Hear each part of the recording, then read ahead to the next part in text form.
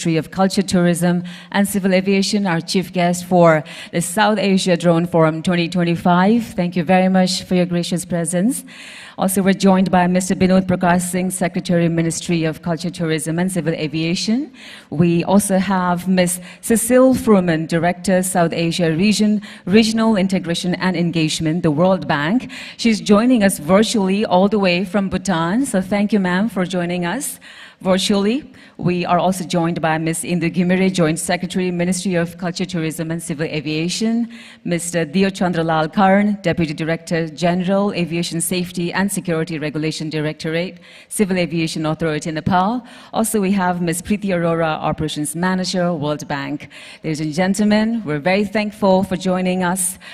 And we'd like to offer you morning greetings and thank you once again for joining at this inaugural session of South Asia Drone Forum 2025. I'd like to now request you all to please kindly rise for the national anthem of Nepal. Thank you.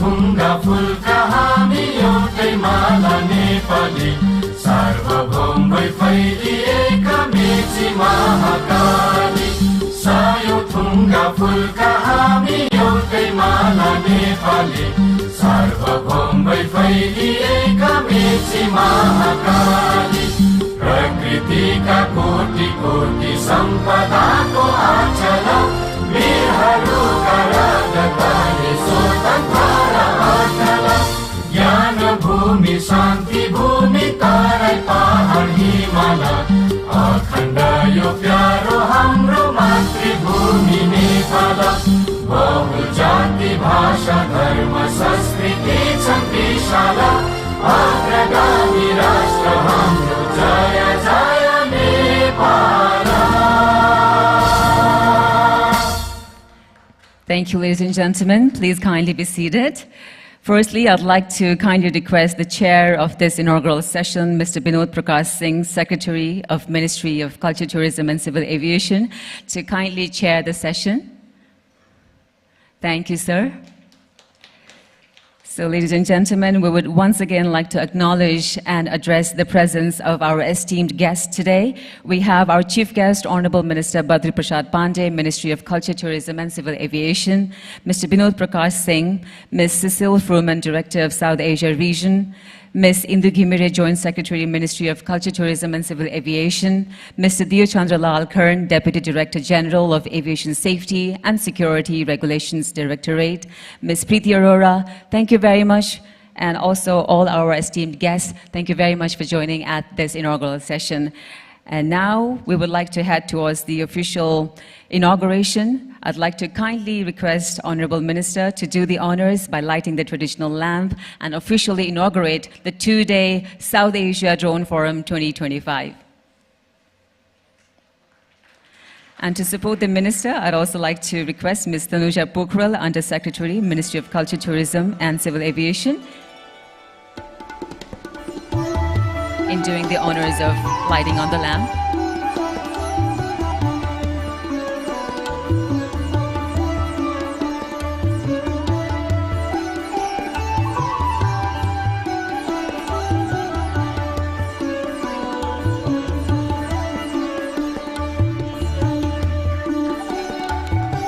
A big round of applause, ladies and gentlemen. We have the official inauguration of the first ever South Asia Drone Forum 2025. Thank you, Honorable Minister, for doing the honors.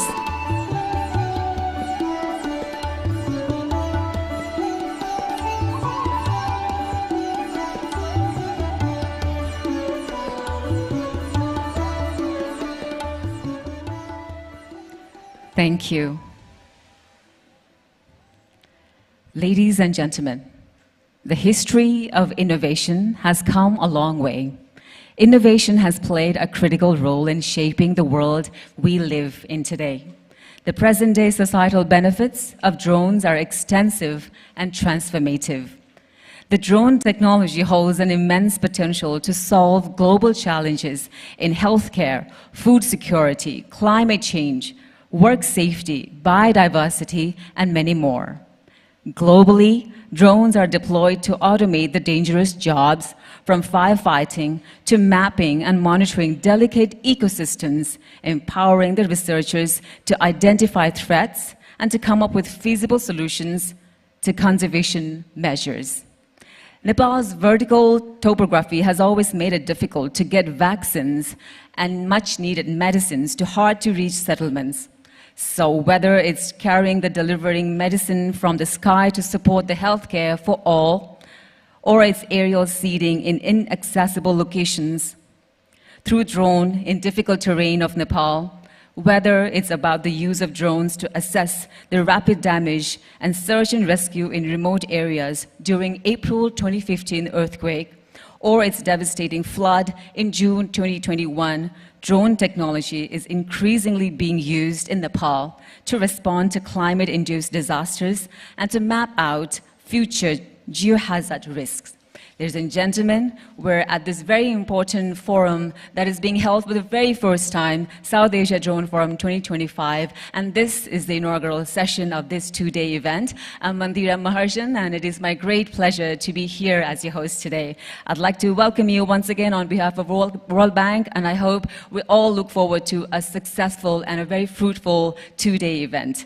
To put forward with the official welcome remarks and address the gathering, I would now like to invite Ms. Indu Gimire, Joint Secretary, Ministry of Culture, Tourism and Civil Aviation. She's also the coordinator of South Asia Drone Forum Organizing Committee. Please welcome, ma'am.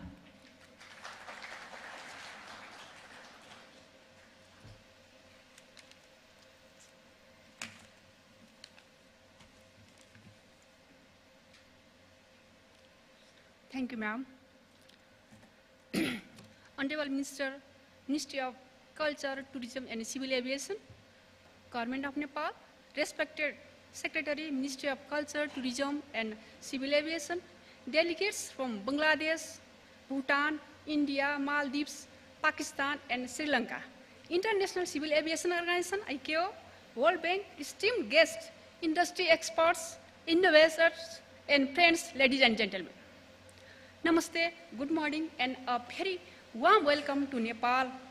It is both an honor and a privilege for me to welcome you all to the first ever South Asia Drone Forum 2025 on behalf of the Ministry of Culture, Tourism and Civil Aviation, Government of Nepal. This forum marks a significant milestone in regional cooperation, innovation and policy dialogue. As we stand at the cusp of a technological revolution, in aviation, the drone industry has emerged as a key driver of transformation, be it in disaster management, agriculture, infrastructure development, environmental conservation, and but not limited to tourism promotion. Nepal, with its unique geography and development needs, recognizes the immense potential of unmanned aerial systems in enhancing public services for promoting overall inclusive and resilient growth. At the same time, we remain conscious of the requirement of fostering an environment of regulatory, safety and security challenges that this technology presents. Therefore, enhancing a collaborative and regional approach is imperative. We are truly honored by the presence of the ICAO officials whose guidance and standards remain the cornerstone of aviation safety and innovation. Likewise, the participation of esteemed delegates from across South Asia is a testament to our shared commitment to responsible drone integration in the sustainable and resilient development, not only in Nepal, but also in all of South Asia. This forum offers us a unique opportunity to share best practices, exchange views on regulatory frameworks, encourage cross-border cooperation, and pave the way for a harmonized and a sustainable drone ecosystem in our region. I hope our discussions over the next 2 days will not only deepen our technical understanding, but also strengthen our bonds of regional partnership. On day 3rd, we will be also witnessing the different drone capacities during the drone demonstration.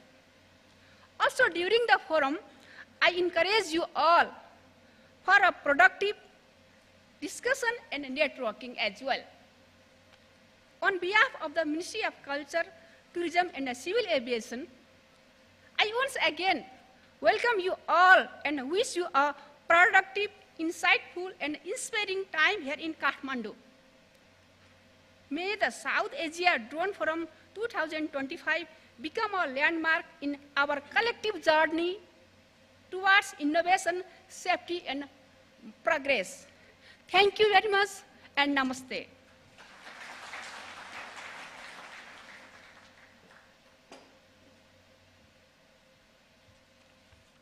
Thank you, ma'am, for your remarks.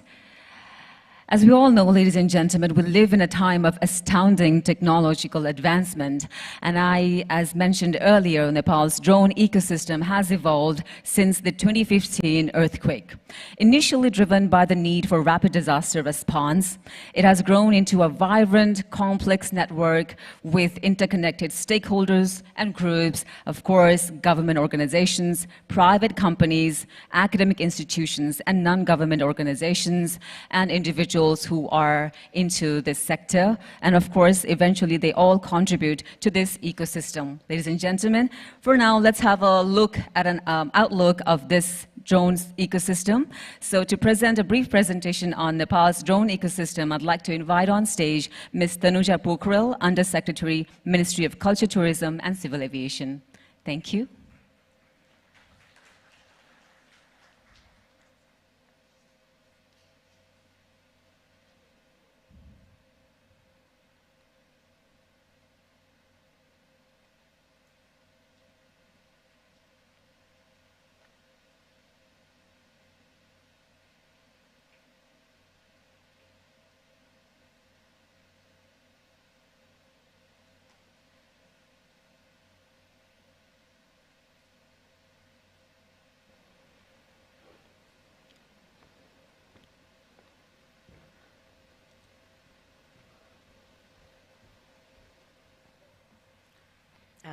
Chief guest of the program, Honorable Minister of Ministry of Culture, Tourism and Civil Aviation, Government of Nepal, Chairman of the program, Secretary, Culture, Tourism and Civil Aviation, Nepal, Joint Secretaries from the Ministry, delegates from various countries that we have the pleasure of hosting today, representatives from different organizations and all participants present today with us. Good morning. Let's just start with a brief introduction about myself. I'm Tanuja. So as a profession, I'm an aeronautical engineer, and currently I'm the head of the Aviation Safety and Accident Investigation section within the ministry. I have about 8 years of experience within the ministry, and I have some field experience as an aircraft maintenance technician before that, around 3 to 4 years of that as well. So as you can see, I'm mostly responsible for overseeing aviation safety and accident investigation details. So I just wanted to briefly introduce every one of you here about the evolution of the drones uses in Nepal. And the first use that we've documented was with the World Wildlife Fund. It was training all the security personnel for anti-poaching purposes. After that, it actually became an issue in Nepal with the 2015 earthquake, because we had a lot of videos and footages that flowed over the internet, over the devastation that the 2015 caused. And it quite actually caused a lot of revolution in what I would like to believe the new regulations, the policy makings, and everything that we need right now. So after that, it has always been a way forward anyways. If you may please, yeah? No.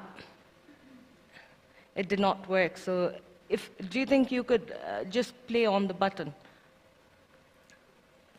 Excuse me, ma'am, if you could just, yeah. I just wanted to showcase what happened right about then with the drone ecosystem. So these were the footages that were actually taken after the earthquake, the 2015 earthquake, and we did not have any kind of regulations at that time, which would mean, and which actually meant that they were penalized for just taking those videos.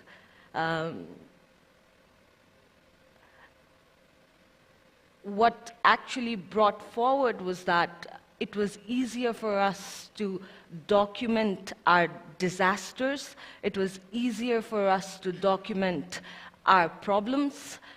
Drones were now certainly a part of the aviation ecosystem for Nepal after that.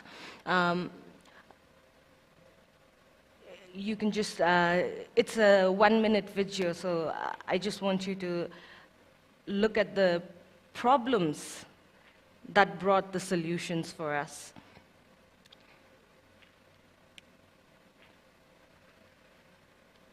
I can't seem to turn it forward, please. Yeah, thank you. So after that, after the 2015 earthquake, we had sector-specific drone usage that actually materialized in Nepal. For the federal level, it was surveillance, it was mapping of the disaster, it was security, it was agricultural purposes. We had a lot of mining purposes that we used drones for. We also had it in the local level where we went for settlement of mapping in certain levels, as you can see, and then for human-wildlife conflict, which started everything in the first place. We have another very beautiful context when we are talking about Nepal, because we are even further in academia and drones than we are in commercially viable operations. We have academic institutions, almost 15 institutions that actually provide these, non-academic institutions and training centers, and obviously we need some kind of accreditations, so we've done that as well. So this is just a breakdown of where we started at 2014, and I'm sorry it's not updated, it's only up until 2013. So when it comes to all of this, what happened next was that we needed to actually materialize the use of drones. So we materialized it through the existing regulations that we have, or what we could do next. And the Ministry of Home Affairs was the first forefront for us at that time, and it was almost like a solution to the problem that we had. We needed to materialize it, and World Bank, thank you for being partners with us at this time.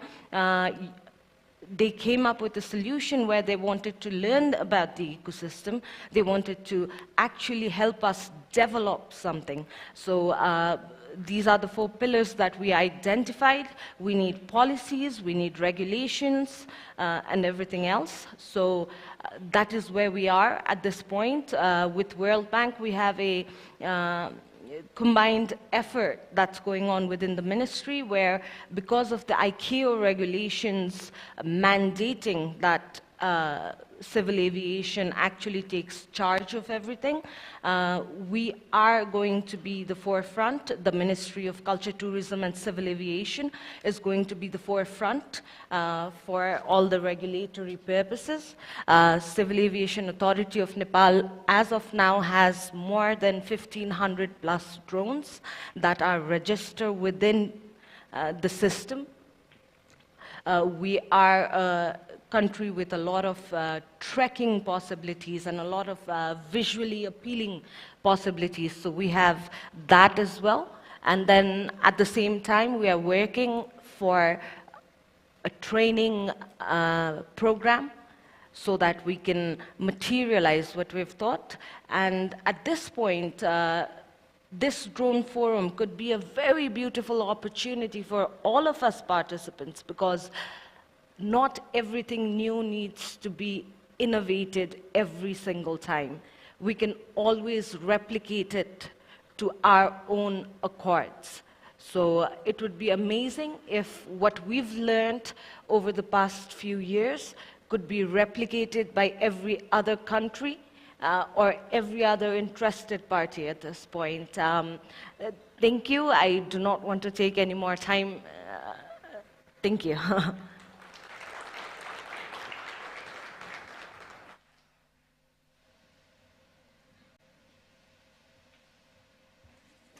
Ladies and gentlemen, what a vibrant and dynamic personality. Give it up for Ms. Tanuja Pokhrel for her elaborative outlook on Nepal's drone ecosystem. I'd like to quote unquote what she said: drones are certainly a part of Nepal's aviation ecosystem, and not just aviation ecosystem, from disaster response assessment to urban designing and planning, infrastructure development, to agriculture, to climate change, to environmental conservation. Much more ecosystems are going to be benefited by the use of drone technology. Ladies and gentlemen, for now, we would like to head towards some remarkable remarks by our guests. So beginning with our remarks by Ms. Cecile Furman, who is joining us all the way from Bhutan. She's the Director, South Asia Region, Regional Integration and Engagement, the World Bank. We would now like to have her on screen. Thank you very much, ma'am, for joining us. The stage is all yours. Thank you very much. Let me just check that you can all hear me well. I gather you can. Wonderful. Thank you so much. So indeed, I'm the Director for Regional Integration in South Asia. I'm also the Acting Country Director for Bhutan. So I'm joining you this morning from Thimphu, and I'm very, very sorry that I can't be with you today for this absolutely fascinating event and very rich agenda. Let me first welcome and thank the Honorable Minister and the Honorable Secretary, Ministry of Culture, Tourism and Civil Aviation in Nepal for hosting this event, the Director General of Civil Aviation Authority of Nepal. We have representatives of ministries, civil aviation authorities from across South Asia, and the International Civil Aviation Organization. So esteemed guests and drone enthusiasts from across the world, welcome and thank you for joining this event today. We have more than 200 people gathered to reflect the dynamic community that's united by a passion for drone technology, and we heard a lot about that already this morning, and its transformative potential. So I'd like to just say a few things about this exciting and expanding drone ecosystem in South Asia. What we have seen over the past decade is that the drone industry in this region has surged from novelty to necessity. And this is very much evident, as we've heard now in Nepal, where the drone ecosystem has expanded rapidly. It was initially driven by wildfire anti-poaching efforts in national parks, and now it is revolutionizing fields such as disaster management, healthcare delivery, agriculture, and environmental monitoring.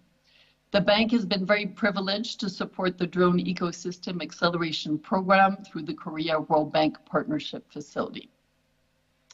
This South Asia Drone Forum is a significant component of this program, and it's an opportunity for all of us and all of you to share knowledge, to discuss regulatory challenges, and to promote the use of drone technology for sustainable development across sectors and countries. So I'd like to say three things that really stand out for me in terms of key areas and opportunities. The first is jobs, the second is the role of women in the industry, and the third is around regional cooperation.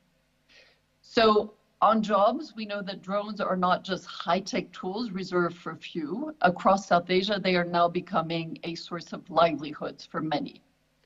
Each drone flying in the skies means skilled operators on the ground, analysts interpreting data, technicians servicing equipment, and entrepreneurs building platforms.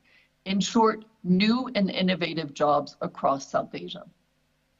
For instance, in India, it's estimated that by liberalizing drone policies and incentivizing local startups, India could add at least 500,000 jobs in the coming years. This is a staggering number that illustrates how integrating drones can stimulate the economy and employment. Bangladesh has moved to set up an export-oriented unmanned aerial vehicle production facility, and the drones that are produced there can be used for firefighting, filming, mapping, surveillance, pesticide spraying, delivery services, and disaster risk operations, so full range of services. Sri Lanka, too, is enacting innovative regulations that will foster job creation in the drone ecosystem. And here in Bhutan, the next generation is at the forefront of the drone revolution, turning technology into homegrown solutions. With the support of organizations such as the Bhutan Flying Labs, young Bhutanese are being trained in drone tech across sectors. And the new technology is rapidly being applied by various government agencies, from safe and resilient road construction to wildlife monitoring to forest fire management. Aerotech Bhutan, which is a company self-labeled as Young Drone Entrepreneurs, together with JICA, are collaborating to develop an unmanned aircraft system traffic management to help shape a smarter, safer, and more efficient airspace. And in Nepal, too, you have homegrown drone service companies and startups created by young Nepali youth who have come up. And these drones are being used for services like mapping new road projects or post-disaster surveys. All of these mean skilled employment for young people and for people across the society. And that includes women. So that's my second point. And it's really heartening to see that across South Asia, efforts are underway to create more economic opportunities for women in this industry. In India, the government has launched the Drone Didi initiative in 2023 with the explicit goal of empowering women through drones. Under this program, women-led self-help groups are equipped with agricultural drones to provide services to farmers. By last December, 500 drones had already been distributed to women in rural India, with a target of 15,000 drones to be deployed in the coming years. This means thousands of women are being trained as pilots and entrepreneurs, earning income while boosting farm productivity.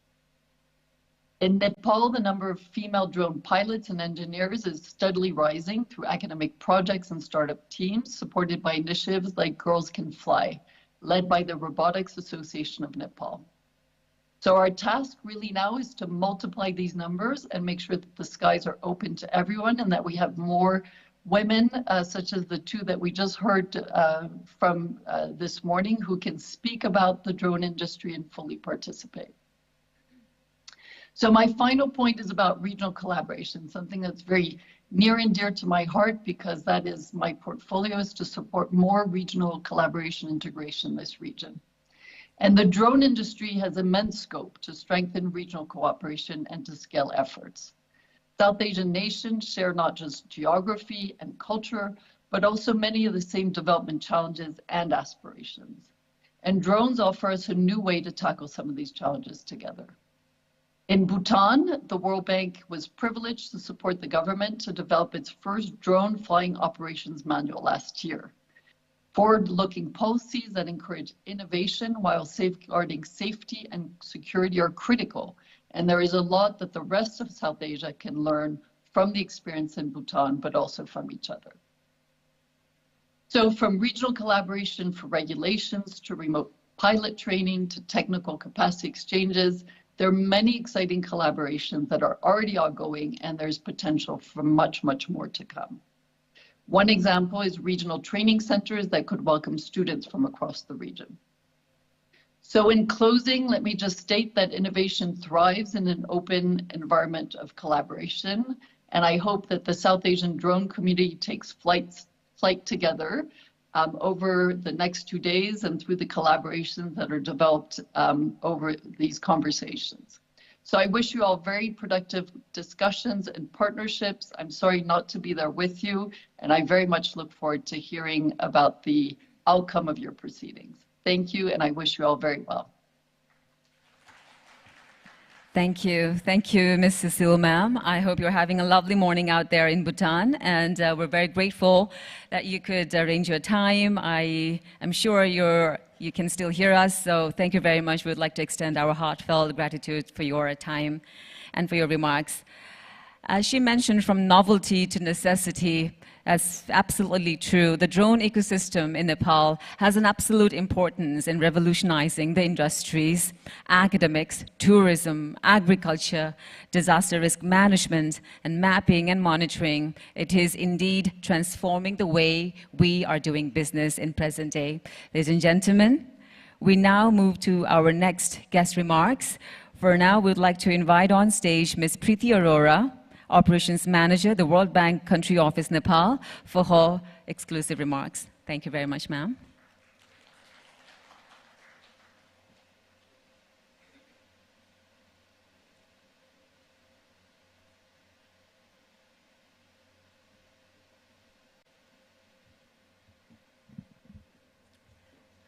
Honorable Minister of Culture, Tourism and Civil Aviation, Mr. Badi Prasad Pandey, respected Secretary and Joint Secretary, MOCTCA, officials from the Civil Aviation Authority of Nepal, distinguished delegates from all the countries in the region, guests present here, drone enthusiasts, namaste and good morning. It is my honor to join today at the opening of the first ever South Asia Drone Forum here in Kathmandu. On behalf of the World Bank and our co-host, the Government of Nepal, I extend a very warm welcome to all participants across South Asia and beyond. We are gathered in this beautiful country for a timely and important event to explore how drone technology can develop and can drive development and regional cooperation. We already heard from my colleague Cecile on the regional cooperation, on the jobs agenda, and on the role of women. So, we know that there are so many opportunities. So this forum, I hope, will provide us a way to discuss these further and to come up with some concrete way forward. It's the meeting today, these next 3 days, is not just a meeting of experts, it is actually a celebration of innovation and a call to action for our shared future. Nepal is a fitting host for this forum because of its own evolving drone ecosystem.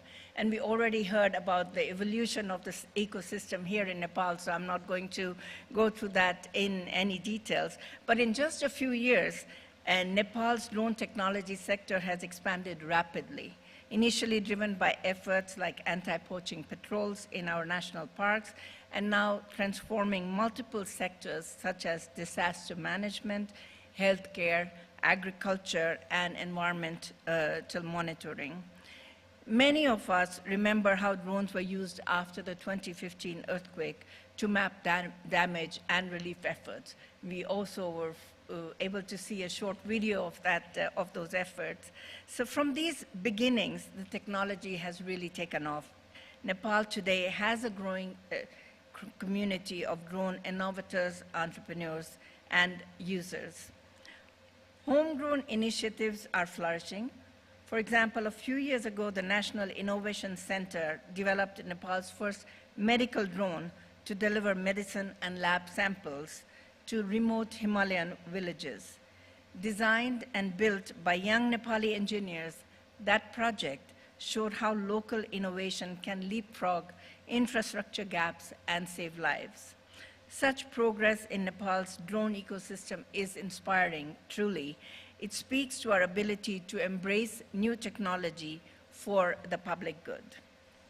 So I just want to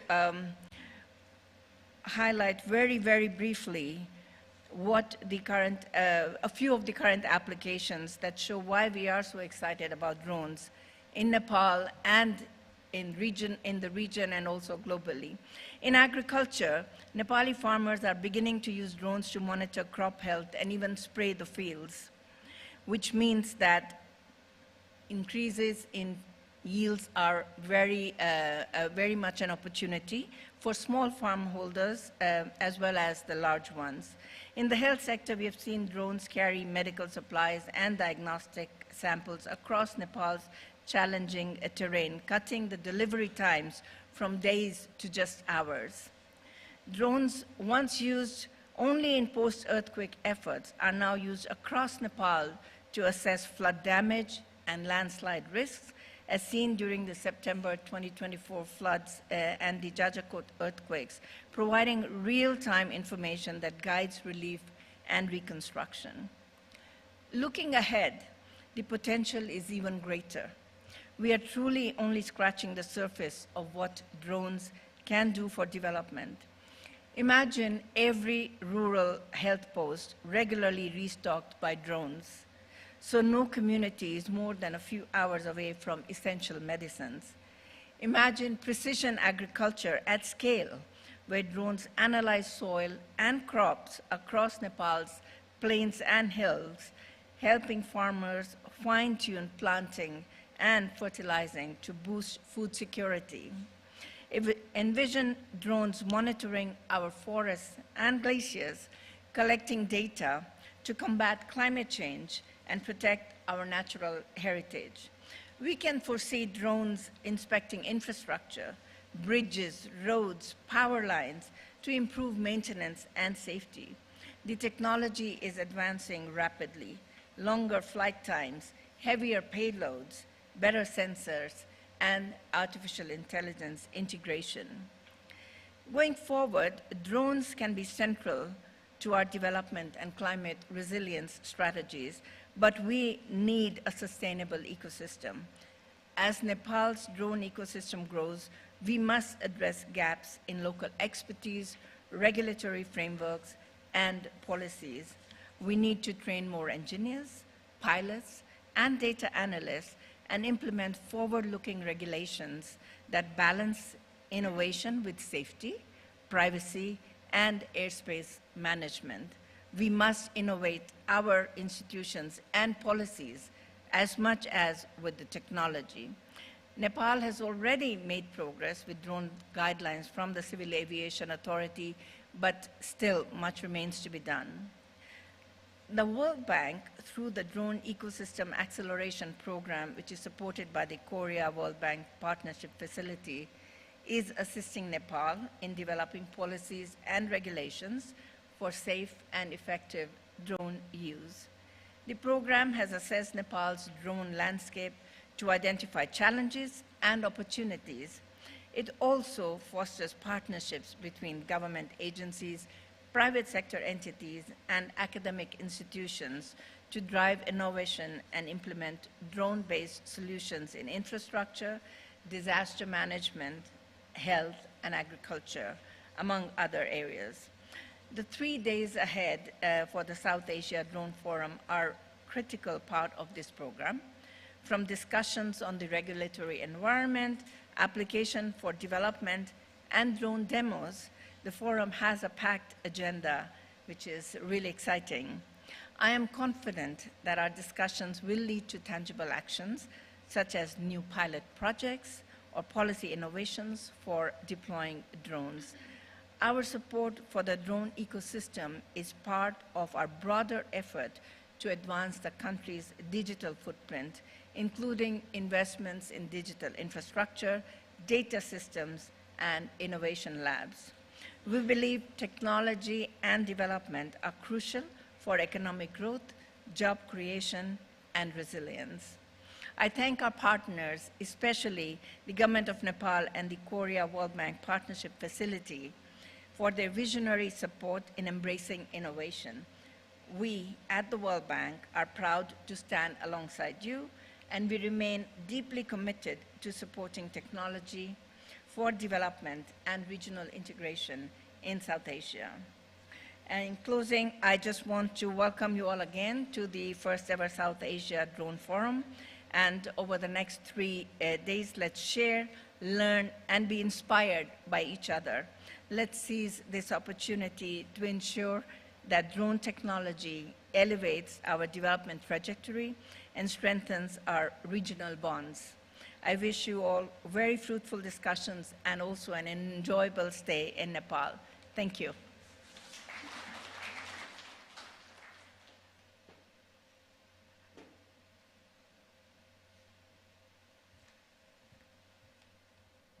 Thank you, Ms. Preeti Arora, ma'am, for your remarks.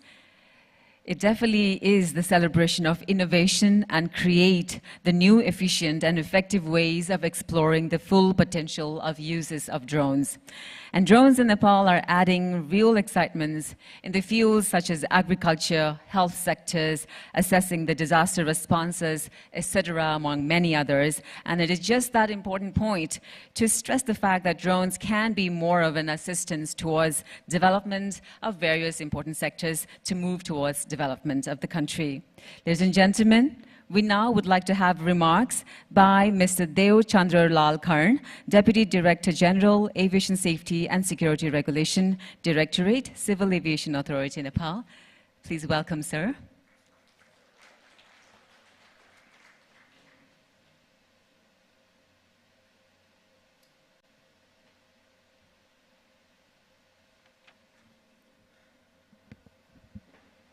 Thank you. Hope I am readable.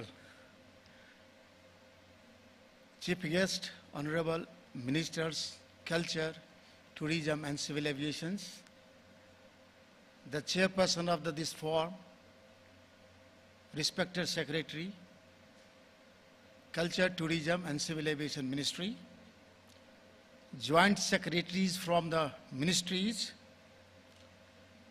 World Bank representatives, presenters, moderators, and exhibitors, foreign delegates, civil service, and the secretaries, officials, media persons, ladies and gentlemen.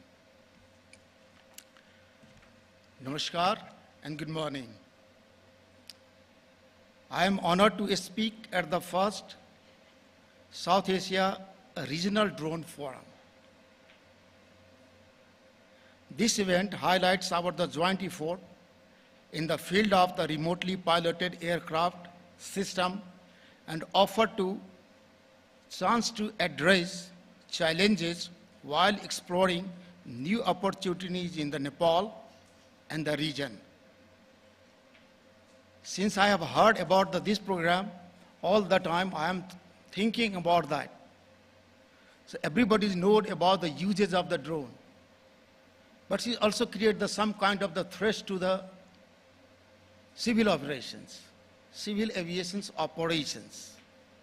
We don't have any equipments, procedures here to neutralize and intercept the drones that might create the threat for the civil aircrafts. So drones in Nepal began as a tool for the wildlife conservation, and their use has quickly grown to the support, healthcare, disaster management, just we have the scene, agriculture, weather research, and the more.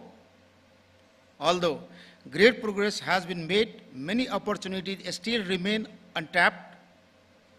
With this rising global interest in the drone operations, Nepal must work to overcome gap in the policies, development experts, manpower, and secure the necessary resources. So these are our worries from the civil aviation. Safety and the security are the major concerns when it comes to the drones. Safety challenges include the risk of the collision, loss of the control, human errors, and the vulnerability to adverse weather conditions. Security issues such as the unauthorized surveillance, smuggling, terrorism, cyber attacks, and the disruption of the airports also persist. I still remember that Heathrow was closed for the several hours due to the unauthorized operations of the drones. Fortunately, we don't have this kind of the incident in the Kathmandu in the Nepal, but we have seen so many unauthorized operations of the drones, and we are very much worried. As the regulator for the safety and the security, can its takes with addressing these issues through the proper registrations, certifications, authorizations, and the monitoring of the drone operations. However, the new drone directives from the Ministry of the Home Affairs currently limits CAN's ability to act in this area.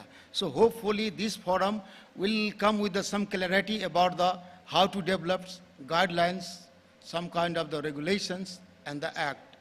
Till now, we don't have the very clarity about this one. Since drone fall within the realm of the aviations, their increased use of the poses additional challenges for the overall air safety and the security. More drones traffic complicated air traffic control, making it necessary to adopt the unmanned traffic management system that can help prevent conflicts. There is also the growing need for the pilots training, as the World Bank representatives just address about how to train our pilots that can have such kind of the knowledges about the civil aviations and the aircraft operations. So also is the problem for how to issue the licensing, technological countermeasures, and the thorough investigation on the drone-related incidents. The International Civil Aviation Organization has sent out standards for the drone operations that cover license, surveillance, enforcement, and the investigations. So till now, we didn't have any kind of the investigation about this one, but we have exercised so many enforcement.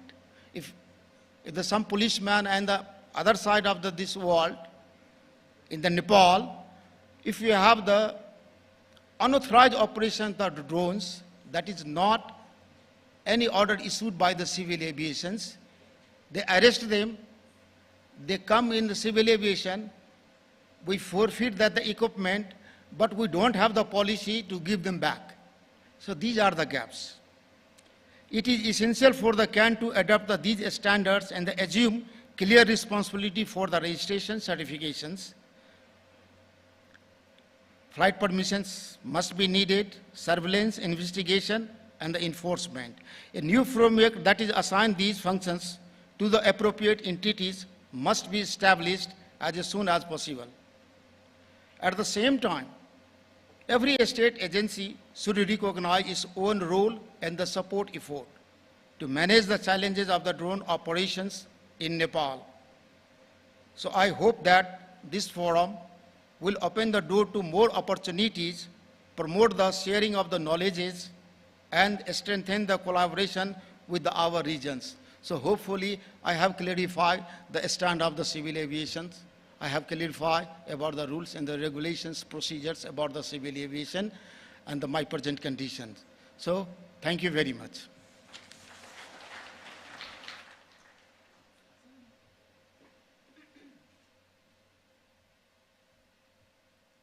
Thank you very much, sir, for your special remarks. Ladies and gentlemen, we also have the gracious presence of Joint Secretary Dr. Suresh Shrestha from Ministry of Culture, Tourism and Civil Aviation. I'd like to acknowledge his presence. Thank you very much for joining us at this forum. Also, ladies and gentlemen, just how Mr. Dev Chandralal Kern mentioned, Nepal, however, still need to work on the gaps in regulatory frameworks, lack of drone piloting registrations and certification programs, and financial barriers, among other existing problems. We're really hopeful that this forum will bring more tangible solutions to the existing challenges and problems. So at this moment, I'd like to draw your attention once again to the screen on the sides of the stage. We have the beautiful aerial footages that have been captured by the drone, of course. You can take a look at the lush green forest and the red rhododendron covering the Himalayas. Also the beautiful, astonishing Himalayan ranges. You can also take a look at the ever so strong and tall Mount Everest and other Himalayan ranges, ladies and gentlemen. We also have the beautiful footages of Tilichul Lake, Kushma, the very famous tourist and adventure destinations, the breathtaking views. I'm sure these are all only possible because we have the advancement of technology such as drones, and we can have a view as such. It's absolutely breathtaking. I see a lot of our guests also are trying to capture with your cell phones. I'm sure you also have the pleasure of observing as much as I do, presenting them to you. And also thank you very much for all the technical teams who are behind setting up these drone footages and going to the field and making sure that they are all captured. Thank you very much once again, ladies and gentlemen.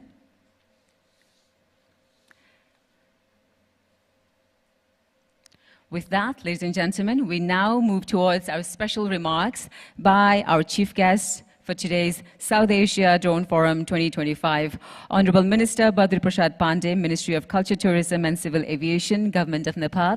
I'd like to kindly request you to please put forward with your special remarks, sir. Thank you.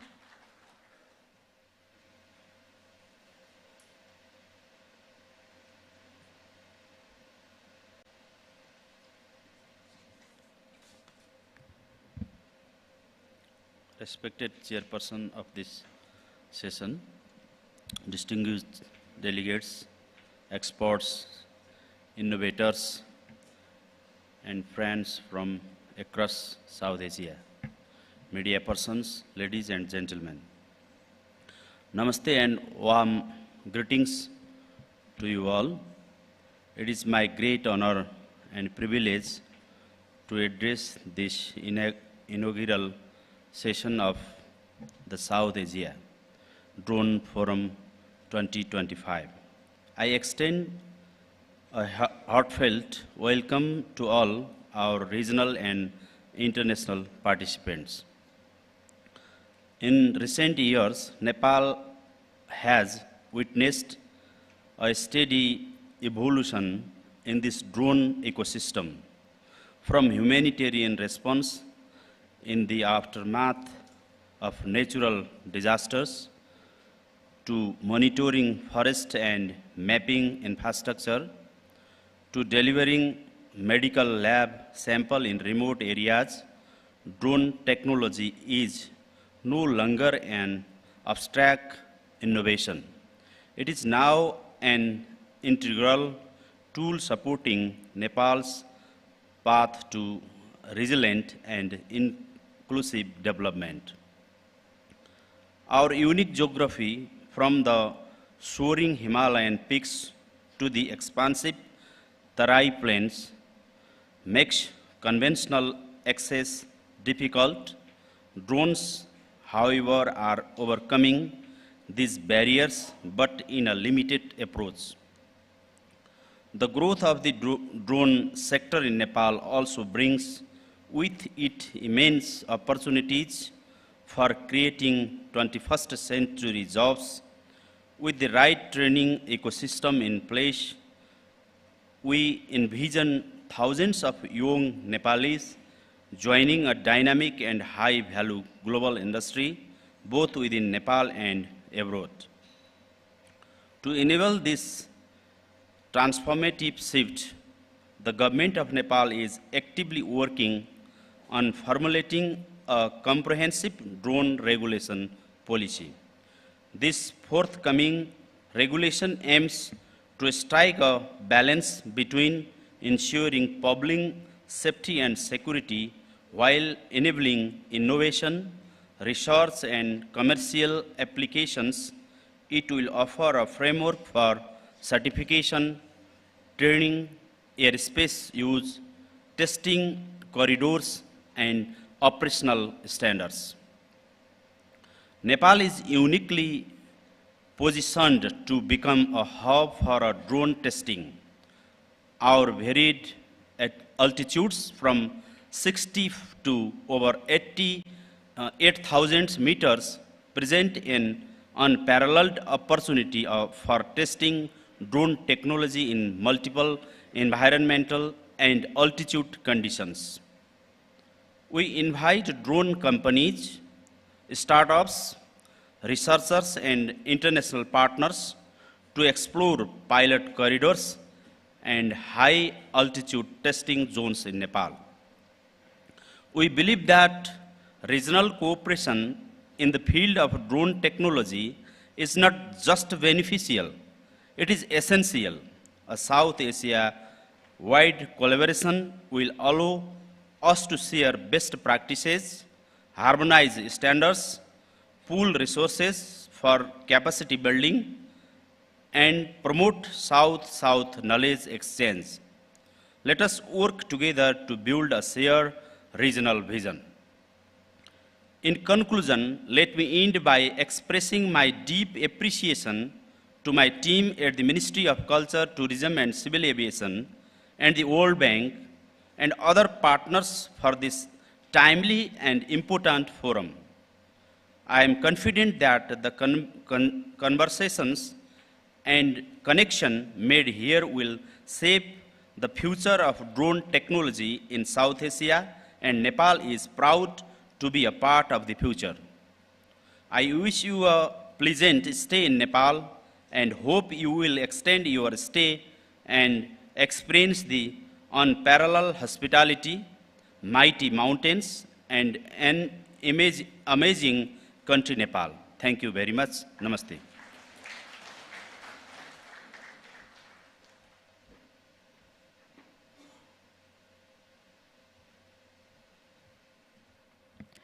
Thank you, Honorable Minister Badri Prasad Pandey, Ministry of Culture, Tourism and Civil Aviation, for your special remarks. Ladies and gentlemen, there is no second thought that the drone technology is an important tool to achieve transformative changes in Nepal. And thank you, Honorable Chief Guest, for stressing on the fact that legal and regulatory frameworks are important to make our operations smooth. The regional cooperations also are definitely going to add to promote the regional vision. Ladies and gentlemen, I have an important announcement at the moment. I hope you have all given your information at the registration desk when you were walking towards the hall. This is the announcement to kindly register and scan the QR, which you will receive at the desk. This is to inform and to allow the team to let us know that which breakout session you will be attending. You can go online, scan the QR, go online, and select which track or breakout session you would be choosing to be a part of, and so we can arrange the logistic accordingly. Thank you, ladies and gentlemen. With that, we now are heading towards the end of today's opening inauguration session of the two-day South Asia Drone Forum 2025. To put forward with the official closing remarks, I'd like to kindly invite on stage Mr. Binod Prakash Singh, Secretary, Ministry of Culture, Tourism and Civil Aviation, Government of Nepal, and the chair of the inauguration session. Thank you, sir.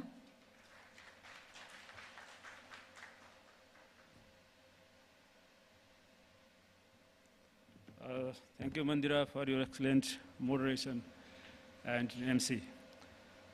Honorable Minister, distinguished delegates from South Asian countries, esteemed representatives from World Bank, ICAO and IASA, valued partners, experts, innovators, ladies and gentlemen, namaste and very good morning. It is both an honor and privilege to chair the inaugural session of the South Asian Drone Forum 2025 here in scenic and historic city of Kathmandu. On behalf of the Ministry of Culture, Tourism and Civil Aviation, I extend a heartfelt welcome to each of you. Let me begin by expressing my sincere gratitude to the organizing team whose dedication, coordination, and tireless efforts have made this significant event a reality. Hosting a multi-country forum of this scale and impact is a remarkable achievement, and I commend them for their excellent work. We are pleased to welcome distinguished delegates from across South Asia, from Bangladesh, Bhutan, India, Maldives, and Pakistan, and Sri Lanka. Your presence here is a powerful testament to our shared commitment to innovation, regional cooperation, and sustainable development, especially through the transformative capabilities of drone technology. Over the next 2 days, we will engage in dynamic and enriching discussion through high-level panel and technical sessions.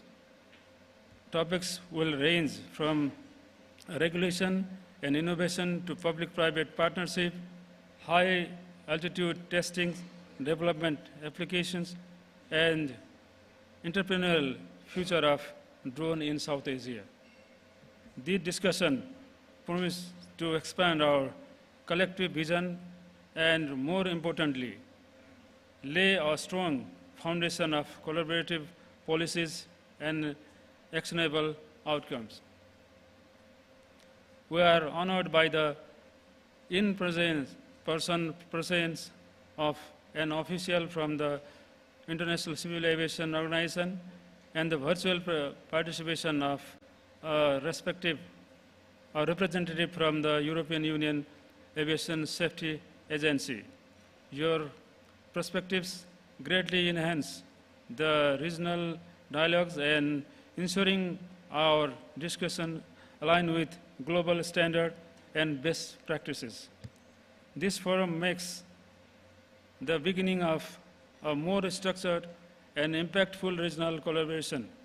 We envision increased cooperation in areas such as regulatory harmonization, institutional capacity building, and cross-border innovation partnerships. I would also like to acknowledge the invaluable support of the World Bank.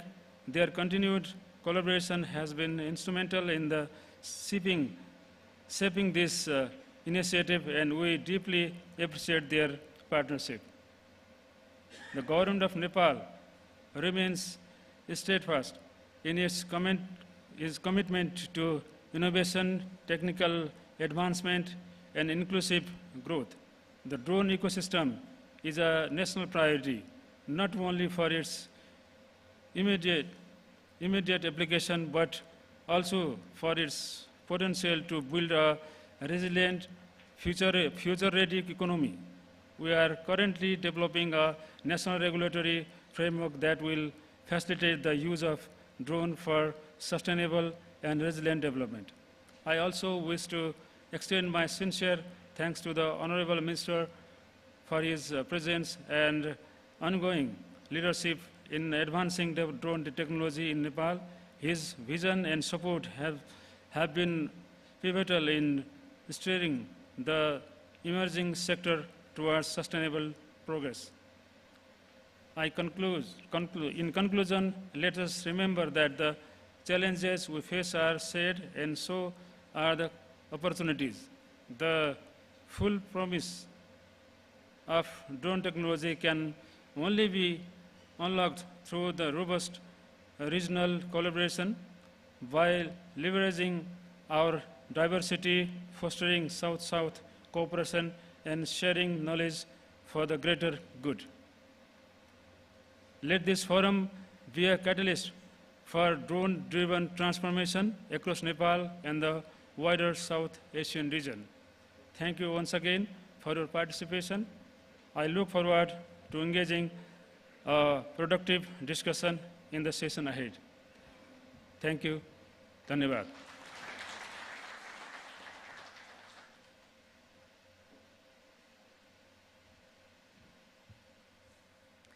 Thank you very much, Mr. Binod Prakash Singh, Secretary, Ministry of Culture, Tourism and Civil Aviation. Ladies and gentlemen, what a beautiful morning and what a beautiful inauguration session. Thank you very much, Honorable Minister Badri Prasad Pandey, for gracing with your gracious presence at this inaugural session of two-day South Asia Forum 2025. We look forward towards a very successful and a fruitful drone forum in the coming 2 days. Ladies and gentlemen, in a blink of an eye, we can envision a dream, and drones can help us achieve them. So hosting an event of this scale is definitely a commendable job. So I'd like to also extend a heartfelt gratitude towards Ministry of Culture, Tourism and Civil Aviation for joining hands with World Bank and to put up an event of this scale and making sure that all the stakeholders come together, the stakeholders from government bodies, experts, representatives from various foreign soil, especially from Southeast Asian countries, industry leaders, academics, development partners, and of course the ever so growing youth innovators and drone enthusiasts. Thank you very much for coming together at this forum. I hope that you all are going to have a fantastic and a fruitful day ahead. So at the moment, we're now at the end of today's inauguration session. To have a beautiful memory captured together, I would like to announce that we'd like to have all of you present together for a group photo op. I'd also like to request Mr. Basantaji to inform me regarding the venue for a group photo op. So we do not want to miss any single individual that are present here today. So we all would like to have your presence at the group photo op. Thank you very much once again, ladies and gentlemen. We are ending the inauguration session of the South Asia Drone Forum 2025. Look forward to a fruitful day ahead.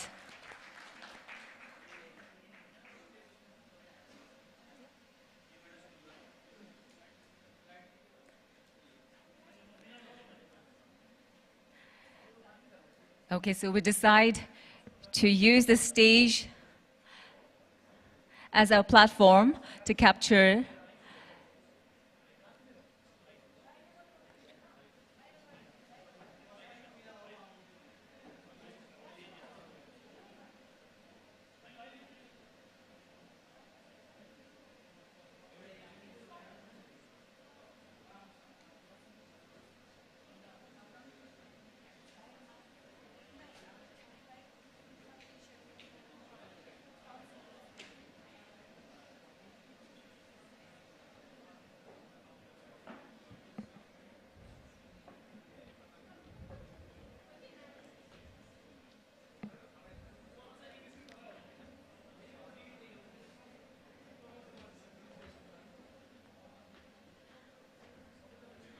as we prepare to take a group photo op at the stage here. Looks like we're going to move to the entrance of the hotel lobby. So we'll do it up to here, ladies and gentlemen. Thank you very much. So we'll take a picture with our guests right now who have come forward.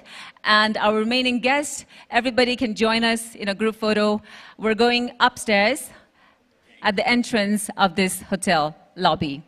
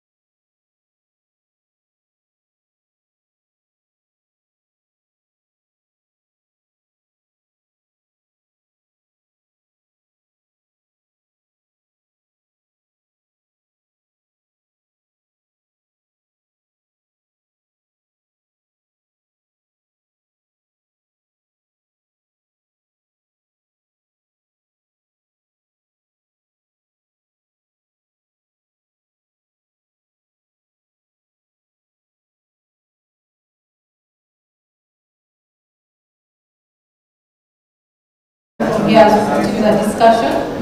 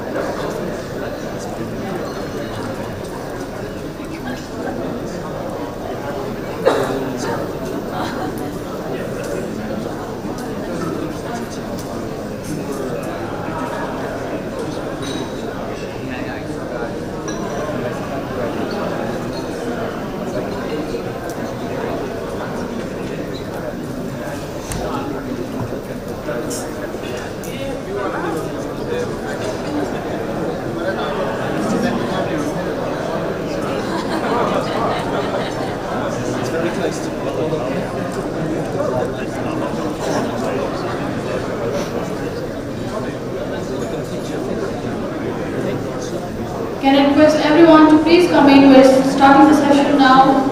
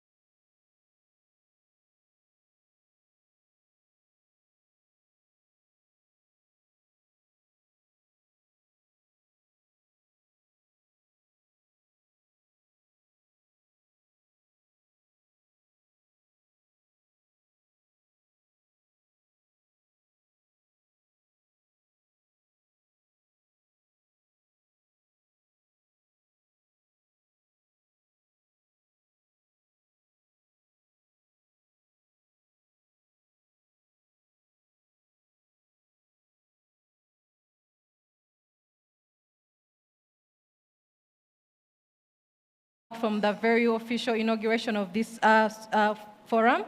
And thank you, of course, for taking time off to be part of this conference and making it such an exciting event.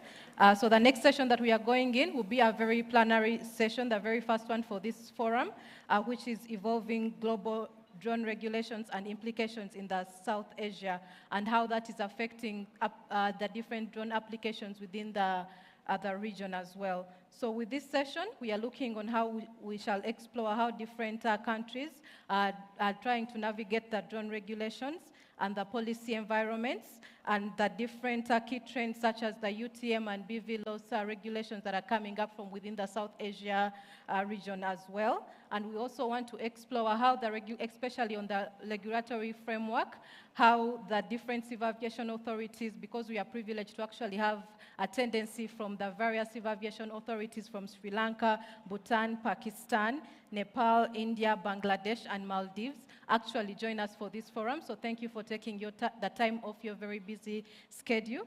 And without any further delay, please join me in welcoming our very first speaker, Mr. Hiroki Takata, who is the regional officer at the International Civil Aviation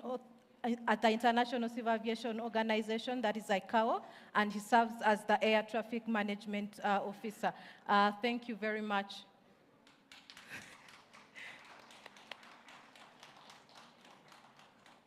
Thank you. Yes, please.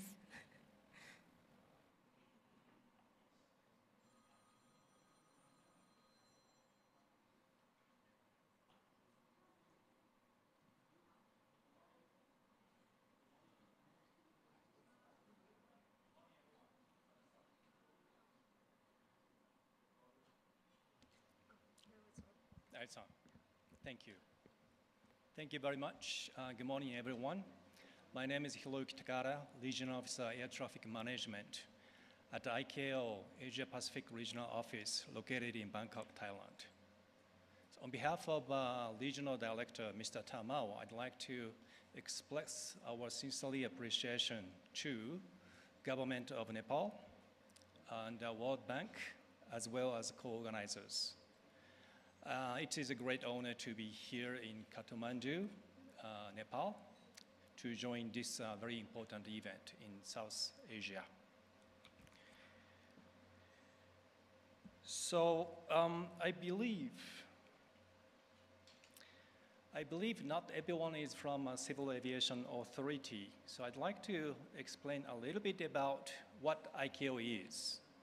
So ICAO is the specialized agency of the United Nations that was established in 1944, managed the administration and the governance of the Convention of International Civil Aviation. So our key role, as you can see, sets international aviation standards for safety, security, efficiency, and environment protection. So our business is aviation from a United Nations perspective. So we do air traffic control, search and rescue, and aircraft, airport, and a passport standard, and also the accident investigation. And also UAS, RPAS, is one of them. So when we say standards and the recommendation practices, we call it SAPs in short. So member states are requested to establish national regulations according to the SAPs. So this is what we are doing at ICAO. So we do have headquarters in Montreal, Canada, and 7 regional offices, and my office is in Bangkok. And for our office, we have 2 offices, one in Beijing. We call it a regional sub-office. They take care of the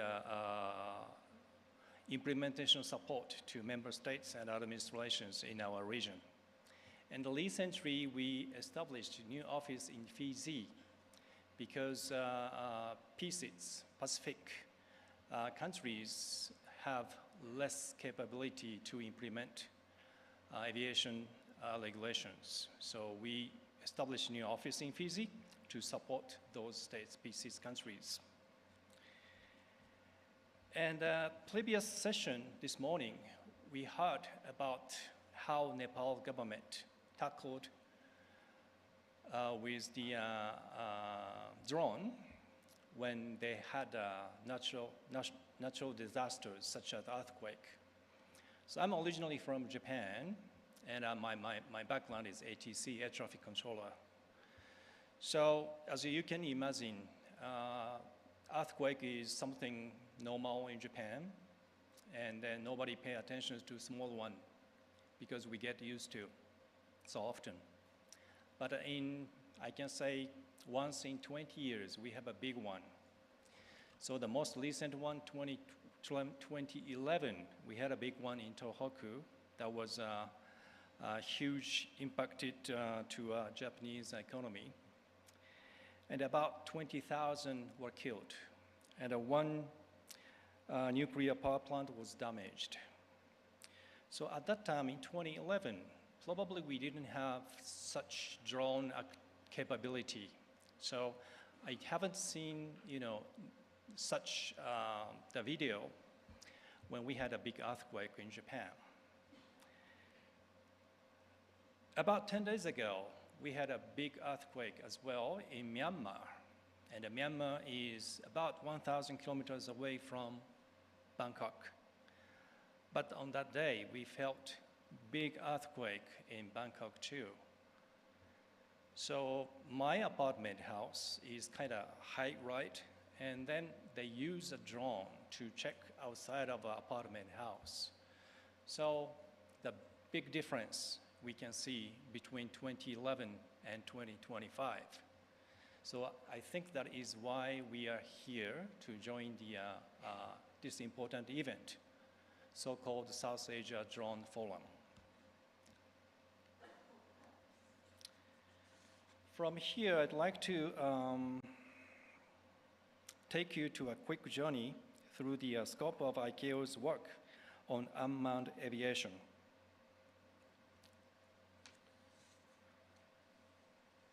These new technology, as I mentioned, it's now available, bring a host of futures from diverse frameworks to a wide range of societal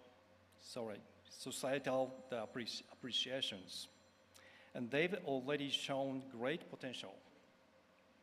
But without proper coordination, unmanned aircraft could pose serious risks to traditional crewed aviation. So that is why we can hear a lot of good lessons learned from speakers this morning. This is one of the examples of a scope of ICAO work on unmanned aviation. First, remotely pilot aircraft system, we call this RPAS, is made up of several components. First, we have the remotely pilot aircraft, RPA. That's actual flying vehicle. And there is one or more remote pilot stations, RPS, where the pilot controls the aircraft from the ground. And these are connected through a C2 link, which is the communication data link between aircraft and the ground station. It allows the pilot to manage the flight, whether that's through direct radio line of sight or beyond it, for example, using satellites. So since I have a limited schedule this morning, so I'm going to skip those, but this presentation will be available later by the organizer. So if you are interested in, please take a look. Since unmanned aircraft operate in shared airspace, it is important to point out that ICAO's main focus is on international flights carried out by the certified aircraft, particularly remote pilot aircraft system, RPAS. However, even smaller unmanned aircraft systems like small drones we saw this morning here can pose serious risks to move to manned aviation and international operations if they are used irresponsibility or outside of regulations. That's why ICAO is also paying close attention to these operations. So one good example was recently we received information from Pacific states. And some fishermen, they used to use helicopters to find fishes, but instead, some of them, they use drones. But the helicopters pilots cannot see drones. So that's what's happening in Pacific. Then when I had a chat with my headquarters about this issue, I found similar issue in Atlantic as well. So this is something we have to discuss and we have to find a solution.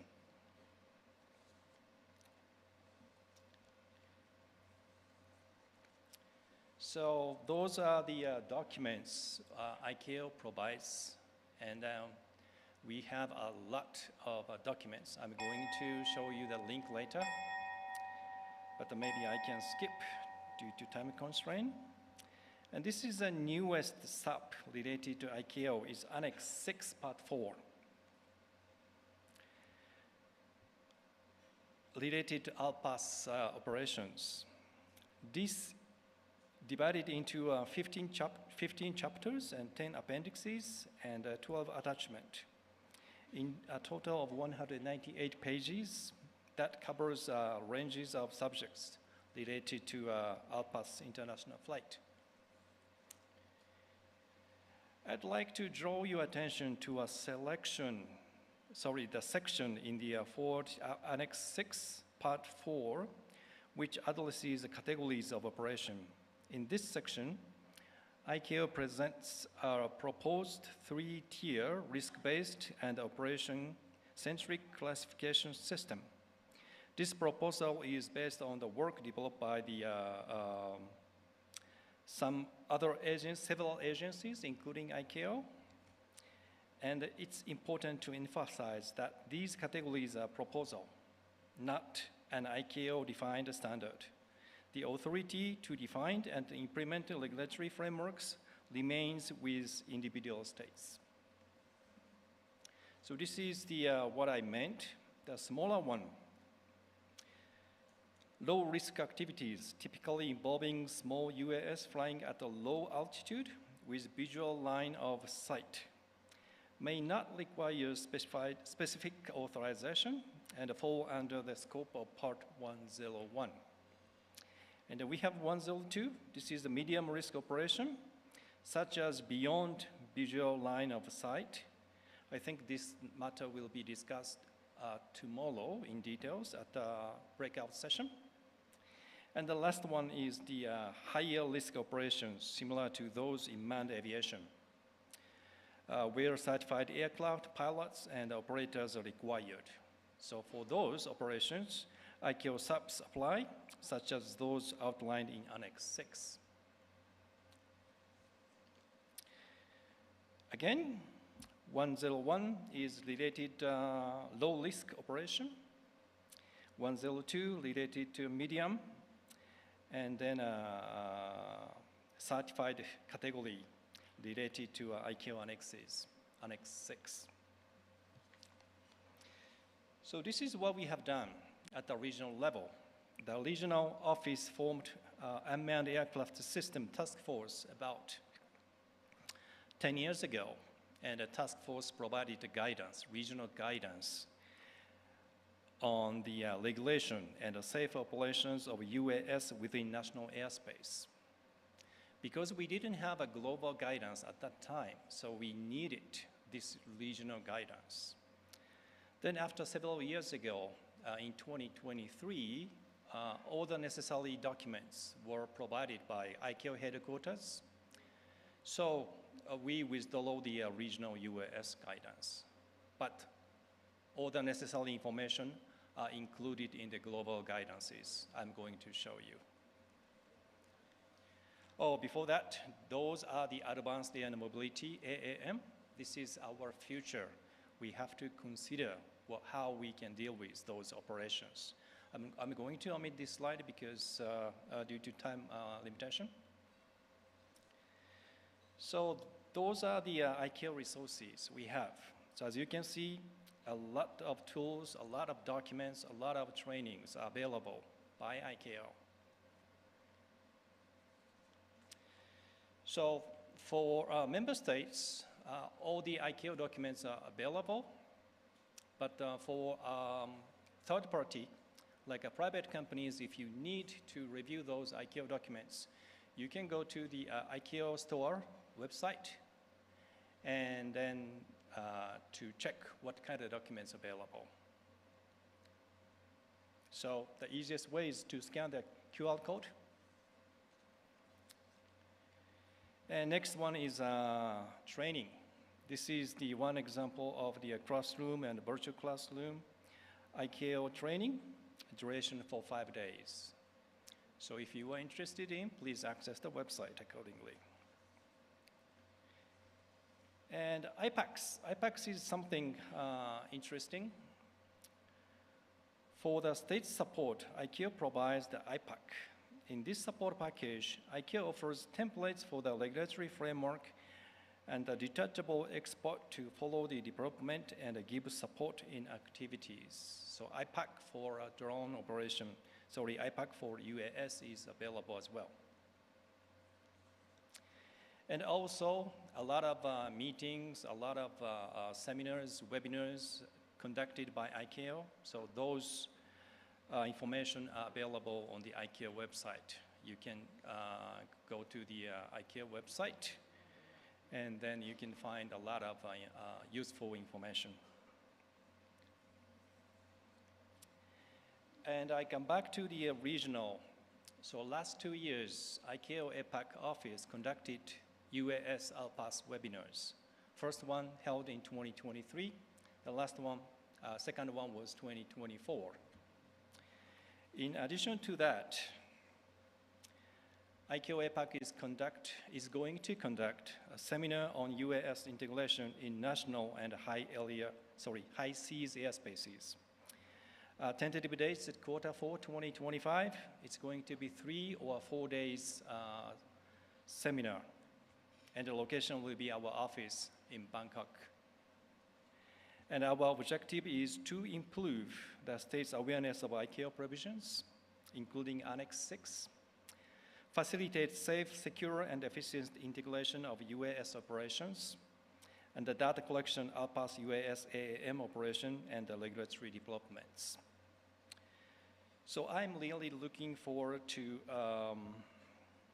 everyone can on board. And I hope I can see you in Bangkok sometime in Q4 of this year.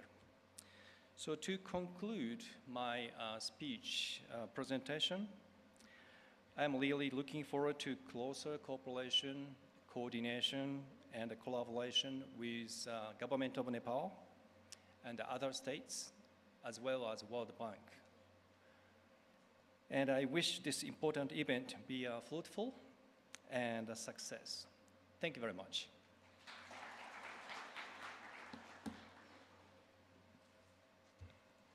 You can have a seat, yes, please.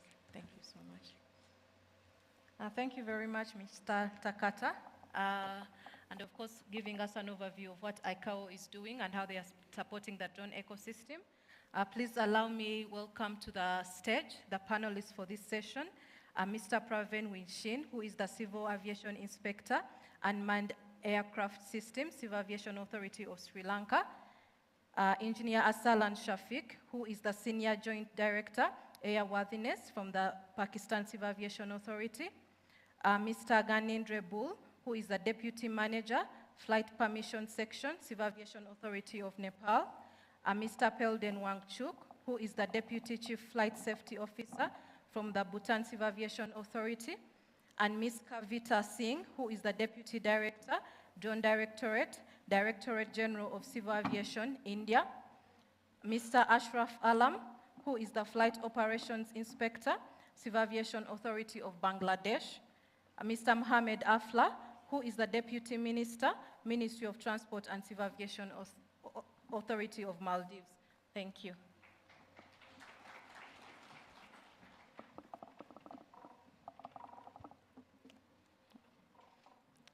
Thank you very much, panelists, for joining us for this session. I believe no one really knows who you are. So as you give a brief introduction with yourself, starting with our very own host, Mr. Ganendra Bull, just a brief introduction of who you are, and also an elaborate aspect of how the regulatory system is within the Nepal ecosystem and how you're supporting that. But also more specifically, maybe you give an elaborate experience on how, based on your experience and overseeing flight permissions in Nepal, how the Civil Aviation Authority in Nepal is adapting its progresses and processes to adapt the growing number of drone operations. Of course, from the statistics we've seen from the 2015 earthquake, the drone operations have really increased over time, and what steps are being taken to ensure that both the regulatory compliances and the operation efficiencies in the evolving landscape is being adopted. Thank you.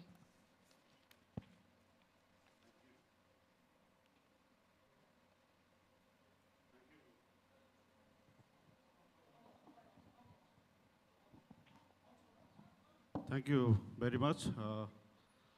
First of all, very good morning to all the participants to South Asia Drone Forum 2025.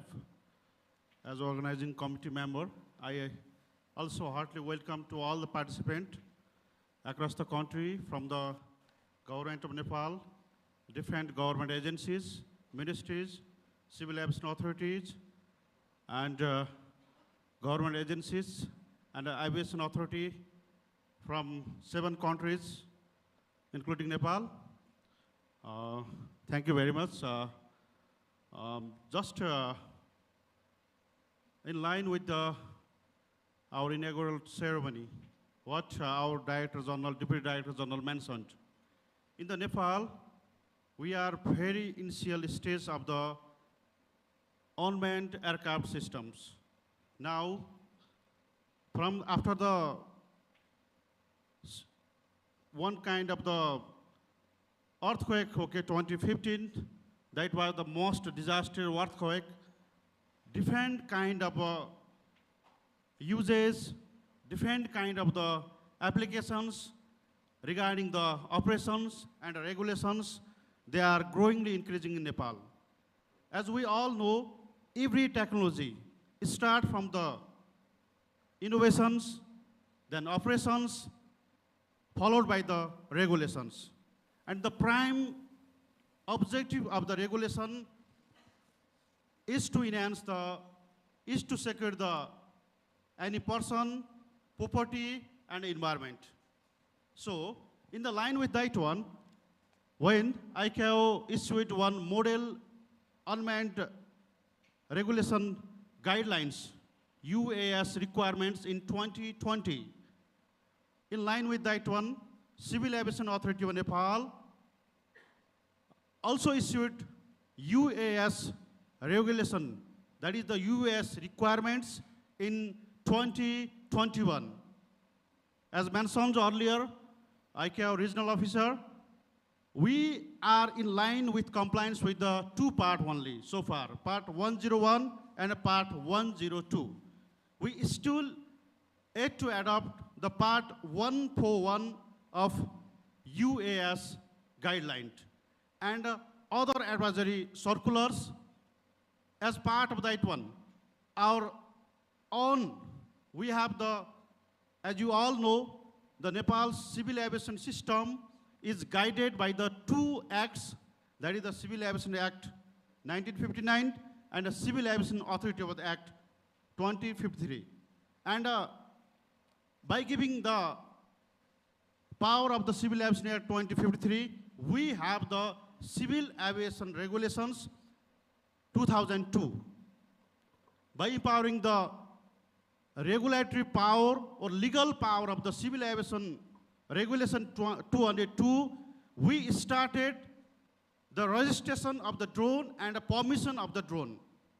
Only 2 things, drone registration and a permission that started by taking the power of the Civil Aviation Regulation 2002. But in the line of the airspace management, we were still lacking there at that time. So, for the airspace management, apart from the drone registration and licensing, we issued the one procedure in 2019, and after it came into effect in the early 2020. That is the one kind of the working procedures. That procedures entrusted the three authorities, three ministry, Home Ministry and Communication Ministry and a Ministry of Culture, Tourism and Civil Aviation. And in line with the prime guideline of the International Civil Aviation Organization, we started two things there: the registration of the drone with the identification, that is the unique identification number that is given to the each and every drone as per their maximum takeoff weight classification. And in line with the airspace management, we issued the permission.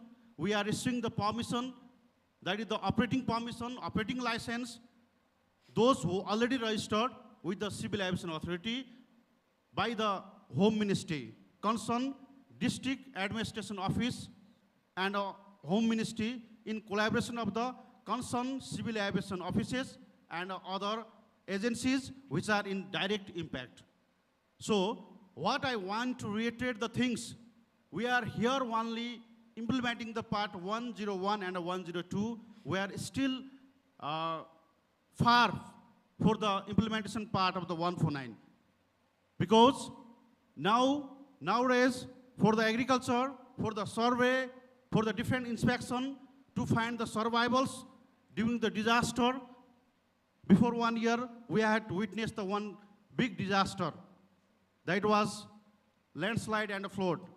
And at that time, different agencies, including the Home Ministry, they had used the drone for the initially the identification of the survivals in the covered districts. So, in line with that one, we are also increasing the application part also. But as already mentioned our Deputy Director General, main thing is the here safety. Safety, security and facilitation from the operation of the unmanned aircraft system. Initially now drone, we are still yet to go beyond we are just in the Nepal, we are just operating the VLOS, just visual line of sight. We are yet to go to the beyond VLOS. So, recently, as all the safety will not insured by the single entity, the safety will be insured as per the principle of the ICAO. That is the harmonization of the regulation. If there is no uniformity, if there is no harmonization of the regulation in the South Asia, within the country, every effort that will fail in there. So that's why, to make that fruitful, Government of Nepal, Ministry, Civil Aviation Authority, we are trying to develop a single forum, a single online platform. We also developed the one portal, drone portal by the Civil Aviation Authority. But that is not sufficient because the illegal drone, we are very far from the remote ID. And we just started in collaboration with the different drone company. Due to the many small occurrences, we started the geofencing. Geofencing, that is the virtual fencing system in collaboration with the CE certified drone. So that's why now we are yet to go the BB and some transport, commercial transport, that may be the dangerous code, normal things by the drone, and still Ministry and the Civil Aviation Authority are doing homework for the formation of the regulation. That regulation, that would be the approval from the cabinet, and that would create the one kind of the common platform for the national collaboration and harmonization in the line with the principle of the ICAO. Thank you. Thank you very much, Mr. Bull. And or giving us an overview of the Nepal ecosystem and how you're really supporting that, and we commend you for the great progress that you're doing so far. Thank you very much. Applause. Thank you. Yes, over to Engineer Asal and Shafiq. So Pakistan has recently drafted the new drone regulations, which are in the process of government approval and expected to be published soon. I understand operating regulations will follow. How has the process been, and what were some of the key challenges, and how are you overcoming those? Thank you. Good morning, everyone. The main challenges that we faced during the formulation of regulations was that we want to regulate each bird that is, or each drone that is flying in the vicinities, different vicinities surrounding our airspace. So what we have done to cater for that is we have mandated the registration for every drones that will be operated in Pakistan. So by that, we will be able to know the details of the owner of that drones or an operator of that drone. So the next challenge is basically related to the security concern. So what we have done is we have mandated a track and trace system that is required to be installed on certain categories of drones. So by that, we will be able to know the flight operation, and we can control, if required, the current operation of that particular drone. The third challenge is basically was the airspace management. So what we have done is basically we have segregated our airspace into 4 main categories, that is prohibited, restricted, segregated, and permitted airspace. So in the permitted airspace, the drones can fly without any flight authorizations. For the other airspace, they need to require to apply to the authority to get that flight authorization, and then they can fly on that part. So that's all. Oh, wow, thank you for sharing how that has been done, and of course looking out for opportunities on how to overcome these challenges and see how these regulations can be put in place. I'll move on to Mr. Mohamed Afla, who is from the Ministry of Transport and Civil Aviation Authority that is in Maldives. And of course, we understand that Maldives has a very unique geographic landscape compared to the other countries that we have here. With over 1,000 islands. How has this geographic environment influenced your thinking on the drone regulations? Thank you very much. Good morning. And first of all, I go to the question. I would like to thank Nepal for hosting this first ever forum. And Nepal, this is my 5th time Nepal, so I really love this place. In 1998 I came, and it happened, I stayed in the same hotel here, so all I remember is just the casino. So thank you World Bank for arranging this, and also the very enthusiastic team of the World Bank, thank you. And my profession is aviation, so I started my work in 1992 as the airport operations in the Maldives, which by that time it was all manual. So we started with manual, with passenger manifest, load sheets, everything is done by manual. So, and got a aviation experience. So now, right now, I'm the Deputy Minister at the Maldives Transport and Civil Aviation. So basically, I'm looking after the aviation department. And I would like to highlight the 2004 Asian tsunami. And I happened to be at the airport in the Maldives, which was the biggest disaster in the Asia, I believe.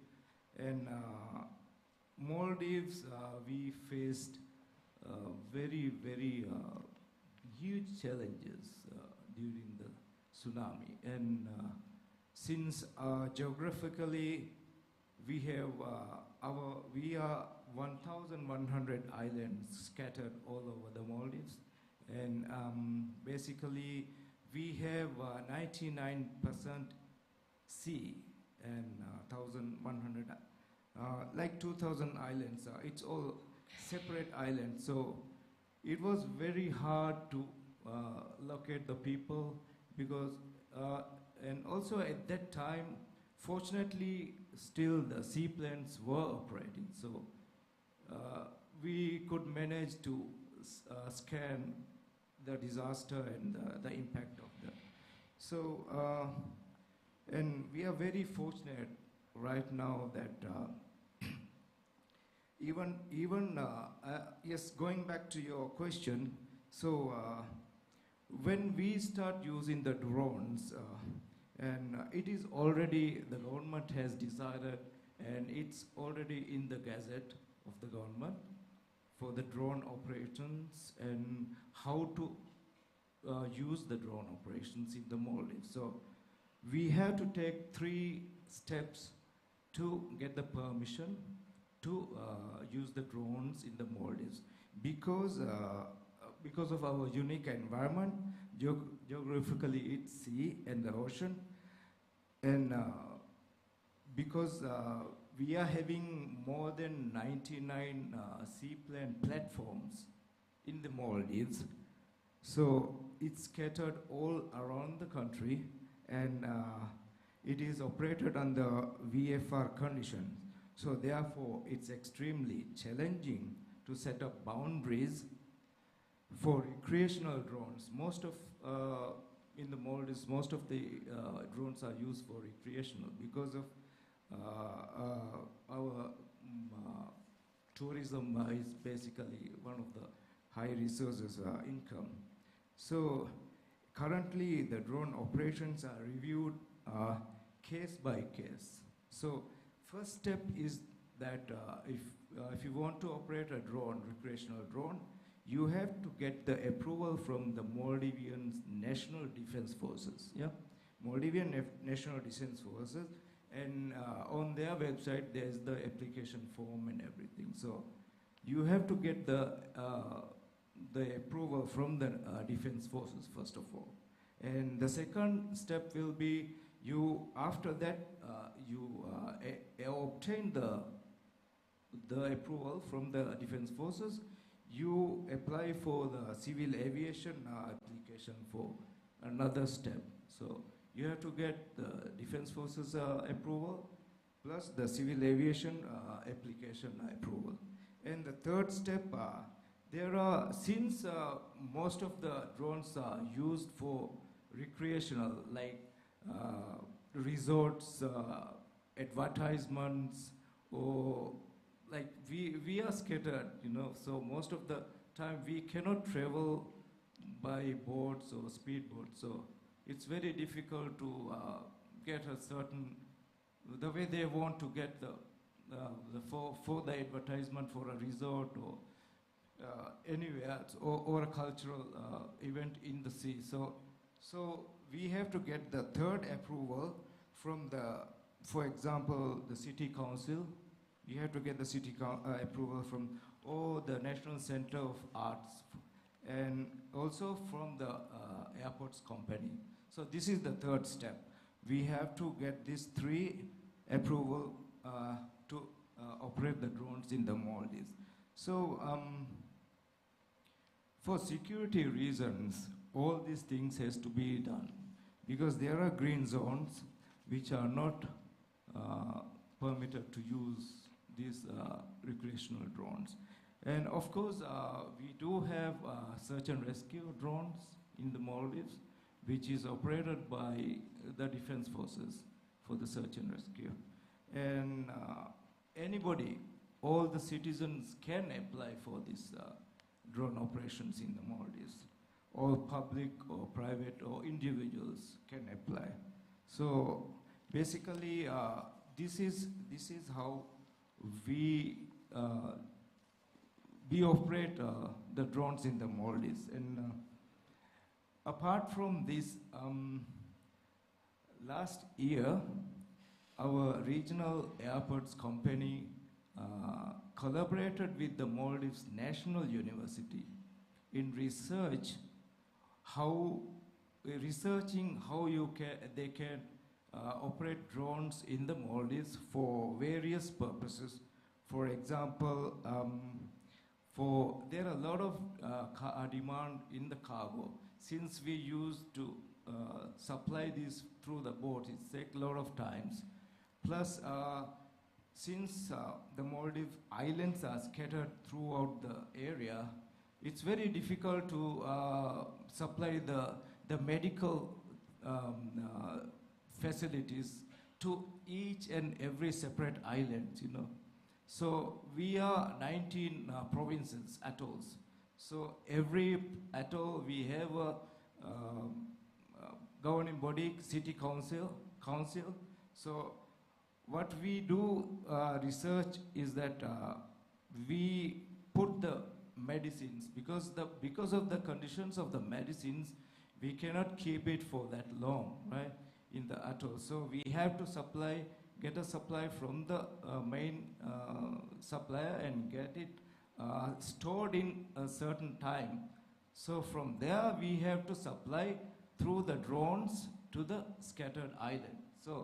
So basically that is the research we are doing, how the demand of the cargo with the drones plus the maintenance and the medical facilities, how we could reach out to the remote islands, so that the Maldivian people can be reached in a faster way. Yeah. So thank you. That's an update. Thank you very much, Mr. Afla, and of course for catering for all the Maldivians and providing the essential medicines, for example, and definitely diversifying the drone ecosystem. So over to Mr. Ashraf Alam, who is from the Civil Aviation Authority of Bangladesh. So Bangladesh is also in the process of updating its drone policies and guidances. And while the Civil Aviation Authority is responsible for this, the use cases and applications are concerned with multiple line ministries. As such, for example, agriculture, transport, and health. Can you share lessons that you've learned on how you lead the different coordinations across the different government line ministries? Thank you. Thank you, Karen. First of all, I would like to thank World Bank and the host Nepal for organizing such a great event to harmonize and to share the regulatory and policy related topics among the South Asian nations. So going back to your questions, currently we have developed policy, drone policy, and we drafted a navigation order where the guidance material are also built in the air navigation order for the industry and for the regulatory body also. They are waiting for the comments from law enforcement divisions and for the industry, and we are collecting the comments and we are trying to update those policy and air navigation order time to time, and we are trying to get comments also from the other nations, and we are also following the regulations from other nations where we can develop and harmonize the regulations time to time. And in case of use cases, we are permitting the drone flying only for the government projects and for agricultural and educational purpose only. And for that, there is a form in our website. First of all, you have to fill the form with the valid reasons for why you are going to use the drone. And you know, Bangladesh is a densely populated country. Mostly the cities are highly populated. So we are giving permission for aerial surveys, agricultural purpose, which are in the rural areas and not in the cities currently. And I have a request to the ICAO that, you know, not like the airlines, and drone is evolving day by day, right? So we need more trained manpowers for this evolving and innovating technology. So my request would be develop more training programs, more workshops for the developing nations like South Asian countries. Thank you very much. Thank you very much, Mr. Alam, for that, of course, and from the ICAO as well. Yes, I think that is well noted. Thank you so much. Ms. Kavita, she's the Deputy Director, the Drone Directorate, that is from the Directorate General of Civil Aviation, India. India has had a vibrant drone ecosystem, and the enabling policy and regulatory environment has been a very key factor. Can you explain the vision and the thinking behind the drone policy in India and how you see it evolving in the future? Thank you very much. First of all, I would like to give a brief overview of the regulatory provisions for drone operations that are existing in India. So the first pertinent regulations for drone operations in India is the Drone Rules 2021, and which laid down the foundation for a safe, secure, and efficient ecosystem of drones in India. These rules are built upon the premises of trust, self-regulation, and non-intrusive monitoring. So the applicability of these rules are applicable for the civil users and for drones weighing up to 500 kg only. So one of the important highlights of the rules were the enabling provisions for the issuance of type certificates for the unmanned aircraft systems in India. So on the basis of these drone rules, Government of India published a certification scheme for the unmanned aircraft system for the purpose of type certification of unmanned aircraft systems in India. So these certification scheme, it contains the minimum certification criteria, and it also contains the minimum requirements for the authorized testing entities and the certification bodies who actually evaluate the designs and they witness the tests so that the DGCA can issue the type certificates. So the present scope of the certification scheme is limited to the VLOS operations, that is visual line of sight operations, day and night operations, and up to 400 feet AGL. So based on the certification scheme, DGC India has issued a total of 105 type certificates to various US models for operations in India. Also, as per drone rules, every drone which has to operate in Indian airspace has to be registered with a unique identification number, irrespective of the weight and the use case. All the drones, they have to be type certified. They have to have an insurance to cover the third-party damages unless they are exempted under these rules. Another important provision of these rules I would like to highlight is the provision to authorize the remote pilot training organizations. So all the remote pilots, they have to undergo the remote pilot training from these DGC authorized remote pilot training organizations and obtain remote pilot certificates. So as a unique step, I would like to highlight as a unique step to involve all the citizens of the country in the drone ecosystem, involving those who are into the rural areas and in the far-flung areas of the country. DGCA has issued guidelines to impart the drone training in the vernacular language as well, because most of the people in the rural areas of our country, they are non-English speaking community. So these guidelines were issued, and based on these guidelines, it actually significantly increased the usage of drone in the agricultural sector of the country, and it helped us to reach the technology in the rural areas. So because of all these steps, we have a total of around 26,000 remote pilot certificates that have been issued by various remote pilot training organizations in the country. Another very important provision of the drone rules is a provision to carry out the safety oversight, surveillance inspections, and to levy penal provisions that are existing in the rules. We can actually take enforcement actions against the violators. So we can see that there is a trust and track mechanism inbuilt into these rules. Then regarding the airspace, I would like to tell that Indian airspace, as per these drone rules, are divided into various zones. So these are color-coded as green, yellow, and red based on the requirement of the operational permission. For the green zone, you do not need any operational permission, and this is a free zone where you can fly. Yellow zone, you require permission from the Air Traffic Controllers Authority. And red zone is a no-fly zone, and if you want to operate, you have to take permission from the Central Government of India and the red zone owner. So it is a responsibility of the remote pilot to see if he is operating in the green zone, or if he wishes to operate in the red zone or yellow zone, he has to ensure that appropriate permissions have been obtained.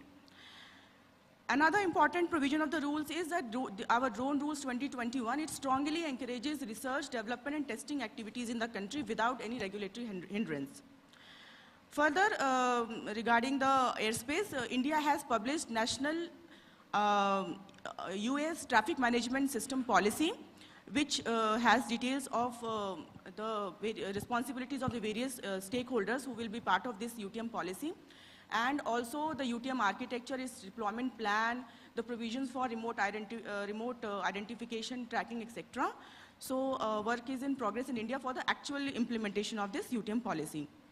Another work in progress in India is we are also working to enable regulations for the BVLOS operations in India. which of course it is a global challenge and it requires extensive work in the area of C2 link and the detect and avoid technologies and the UTM, of course.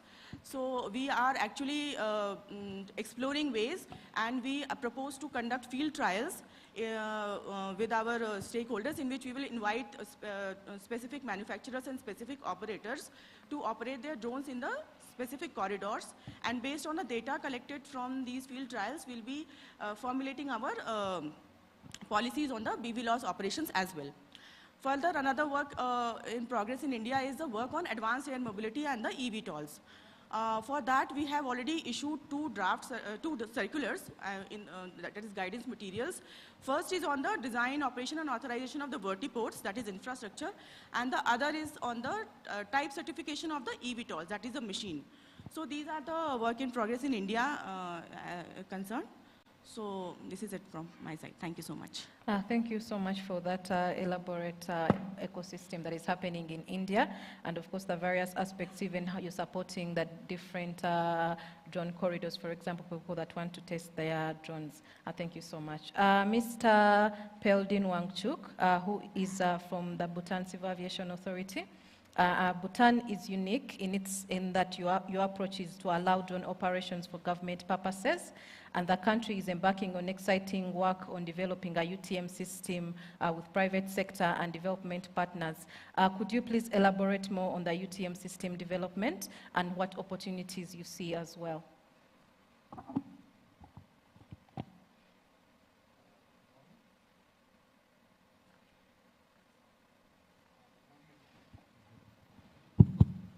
Good morning, everyone. On behalf of all the participants from Bhutan, I would like to take this opportunity to thank Ministry of Culture, Tourism, and Civil Aviation and the World Bank for organizing this forum.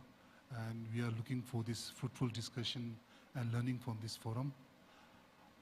Regarding the Bhutan, we have a very restrictive approach in regulating the drone operation, where only the government agencies are allowed for these drone operations, and with the increasing number of drone operations and the requirement to integrate the drone operations with the restricted airspace, and moreover to have a seamless drone traffic management and to improve our surveillance of the drone operation. As in Bhutan, one of the key challenges we are facing now is to have a surveillance of the drone operations. I think in many countries like Bhutan, I think this problem would be a key challenges, I think. And with these key challenges, in Bhutan, we have a private company called Aerotech, who are working on this, the development of the UTM in collaboration with the JICA project, where they are doing a detailed study on the requirement for the development of this UTM project. They are still in the initial stage of development of the API to integrate with the drone so that they can have a proper surveillance of the drone, locating the drone, their altitude and airspeed of the drone. A detailed presentation on this will be done by my friend Anuj from the Aerotech. I think it's tomorrow. We are also looking forward for the robust system from them. Thank you. Thank you very much, Mr. Pelden. And I'll move on to Mr. Preven, who is from Civil Aviation Authority of Sri Lanka. Sri Lanka is also transitioning to new drone regulations, including the implementation of open, specific, and certified categories, and the development of digital maps for restricted areas. What do you see as the opportunities and challenges for BVLOS operations? Thank you, Karen. First of all, I would like to thank on behalf of Sri Lanka and CA Sri Lanka to Nepal and the World Bank to having us here. And before going into the question, I will give a quick brief about our regulatory background. So the provision to regulate unmanned aircraft force came in our basic regulation published in 1959, which they states that RPATH, remotely piloted aircrafts, need to be having authorization by DGCA to operate inside the country. So then the main legislation was replaced in 2010 by the CA Act 2014, and that also mentioned that all RPAs needed to be have an authorization from the DGCA. So based on that, DGCA has issued an implementing standard in 2015. So that was revised 3 times, and with the rapid development of the industry, so that we have decided to come up with a new risk-based operation-centric approach like the EU have taken. So based on that, we have used the EU regulation 945 and 947, and based on that document, we have developed our new regulation. So that was published in 1st of March this year. And we are doing the implementing part phase by phase. So already 2 parts are done, which includes the part for regulating manufacturers, importers, sellers in the country. And by 1st of April, we have published our geozone map. And the data is keep getting from other relevant authorities, and the map is updating. And by next month, we'll be publishing the online portal for drone registration.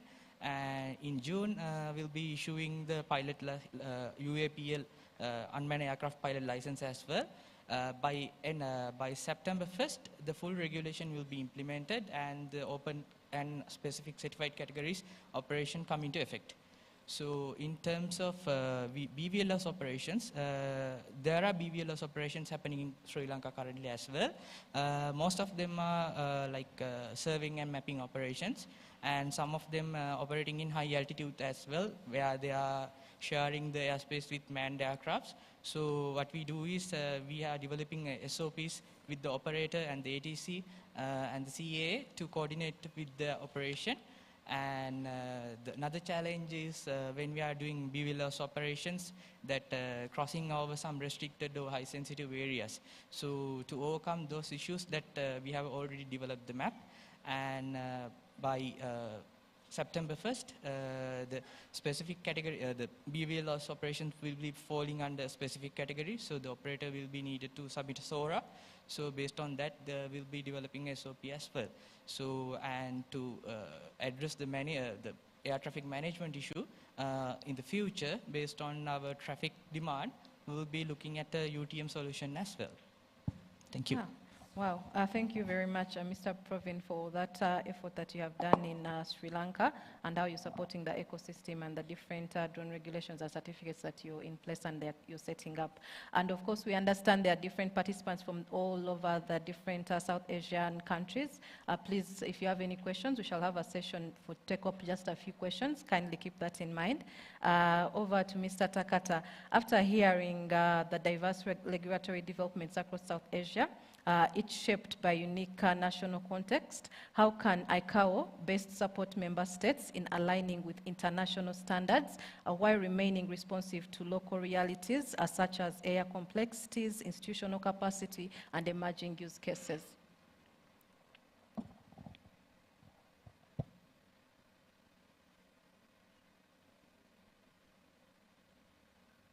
Hello? Hello. Okay, thank you very much, Caroline, for your question. So, ICAO perspective, your regulation is important because we could hear a lot of different situations. The Maldives situation is different from what Pakistan is facing. So the regulations can be different, but as many people mentioned, harmonization is is a key. So this forum is among South Asia, but from my perspective, as ICAO Asia Pacific region, we have to have some kind of harmonization with different sub-regions as well. Southeast Asia, North Asia. And also, our ultimate goal is the harmonization globally. So, because if you consider the geographical location of India, for example, their neighbor is African region. The Pakistan is neighboring to Middle East countries.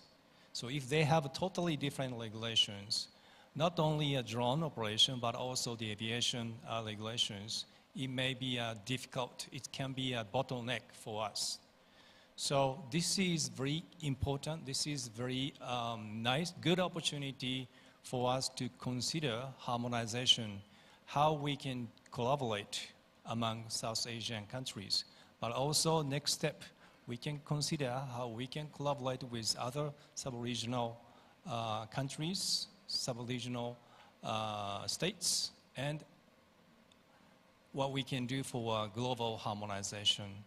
And I'm here to listen to you because ICAO is not the body to do whatever we want. We do based on your needs. So I'd like to know what you need from ICAO.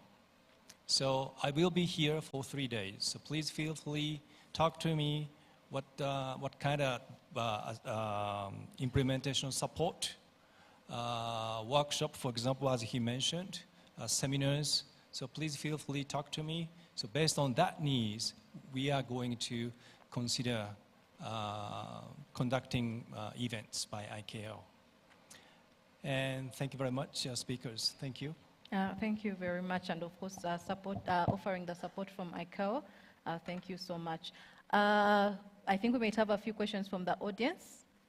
Anyone with a question from the different countries, either to the respective civil aviation authorities or to ICAO specifically, they are welcome.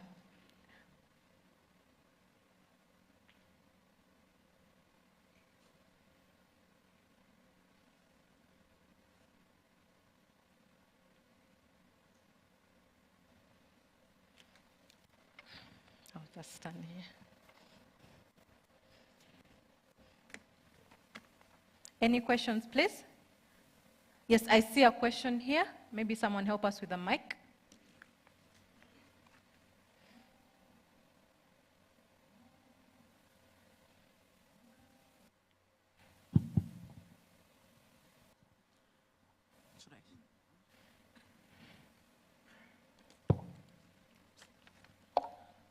Thank you very much for the presentation. Mine is a question on the harmonization that's been talked about. Is there a system that's been put in place with the respective authorities where if one trained in one country, they can take their certification and be able to fly in a different country, where the civil aviation can easily translate the remote pilot license in, say, Nepal and India? Do we have something of that sort? Thank you very much. So I think, who wants to take that? The question is there a way to harmonize? Is there a way to harmonize the training that, for example, that are given in different countries? Yes. Yeah. Again, harmonization is key, as you mentioned. So what ICAO APAC is doing is, conducting workshop, conducting seminar to have a common understanding why this is needed, why we have to do this. And then, if we have a common understanding of the matter, we can discuss how we can collaborate each other, how we can harmonize each other. So one of example is the air traffic flow management in our region. For example, in European countries, ATFM is easy because they have a Eurocontrol. So Eurocontrol could manage everything. But in our region, we don't have a Eurocontrol type organization in Asia. So we decided to do by harmonization and collaboration. So we don't have an ATFM center for region, but each state communicate each other as a node. Then they can do the virtual coordination. So that is one of the good example of the how Asia-Pac region did harmonization. So I can say for the training for licensing, we do provide a lot of seminars, workshops for the licensing as well. And we invite some states as a scholarship. So some states who may have a difficulty to afford coming to Bangkok so often. So we provide a scholarship as well. So through those kind of stuff, I'm a Legion Officer ATM, so like AIM, ATC, search and rescue, those kind of needs to be harmonized. So that's why we do conduct annual meetings. And in addition to that, we conduct a workshop seminar. At least we can have a common understanding what is a key for harmonization. I hope my answer good? Okay, thank you. All right, thank you everyone, and thank you to our panelists for these great discussions, and to the audience for your active participation. Just before we close this session, unfortunately we are not able to take more questions, but feel free to approach and connect with any of the panelists here if you have any questions that you may want answered personally. Because of time, we are not able to take every question at the moment. We have a token of appreciation for our panelists. I'll call Ms. Indu Jeremire to join me on the stage, please, to give our token of love. Thank you.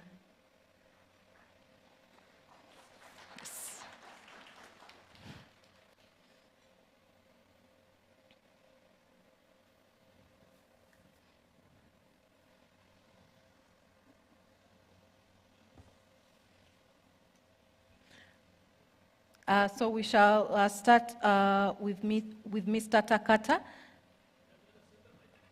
Oh, center line. Thank you.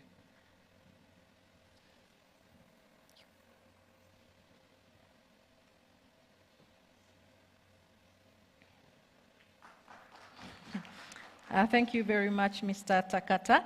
Mr. Preven.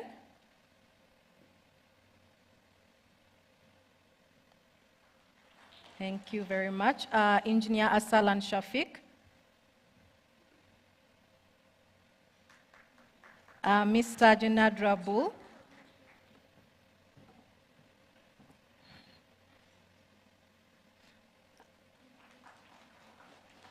Mr. Peldin Wangchuk.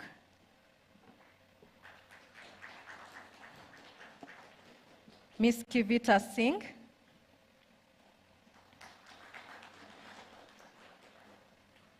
Mr. Ashraf Alam.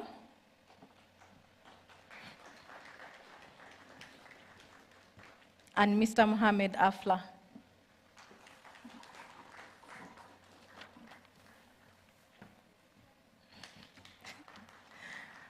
Thank you so much for such a vibrant session. I'll kindly request that you take your seats as we welcome Plenary 2. Yes, as we welcome the Plenary 2, which is on regional cooperation and capacity exchange within the South Asia drone ecosystem. And that will happen here. Kindly join me in inviting Mr. Arun Badil, who will be our moderator for this session. Thank you so much.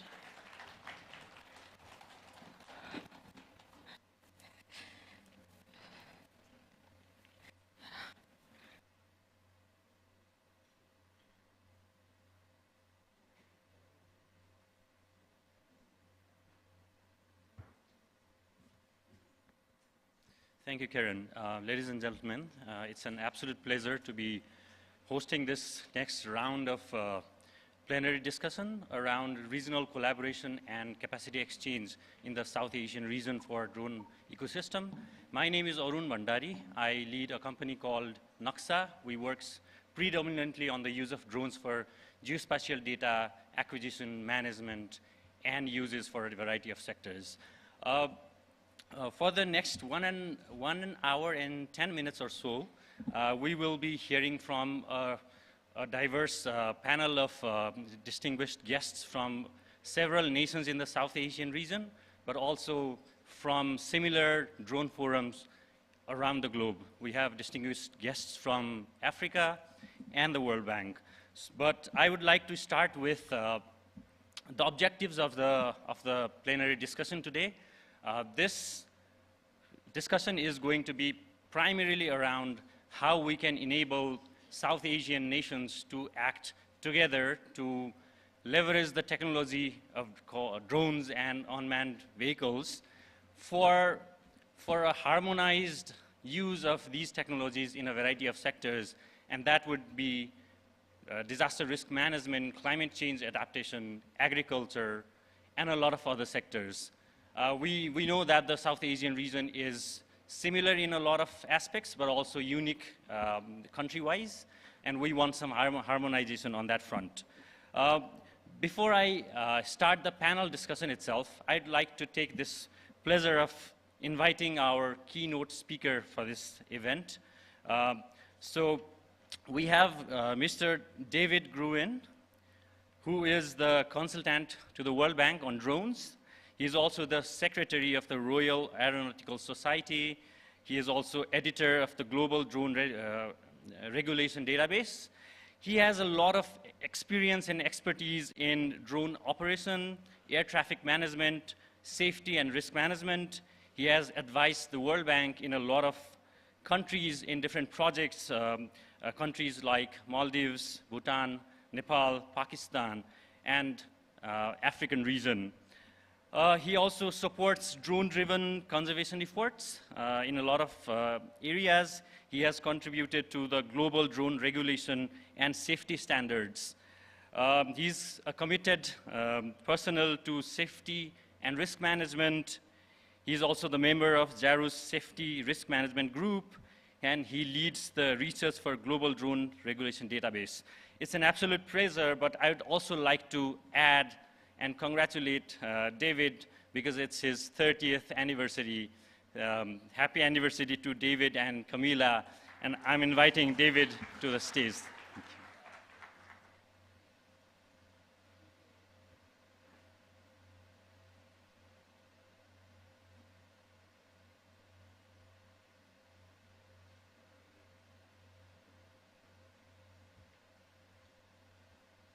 Namaste. Hello, everybody. Thank you for joining me for my wedding anniversary. We will have it next week, actually. So where do I lead from there? The first thing is this is exemplary, isn't it? This is what we're about. It's capacity building, collaboration, regional coordination, exchange. And this event is primary in doing that. This is super exciting. And I really thank the team for putting this together. I thank all of you for attending.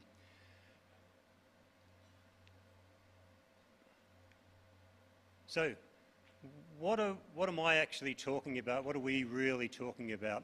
We had an excellent presentation from ICAO, a great discussion from our regulators. What I feel we're talking about is those uncertified aircraft. On the top left, you can see the photos, you're right, sorry, the photos of various drones. In fact, that was the African Drone Forum, a similar event to this, which really kick-started activities in Africa. They are smaller, they are uncertified, they operate in two modes, two general modes. They either deliver or pick up, so cargo, or they're used for mapping. These are the two broad areas, and we're talking about civilian operations only, generally. So the mapping and cargo deliveries. We understand these are not certified, right? There's also meant to be a pilot in the loop. There's meant to be a pilot involved in these. There are fully autonomous drones. They are kind of in scope, but not what we're focusing for a start. Let's have a look at what's happening in the global world of regulations. There are over 200 countries that I've examined. The World Bank ran a project in Africa. We looked at 55 member states of the African Union at their rules and regulations, and we found that it's a patchwork. And the chart behind me in blue shows regulations. There's over 100 countries in the world that have regulations specific to drones, to UAS. There's also a number of countries that have guidance. There's a number of countries that have soft rules, so not gazetted, hard regulations. The thing this slide does not show is that there is no real harmonisation anywhere in the globe outside of Europe. And so I do tend to talk a bit about the European adventure. Before we get to that, we've heard from ICAO. The amount of work that's gone into creating standards and recommended practices, and there are 150,000 altogether, but the amount of work, the effort that's been involved in creating these standards, we haven't seen that many aircraft flying in the airspace under IFR, in controlled airspace, in controlled aerodromes. Whereas on the other side of it, we have a whole lot of drone operations. I can't remember the figure in India. I think 26,000 registered remote pilots. We'll hear from EASA in a video after I've finished, and we'll hear the number of remote pilots flying, the number of flights. They're absolutely enormous numbers in comparison. We heard of the ICAO model regulations. These were drafted in 2019. Consultation processes were not easy. While they're robust and they've been adopted in some areas, the adoption rate is quite low. But the study group that's going to go to the next stage, to bring ICAO to the next stage, this advanced air mobility, is the largest study group. The ARPAS panel is the largest panel in ICAO. The AAM symposium last night was the largest event that, last year, was the largest event that ICAO has ever run. So this is an enormous ecosystem. However, the adoption for the ICAO regulations, Nepal mentioned, Part 101, Part of 102, Rwanda 2020 had quite different regulations in 2019 and then adopted the ICAO model regulations, plus they added sections on beyond visual line of sight, on security, etc. I work on a World Bank project in Sierra Leone, and Sierra Leone adopted Part 101, 102, exactly as per the ICAO guidance, basically for an audit. They've now drafted regulations that are aligned with the European Union framework, with the 945, 947 we keep hearing about. And I went through those regulations last week. The interesting thing is that they are harmonised with Europe, and the Sri Lankan regulatory framework is harmonised with Europe. So we have a situation where rather than regional harmonisation and standardisation, we now have an operator could operate in Sierra Leone next week, and the week after come to operate in Sri Lanka and have very similar rule sets. And that's really exciting. In the next 5 years, we'll see another rollout from ICAO of guidance text for regulations. Remembering ICAO does not provide SARPS standards that member states must follow for uncertified drones. We'll jump to Europe. You're going to hear an 8.5-minute video from Europe after I finish. 27 member states, 4 extra states, and around the globe there's been these efforts, this interest in aligning to a few areas, mainly the operational categorisation. Takata-san showed us this, the open, specific, certified. That is a foundation of all drone regulations. We could talk a long time about drone regulations. We have a fantastic session on day 3 with the CAAs. It's a closed session, and we'll go through that. These European Union regulations, make no mistake, David, there was €1 million spent over the last decade in creating this effort. The 5 years with consultation, with developing the regulations, I actually think I'm a bit lazy and I don't need to reinvent the wheel. I wouldn't like to go through that process. The Europeans have already done it. They have a CESAR, Single European Sky, ATM research project, 19 countries involved, 19 projects at the moment, over 1,000 experts, engagement with every stakeholder, with the public. The outreach has been phenomenal, and that brought us the regulations from 2019, 2020. This is now in a review project. There's an organisation called JEDA, the Joint European Drone.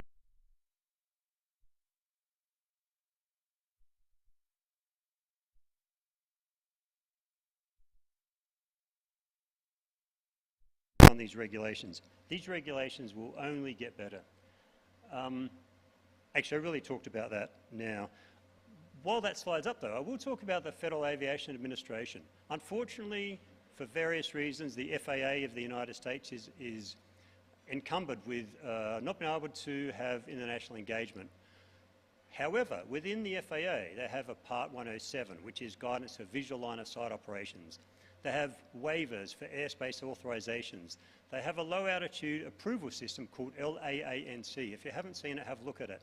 Their maps are fantastic. They have 7 test sites across the United States where everything is being trialled. They have regulations for operations over people, for remote identification. Keep remembering that word, remote identification. Super important for how we're going to go forward in final integration into the airspace. So the FAA is very exciting to watch. In the next few months, we will see the Part 108, which is the FAA's approach to beyond visual line of sight. I arrived in Malawi on a World Bank project a couple of years ago, and it was a really exciting project, Drones in Development. When I arrived, as usual, we do an assessment of the drone ecosystem. I had no idea there were 14 components, 14 projects with drone components in country at the time.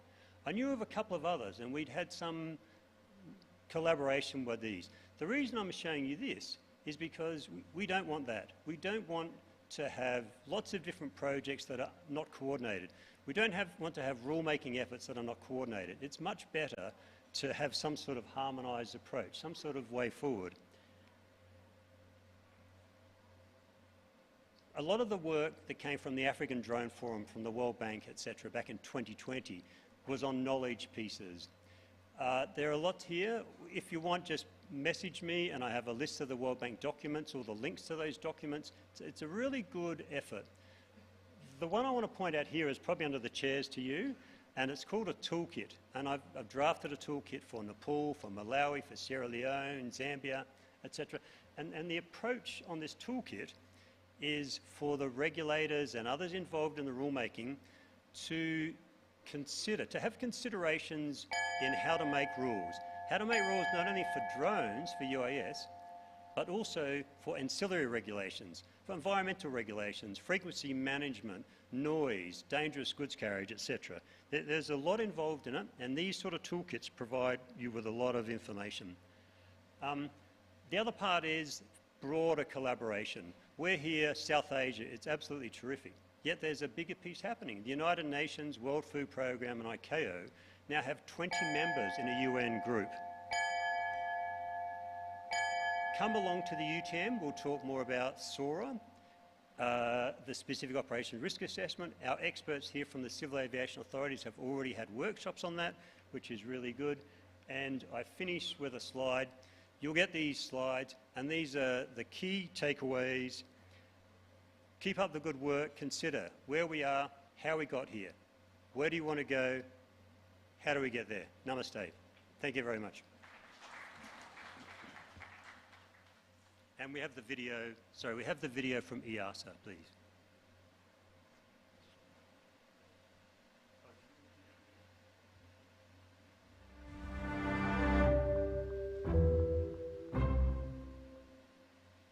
Good morning, good afternoon, distinguished high-level representatives of the Ministries of Civil Aviation and Civil Aviation Authorities of South Asia, esteemed colleagues from the World Bank. Thank you for giving us this opportunity.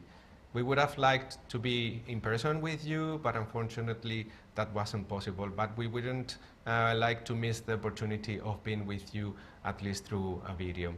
My name is Carlos Menendez. I am representing the EU-South Asia Aviation Partnership Project 2. I am with Natale Di Rublo, the Drones Project Manager from EASA. We wanted to walk you through the past achievements from the project and also his perspective from EASA side in the drones domain. The project ended in December 2024 successfully and achieving all its objectives, and we managed to enhance the partnership between the EU and South Asia in the domain of civil aviation. We've been working with South Asia in the domain of civil aviation since December 2016, and we have seen now a lot of progress and a lot of achievements together. One of the main pillars of the project was to deepen the relationship with the civil aviation authorities, and what we did was to offer the EASA regulations as a base for a possible regulation harmonization in the region. We also invited the aviation industry, both from South Asia and the EU, for different domains that were more mature or deserved more presence of the industry. In the project, we covered most aviation domains, and one of them, which was very remarkable, was new technologies. And inside new technologies, of course, we had UAS and UAM, or urban air mobility. We co-organized 2 EU-Asia drone symposiums in Singapore, and we brought main actors from the industry, drones industry, both from South Asia and from the EU, and also from the rest of Asia. And we also had other organizations involved. In the more practical approach, we also dealt with open specific categories and certified categories, covering also SORA, the risk analysis for specific operations, organizing 2 regional workshops in Sri Lanka. So we used the ASA regulations to share our experiences. And now that we have Lino with us, I would like to ask him, what's your impressions? What's the feedback after 4 years of regulations that you have received from both from the industry and the authorities regarding the regulation? Yeah, good morning, good afternoon. Yeah, after 4 years of implementation of the regulation, we are now in the phase to collect what are the success story, and also what are the area of improvement of the regulation, ready to develop a proposal for changes next year. So we saw that at this moment there are more than 2 million drones operating in Europe, and more than 2 million remote pilots that had a certificate, and more than 3,000 authorization given by using the drone regulation, and so using SORA. So it's quite big numbers, so different compared to what we have with the managed aviation. And we saw that there are some very important elements that we need to keep, like, for example, the registration of the operator, and also the display of the operator number on the drones, and especially on the remote identification system. This is an essential element that has been required by the police all over Europe, and we guess also all over the world. And here we should also have a standardization of how the remote identification has been transmitted.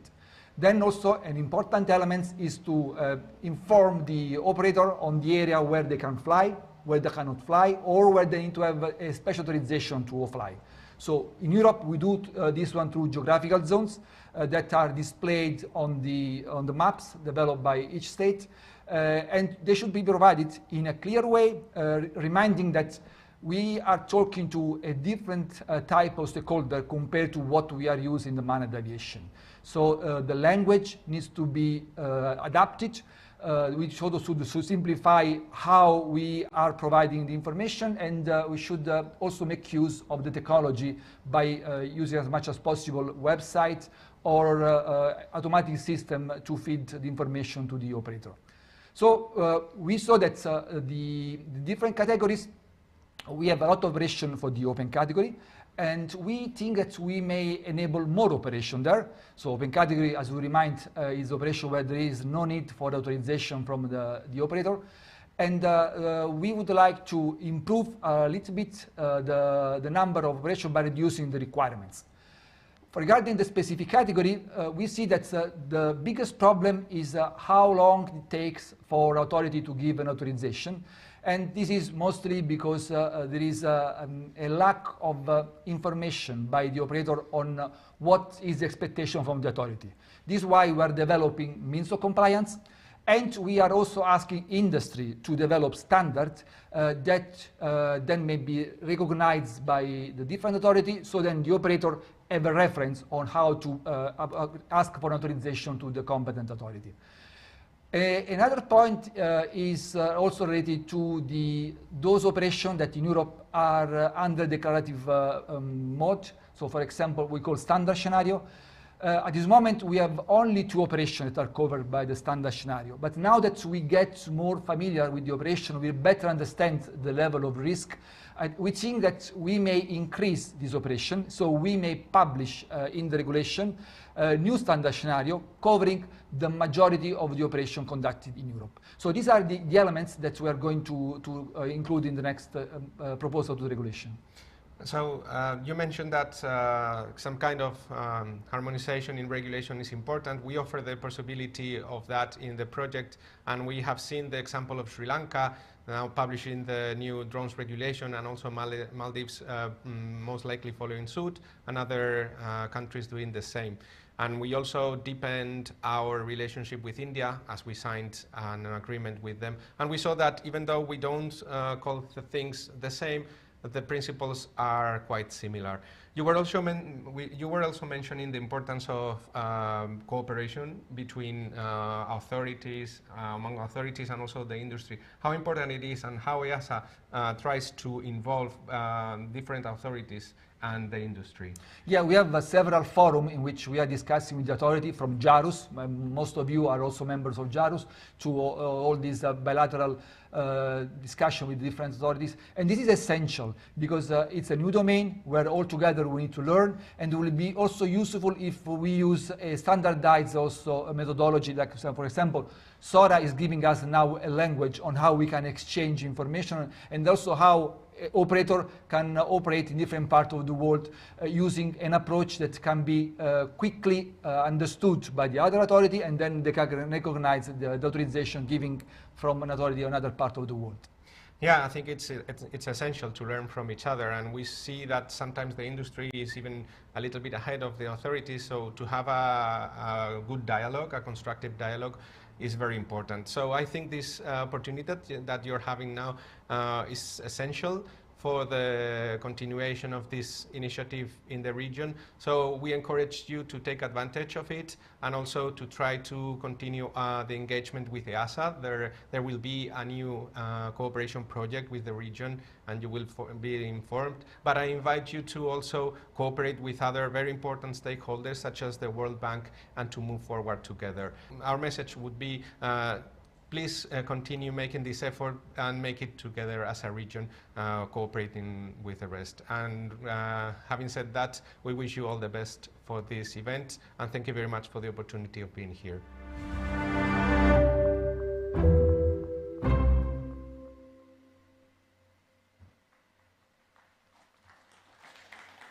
Thank you, Mr. David Guerin, for the keynote speech. We got to know a lot about the worldview of how regulatory harmonization is happening and where the gaps are, but also for the very interesting video on the EU and South Asia collaboration for drone aviation. So I'd like to, I think this sets up the stage quite well for David and the panelists, rest of our panelists to carry forward the program. First of all, I'd like to invite David to kindly be seated on the stage while I introduce my panelists. We have Mr. Raj Bikram Maharjan from Nepal Drone Association. If you are here, kindly join me on stage. We also have Mr. Smith Shah, President of Drone Federation of India.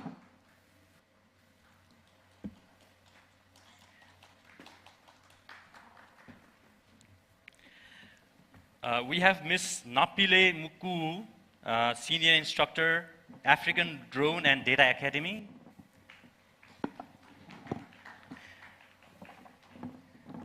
We have Mr.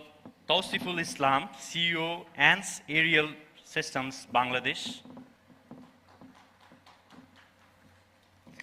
We also have a virtual speaker joining us remotely, Ms. Catalina Ocha, Senior Transport Specialist for the World Bank. Hi, Catalina. I hope you can hear us. And finally, Mr. Iganuari Thomas, who's also the organizer, Disaster Risk Management Specialist for the World Bank, and the key member from the organizing team. It's a pleasure to have you all here. Hi, Catalina, can you hear us? Yes, I can hear you. Can you hear me? Yes. Okay. Perfect. Thank you. Welcome again, panelists. It's a pleasure to be here. I want to take this opportunity to maybe start with the Nepal ecosystem. Am I audible? Yeah. So starting with Raj, you've been a drone entrepreneur, have a variety of challenging undertakings with drones in Nepal, but also you're leading as the founder president for the Nepal Drone Association. What, in your opinion, when you're tackling the challenges posed by the difficult terrain in Nepal and also the regulatory and policy difficulties we have here. What are the key challenges that you face every day? What are the opportunities and also lessons that you want to share across the nations that are here in the South Asia region? Starting with you. Thank you so much for the question. So hello everybody, my name is Raj Bikram Maharzan. I am the co-founder at Airlift and also a founding chairman at Nepal Drone Association. So we've been involved with the drone since 2015. My background, myself, I'm an aeronautical engineer. I completed my bachelor's degree in aeronautical in 2014 from China, from Shenyang Aerospace University. And shortly after that, I came back to Nepal and I joined Himalaya Airlines as an aircraft technician. And it was around that time when Nepal, got struck with this huge earthquake, and it was a really devastating earthquake.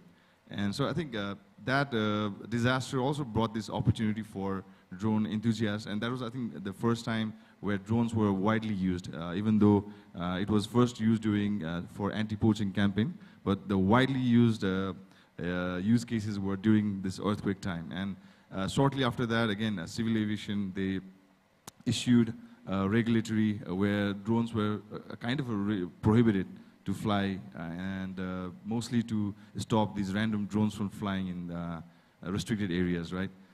But even with that difficult regulation, there were drone enthusiasts and drone hobbyists and people working in the drone ecosystem. They were working from that side. And finally, I think in 2019, we had a regulation, a proper regulation from both civil aviation and from Home Ministry. And so far, we've been using that regulation for all the works that we've been doing. And coming back from 2019 till 2025, it has been a very arduous and difficult journey. But again, with this difficult journey, it has also been very equally, creating a lot of opportunities for a lot of organizations here. Mostly, as you mentioned about the terrain in Nepal, first of all, disaster was a very good use case for drones, right? Because it was used, I personally used my own DIY drone, right, for the inspection, damage inspection. Up until then, I was, flying drone just as a toy. It was just as a hobby. But the disaster and the use case made me realize it's a life-saving tool, and I think more could be done with this technology. And 2019 regulation also helped me establish Airlift. It was only because of that regulation I got the confidence to start my own venture, and so I started Airlift shortly after that. And though the regulation helped me start the company, and many other companies also formed from that regulation, still there are a lot of regulatory challenges, let's say about the BVLOS, like beyond visual line of sight, and the flying drones in the nighttime, or flying drones in the crowded areas. I think there are still these kind of challenges where we have to, I think, tackle. But at the same time, having these regulations is also very important, because if we keep it very free and open, I think it can also be, people might misuse that opportunity. So having this regulation, we require it, but again, we also need enough space for innovation to happen. Right? Thank you, and it's a quite interesting case for Nepal that the use of drones accelerated after the 2015 earthquake, when a lot of people started using drones as hobbies, but then later to tackle important problems. I'd like to then proceed to Mr. Smitsa from the Drone Federation. We also heard from the previous panelist that India has progressed a lot in terms of having policies and regulatory frameworks in place. I would like to know more from you on how the experience has been in establishing a lot of things like drone corridors, digital platforms for registration, certifications, and so on. So as a leader, maybe in the South Asia, India could share us a lot of lessons. Thank you for the question, and thank you for having me over. Special thanks to Government of Nepal, World Bank, and various partners who have helped make this very important event become a reality, and for all of us to sit together. I want to just reflect upon two aspects in my remarks. First is the scale of drone technology and the use, especially in India, and how it can be leveraged by other countries. When we look at use of drones in India, we have a project called Swamitva project, under which 300,000 villages of the country have been surveyed, digital land records have been created, and property cards have been distributed to people. 300,000 villages. We have another project called large scale mapping, in which different states of the country are being mapped. The entire base map of the state is being recreated based on drone based imagery, so that every single decision making, right from land use, land plan, revenue collection, utility planning, urban infrastructure, rural development, all of it will be done on this base map. And to give you the scale of this activity, just one of the smallest states in the country has undertaken this activity for 30,000 square kilometers. One single state. We also briefly heard about a project called Drone Didi. In this, 15,000 women self-help groups, 2 women per self-help group. So 30,000 women are going to be trained on agriculture spraying drones, the piloting and the maintenance and repair of it. Further, these 30,000 women in groups of 2, so 15,000 drones will be deployed, where government will take care of 80% of the cost of the drone and the accessories. And for the 20% cost, there is going to be a loan. So imagine if a drone was worth 800,000 some currency, 80% of this cost is covered by government. So rest of the 160,000 number, for this number, 90% of this amount is given as loan. So eventually the women self-help group gives only 16,000 rupees, and all of the other component is covered either through subsidy or through loans. So that is about ground level sort of deployment. About 220,000 kilometers of national highways across the country are mapped or videographed once a month for operations and maintenance compulsorily.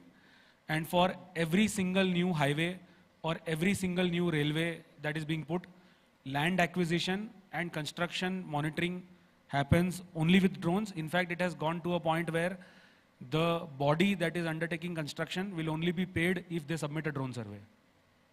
About 1,200 mining sites across the entire country use drones at least once per year as a mandatory compliance requirement. So when you look at mines, basically there are a lot of compliances with respect to lease boundary, the width of the road, the slope of the road, it's called haul road and benches basically. Essentially every single part that is extracted in the mine or every road that is created, there are technical regulations for that due to safety and a lot of other issues. Drones are accepted as a compulsory use, mandatory use for an annual requirement. So there are 1,200 mining sites, and by the way, we are advocating for this compulsion to become at least once a quarter, and in 3 years of time, at least once a month. Eventually, in 2 to 3 years of time, it's possible today as well, but in about 2 to 3 years of time, the mining inspector who should be responsible for these compliances will be sitting in an AC office in front of a desktop. If he is very interested in looking at it, he maybe will put a VR glass and he will be in the digital twin with centimeter level accuracy of the mine and will be able to verify compliances, if not just by desktop data, but also by the actual feel. So that is the kind of use that is happening in the country.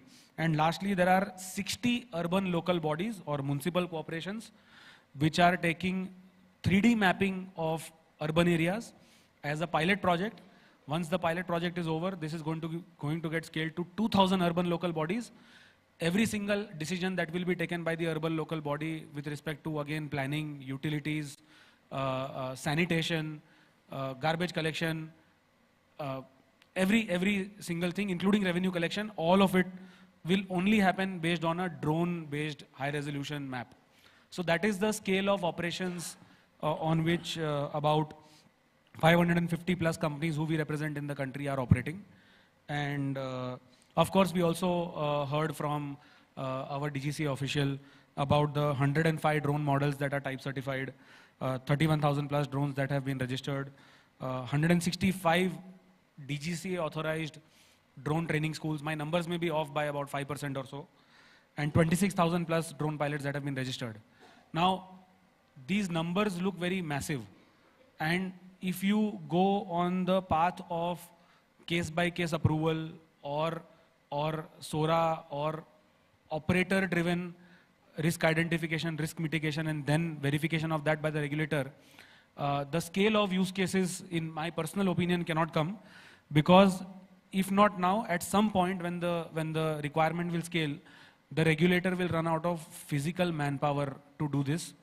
The scale at which manned aircraft was operating, typically in India, we see that at any given point of time, if I'm looking up in the sky, there are about 2,000 to 3,000 manned aircrafts that are overflying in the country. My planning for drones has to start with a couple of thousand units and has to scale up to a couple of 100,000 units. So when we were advocating for ease of doing business and regulations, and this is the most important point, second part of what I wanted to leave with to everyone, we said that regulations have to absolutely not compromise safety and security, but have to be dumbed down such that you have to be able to explain the regulation in one, maximum 2 slides. If the regulations are not very well bucketed, very well classified, categorized, and not explained in 1 or 2 slides, you are going to have a very difficult position where when the use cases start scaling, there will be a whole lot of industry players who want to comply, who are trying to work with the regulation, and there is a whole bunch of parallel ecosystem which does not want to comply. They will just buy a photography drone, start doing surveying and mapping, start flying somewhere else, and the regulator, because it's a civil aviation regulator, rightly so, will not have the ground level reach like a police official or a law enforcement official to catch people individually. And these people who are being caught individually, they are not criminals. They are either careless or clueless people. So, which is why when we were advocating for policy, and just as a thought experiment, I will leave this last point with everyone. We believe that any drone regulation in any country can be solved in a 3x3 matrix. You look at safety, security, and privacy, the three rows, and you look at 3 columns, which is drone pilot, and uninvolved person. And the intersection of this 3x3 grid is where mandates have to be defined. And then once this is ready, you develop a regulation on that. And I'll give you a simple example. So I mentioned safety, security, and privacy, and drone pilot, and uninvolved person. So when you talk about the intersection of drone and safety, how do we handle that in India? Every drone model except 250 grams or non-commercial up to 2 kgs, nano or micro, has to be type certified. Type certification means that the drone model by the manufacturer has undergone certain tests, has undergone certain flight tests, and is complying to basic compulsory safety requirements. If a drone model has gone under type certification, it has to be deemed safe. So there is safety of the drone. How do you handle safety of the drone pilot? Every single pilot who is operating a drone, except for, again, nano or micro non-commercial, there are some exemptions like the automotive segment. When I want to ride a car, I have to have a driving license, but when I want to ride a bicycle, I don't really need a driving license. Similarly, some drones are exempt. When you talk about the safety and the drone pilot, every single drone pilot mandated to fly a drone has to undergo a training from a DGC authorized training school. So that is the safety of the drone pilot. And the safety of the uninvolved person is by requirement of third-party liability insurance. You can have a safe car, you can have a driving license, the person can be trained, but finally some untoward incident can still lead to a pedestrian having some damage. Insurance is the only way that can cover for that damage in real life, apart from everything that the regulation can do. And it has been solved for civil aviation, transportation, and many other sectors. What about security? Every single drone that is to be flown in the national boundary has to be registered. The person who's registering it, his antecedents, national ID, and all of that has to be captured. Which means essentially when a drone is identified with the serial number, you will be able to find out who this drone was under the ownership. So that is security by drone. And security by drone pilot again is the person who is going to undertake drone pilot training and certification will essentially be having his national ID and police verification or security clearance or whatever. Recently we have done away with the requirement of passport in India. Alternate national IDs are also being accepted. Security of the uninvolved person is basically the uninvolved person will essentially know what is an area where drones will be flying, what is an area where drones will not be flying. If an uninvolved person, which is a national security agency or a sensitive public administration person who's not directly involved in the drone operation, doesn't want drones to invade from a security purpose, they can just mark it as a red zone, and drones will not be allowed to fly there unless an explicit permission has been granted. And finally, I talk about privacy. Privacy, I believe, is an unending kind of subject. You can't really govern privacy only by regulation. Imagine a scenario for a country which has densely populated, regions like India, and you say that, we have to implement privacy and everyone who's flying drones needs to take consent of people below. I mean, it looks to be very good on paper, but it's practically never possible. So privacy has to be dealt with how it is being dealt for digital cameras. I have the physical ability to walk inside this room, use a digital camera to click your photo. There is some basic education, ethics, and awareness that has to be undertaken. Apart from regulations, regulations will only stay alive for privacy on paper. They're very important. They need to be dealt with. But apart from that, a large group of stakeholder awareness and the very impact of how drones can invade privacy, what it can do, so that specifically the careless and the clueless people, not the criminals, the careless and the clueless people are well aware, and they design their operations such that they don't invade privacy by intention. So I believe that any regulatory problem in brief can be solved by this 3x3 matrix. Of course, it is a model for thinking about regulations, not literally writing the draft. But if this 3x3 matrix is solved, law enforcement agencies, national civil aviation regulatory authorities and industry will be able to come together and say, you know what, this is the mechanism to solve it, rather than going round and round. Also, this 3x3 matrix will help very clearly for people coming out of an engineering institute, trying to start a drone company, very clearly understand what can I do, what I cannot do. If I can do something, what am I required to do on behalf of that? So that is what I leave with. One very last point. We have done a lot of work in India. You see a lot of drone models being type certified, a lot of drone training schools, a lot of drone operations coming in.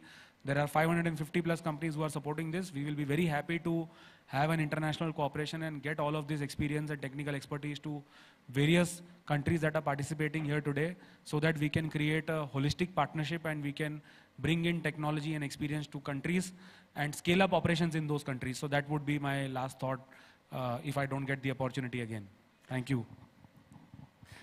Thank you, Mr. Smith. It was fascinating learning about the scale of use of drone technology in India across different infrastructure projects, monitoring, construction, as well as agriculture, and the interesting case of Drone Didi and the government collaboration there. I think there's a lot of things we can learn from the practical use of India, and also to your great suggestions around how this can be methodically solved using a matrix or simplifying drone regulations so that it can be boiled down to a few slides.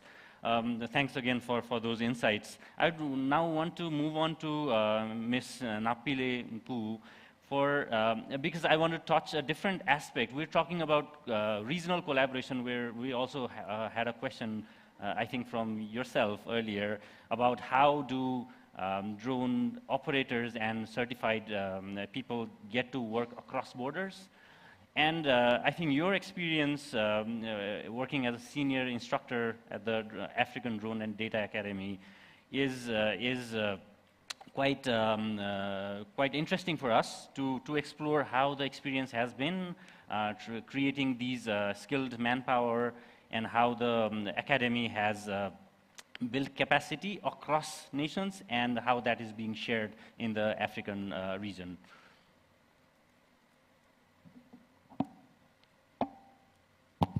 Okay, thank you very much for the question. Well, my name is Ndabile, and I'm a senior instructor at the African Drone and Data Academy. And I'm just going to share a few points on how the ADDA has helped in terms of building technical capacity across Africa when it comes to drones and data technology.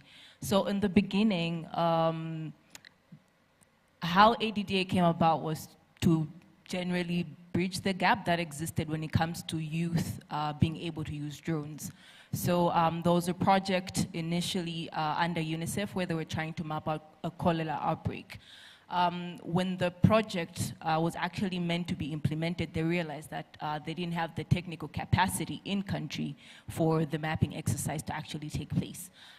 So with that in mind, UNICEF and other stakeholders came together, worked with different universities from the US, so Virginia Tech and Furman University, to come up with a comprehensive curriculum that could help bridge this gap, not only for the Malawian population, but also across Africa, because the gap existed across the continent. I've mentioned external universities, but it's also important to understand that context is very important when it comes to coming up with training material. So they worked together with the Malawi University of Science and Technology to host the African Drone and Data Academy. But over time, they also understood the importance of sustainability.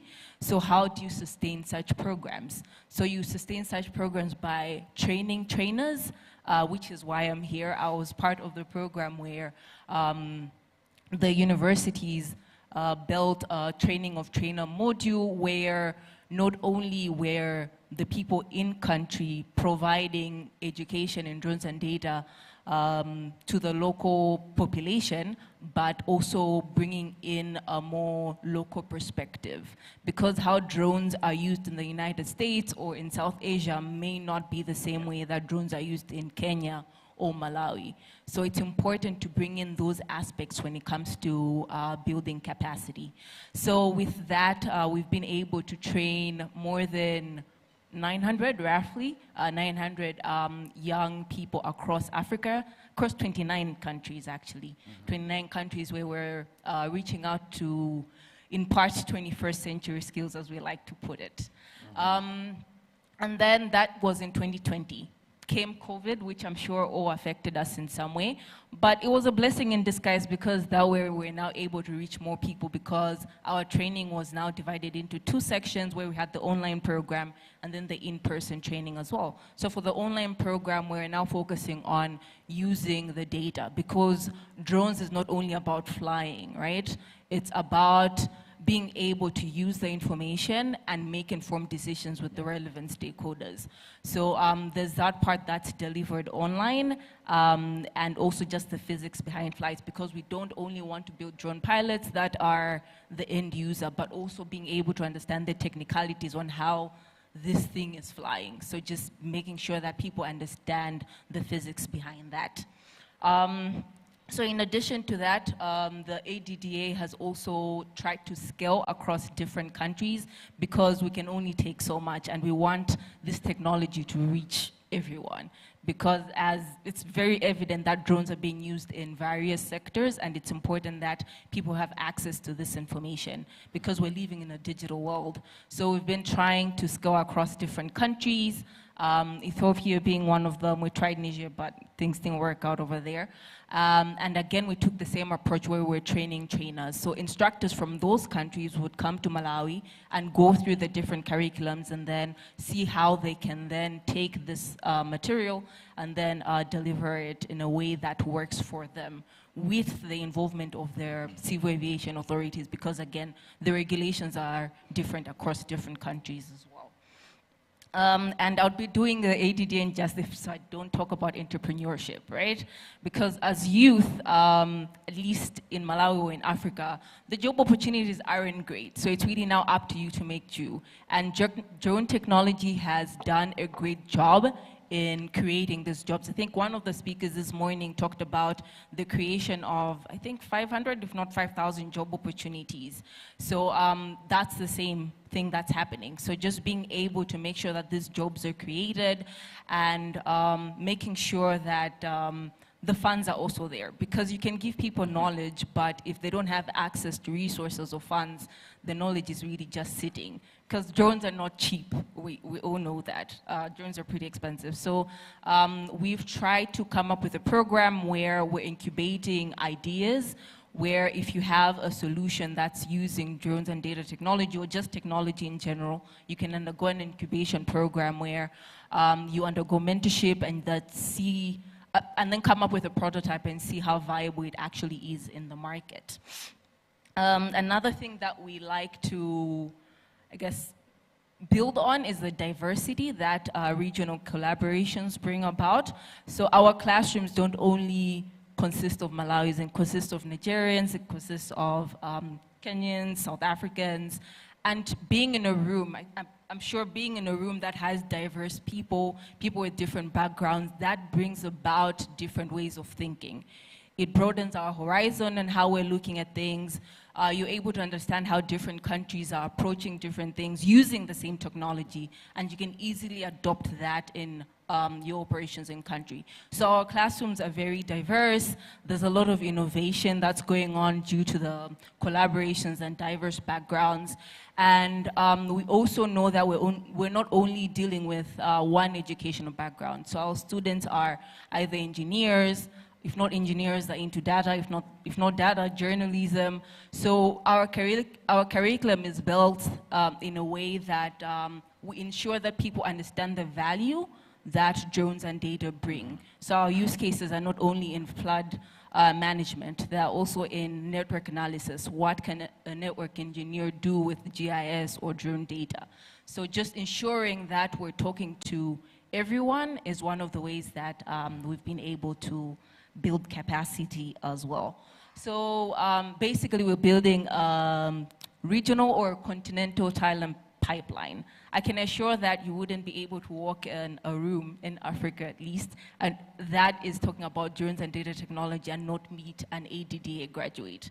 And I believe that we've done a good job in reaching out, and we've equipped our students to also then have this trickling down aspect where they're opening up their own institutions as well. We have one in Botswana where they've opened up their own training institution. So just empowering one person is basically empowering a different nation that's a different nation that they can also reach out to. So ideally, that's what we're doing in capacity building. Thank you very much.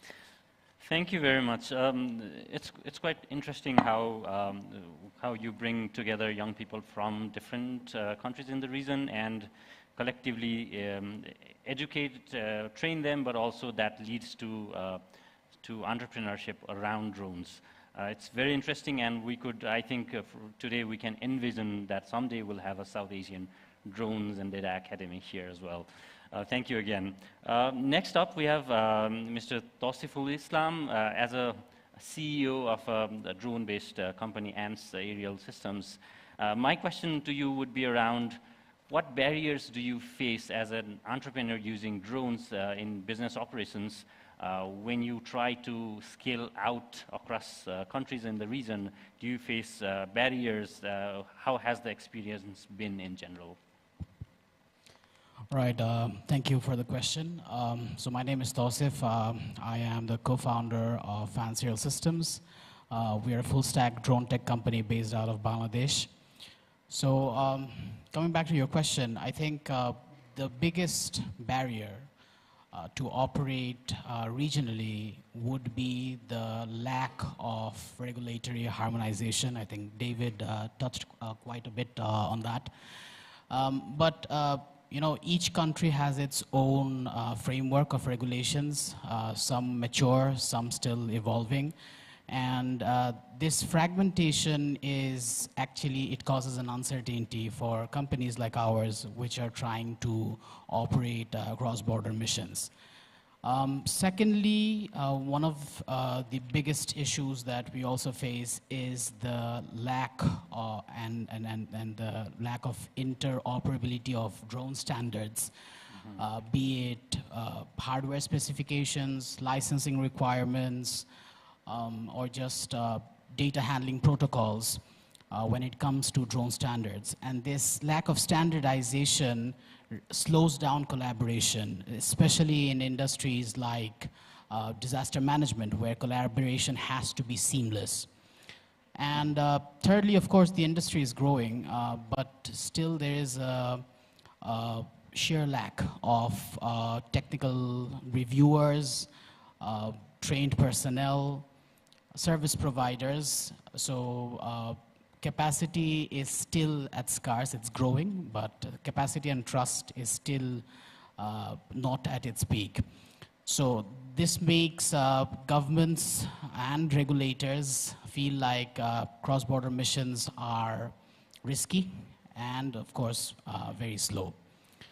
So I think in order to address these issues, the most important measure that we need to take regionally is to actually establish a regional public-private knowledge hub whereby companies like ours, regulators, government agencies, academia have to come in and share their resources and sort of collab on drone standards and operations in general.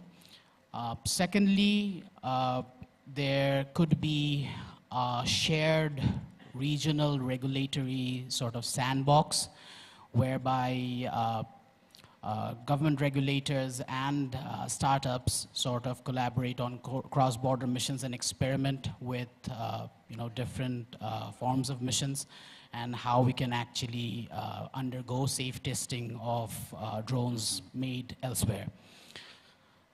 And finally, I think one of the important aspects that we can touch on is the need of the procurement process in terms of, say, drone services or in general drone purchases. If there is a common regional platform whereby government agencies and companies can co-invest in research and development, that would actually enable us to pursue joint projects. So yeah, I think this could be a great start in terms of, since we are actually improving our industry in terms of we're trying to catch up with the rest of the world. So pursuing these three measures, I think could help us stand out. Thank you so much. You've led to key topics that I think we can take this forum to actually make it more concrete. The need for a regional public-private knowledge hub, a resource where you can actually talk about research needs to harmonize drone data standards, regulations, and also the important point around procurement across the region. That has been, I think, the few practical yet important aspects that you've touched. Thank you again for that. Up next, I would want to connect with Catalina, if you're still listening to us. Can you confirm? Hi, yes, I'm here, I'm connected. I'm struggling a little bit with the systems, but if you hear me well, I can come in now. Sure, thank you. It would be a pleasure if we could see your video, but nevertheless, I'll go ahead. So your experience with the African Drone Forum, because it's also a role model for regional dialogue, what would your suggestions be around the key elements that the South Asia drone ecosystem should consider if we were to create a similar platform here? Thank you so much for the question. And I apologize for the issues with the camera. I'm not sure what the Teams is doing to me, but thanks for this question. I think this is a very exciting conversation, and I can see from what I hear in this panel that South Asia is at this really pivotal moment in drones. So very exciting time. I think that the main lessons from the African Drone Forum was that it was not just a regional conversation, but a platform for bringing together policymakers, regulators, innovators, and communities. I think this is a good start, and I can see how there's representation from all this group in this conference. So congratulations to the organizing team. I would say there are 5 lessons from the work that we've done in Africa that I would like to highlight. The first one is the importance of regional collaboration, and harmonization starts with collaboration, but national leadership is very important. In Africa, there's organizations like CASOA that have helped coordinate, but still the leadership rested in the national civil aviation authorities. It is important that each country feels the ownership. No? For instance, Nepal could take the lead on mountain logistics, and Bangladesh might champion airspace management in dense urban environments. And India, we heard from one of the speakers how it has a very fast evolving drone industry and regulatory experience. So, so the key here, I think, is that national leadership is very important. And that this platform should go beyond aviation, bring together health ministries, agriculture, disaster response, education, private sectors, all need to be in the room, because drones are not a transport issue only. It's a key development tool. The second lesson, I think, is that harmonizing regulation is very important. We also just heard it from the last speaker. There's no need to force uniformity. I don't think we can aim here to get the level of harmonization of Europe, but fragmentation is for sure a big obstacle. We heard from the drone operators that working across countries in South Asia with different frameworks, approval time, compliance cost is complicated. So it's not about one size fits all, but about interoperability, shared standards for things like drone registration, pilot licensing, basic operational categories, and eventually mutual recognition of certifications. And this doesn't have to be super complex, but it just has to be, in my opinion, aligned enough to reduce friction and enable those cross-border operations. I think that the third lesson would be the focus from the African Drone Forum would be the focus on real-world use cases. I think one of the successes of the African Drone Forum was that it just didn't talk in general about drones, but it really showed them into action, like through flying competitions, delivery missions, live demos. And I think in South Asia, there's already a lot of promising pilots. So it is this application that should anchor a regional platform, so South Asia, showing people that what is possible and pushing the regulators and the investors to respond to that, that real demand. Then the fourth lesson would be about building public trust. And I think to everybody in this forum, they're familiar with the topic, no, and how we know technology moves fast, but it's important not to leave the public out, because technology causes fears and causes resistance and can actually stall progress substantially. So I think one of the critical elements that we pick out from the African Drone Forum was the need to have community engagement and transparency. People want to know, no, and it's natural, no, are drones safe? Are they invading my privacy?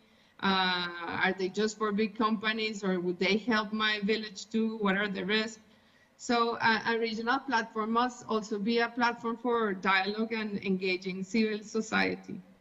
If you get this right, I think this was a key lesson from the African Drone Forum. If you get it right, you create not just acceptance, but a lot of enthusiasm around it. And then finally, I think that there's a practical opportunity on regional cooperation to share infrastructure, share training, and share innovation ecosystem that can really accelerate progress by pooling efforts. So thinking about shared training programs for drone pilots, or joint testing corridors, or regional traffic management sandbox, and these are the kind of things that are being piloted in Africa that could be also done in South Asia. So yeah, I think this a South Asia drone platform can be host to these challenges, showcases, innovation, and bring together all the ecosystem. So just to wrap up, I don't think you have to aim for the perfect framework for collaboration. but just a platform that helps share the lessons and bring everybody together. I think that's already a great start. Thank you. Thank you, Catalina. Thanks for your time and the insights around how things have worked elsewhere and how we are posed with this opportunity to start something similar and also resolve some of the issues that the other panelists have raised earlier. Thank you again for your time. We'd love to connect with you again later during the question and answer sessions if anyone has queries for you. And next on, finally, we have Mr. Igunuari Thomas. He is the disaster risk management specialist at the World Bank. And I think for him, my question would be around how do you see drones being used as disaster management, technology against disaster management, disaster risk management, climate change adaptation, and how it can be systematically integrated across the different nations who have similar geographies, similar problems, and how do you see, as a specialist in drone disaster risk management, the use of drones being happening in this region? Yeah, thank you very much, Aaron. And thank you for the previous speakers that have also highlighted, what some of the opportunities could be, on regional collaboration. But I think, from a technical standpoint, I think, the World Bank itself is uniquely positioned because of, the kind of work we do and how we're able to work across various countries, right? So, for example, in Nepal here, I do a lot of work, of course, on disaster risk management. After the Jajakot earthquake, we worked with the National Disaster Risk Reduction and Management Authority, and we deployed drones to help assess the damage and how that information can be used to inform a detailed damage assessment on the ground, right? Similarly, also, when we work on transport infrastructure, irrigation, and water resource management infrastructure as well, given the vulnerability of Nepal, of course, to various disasters from floods, landslide, earthquakes, we always tend to assess the resilience of this infrastructure, from the design phase, even during implementation and operation as well.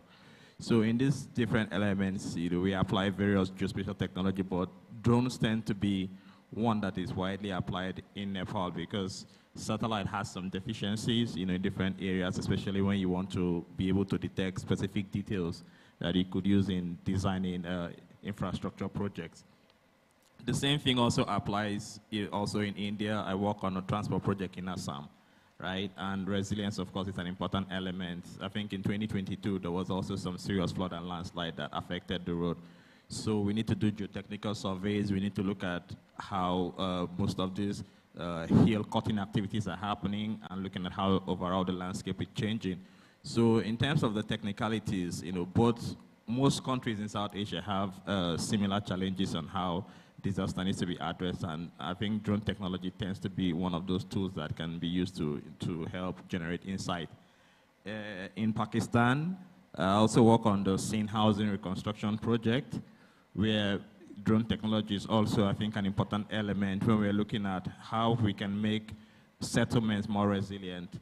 So given that most of the settlements were affected by, I think, 2022 flood as well, so how do you rebuild and build back better to make sure that, if similar occurrence occurs in the future, those new settlements will not be affected by the flood again. So in all of these aspects, of course, beyond the design also, how do you monitor implementation to ensure compliance to building standards, right, to make sure these buildings are resilient? So these are, several aspects where drone technology has been applied in the type of work that we do. But I think this is what has also built the necessity for this type of program, this kind of event that we're having, because with the similarities that occur, then we also see that, okay, there are opportunities to also leverage their experiences across various countries and have conversations, of course, around the regulation, which is an important one, but also around the technical capacity building as well.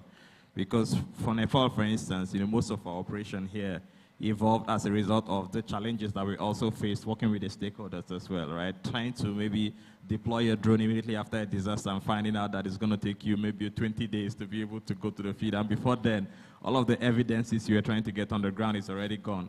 And someone can say, oh, I had a house here, it was washed away, but there's no way for you to be able to verify that, especially if you want to take up reconstruction efforts. So I think these types of things are important, that we learn from each other and make sure that as we're developing regulations, we try to, of course, get the best from what everyone is doing, but also learn from their mistakes as well to make sure that, we can leapfrog and not, it won't take us 5 years to get to where, another, partner country, for instance, has already leapfrogged. So, we can learn from each other and be able to move faster. So I think my main advice, I guess, would be that, we take this opportunity to engage with each other, learn from what we are all doing, and also look at how we can take some of those best practices and integrate into what we are doing. So thank you very much. Thank you so much for I think, your insights on how drones have been and can be used more effectively in disaster risk management, but also some of the problems that we have seen around how policy and regulatory difficulties have often led to a lag in deployment of a tool that is very much effective, or swift deployment could have happened. With that, I would request the audience to maybe prepare with one or two questions that we can take at the end of the session. Before we take the questions from the audience, I'd like to go back to our keynote speaker, David Guerin. If you have some insights on how this forum can actually be, what are the opportunities to actually initiate something on a regional level, the collaboration, as we're focused now.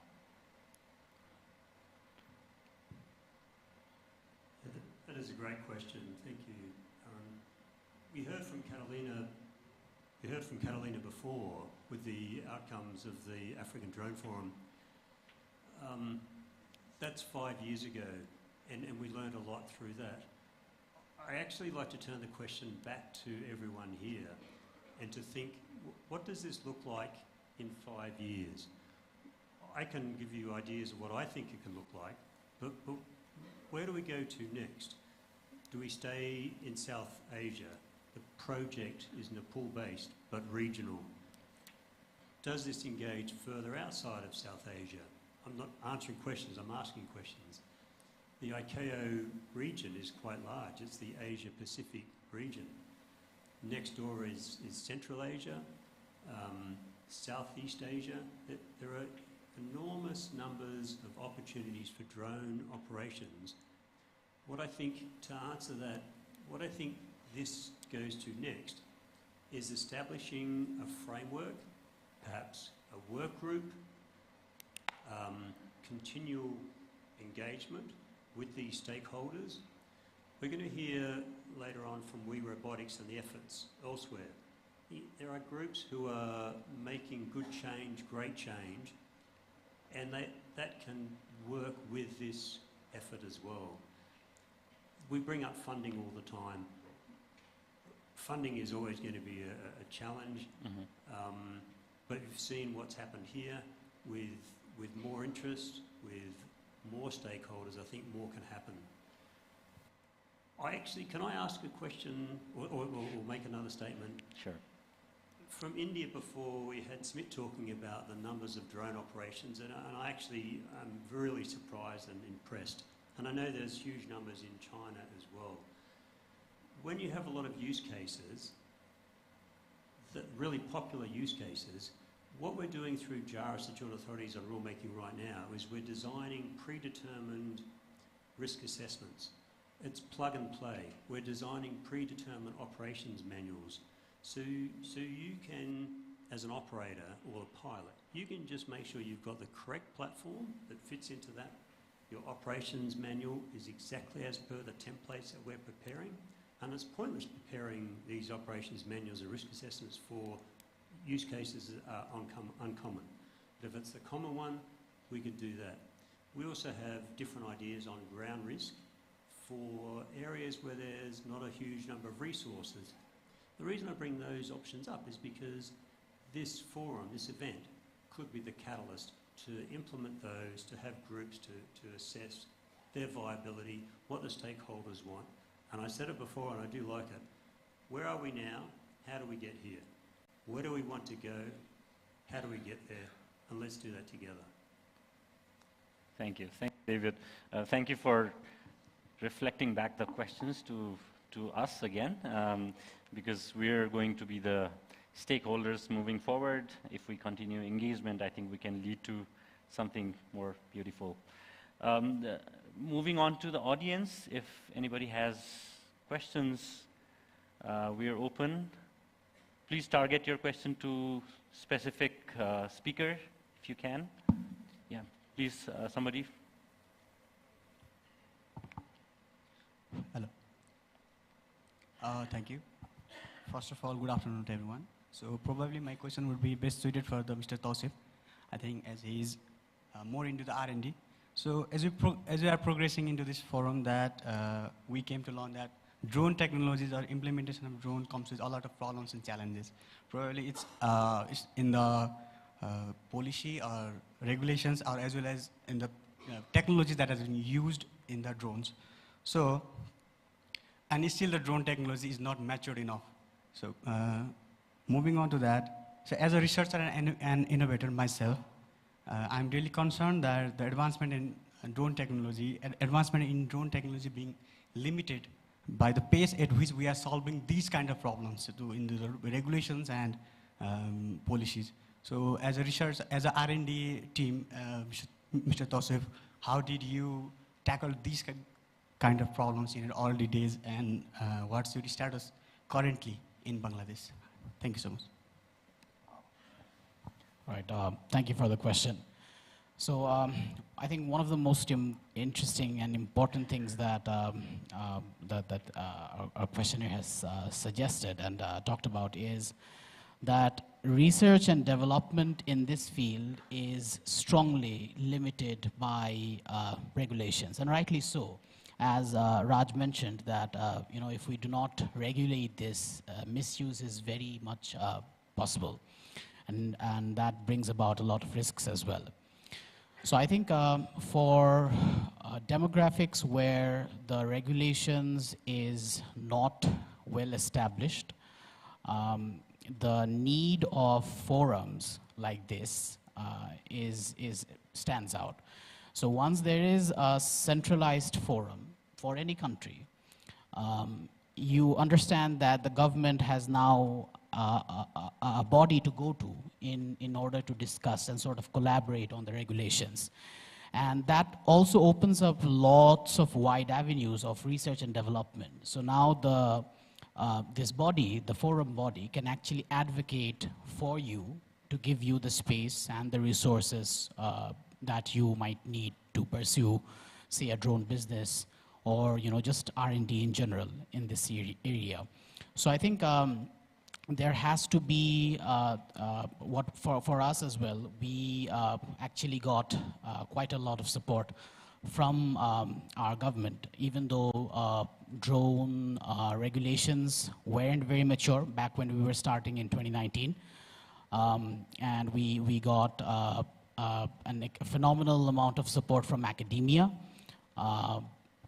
So that sort of helped us propel and create an MVP. And once the MVP was ready and we actually employed it to industry, and we started getting positive outcomes of it, you sort of see these regulations start to build up, because we're actually getting positive outcomes from it.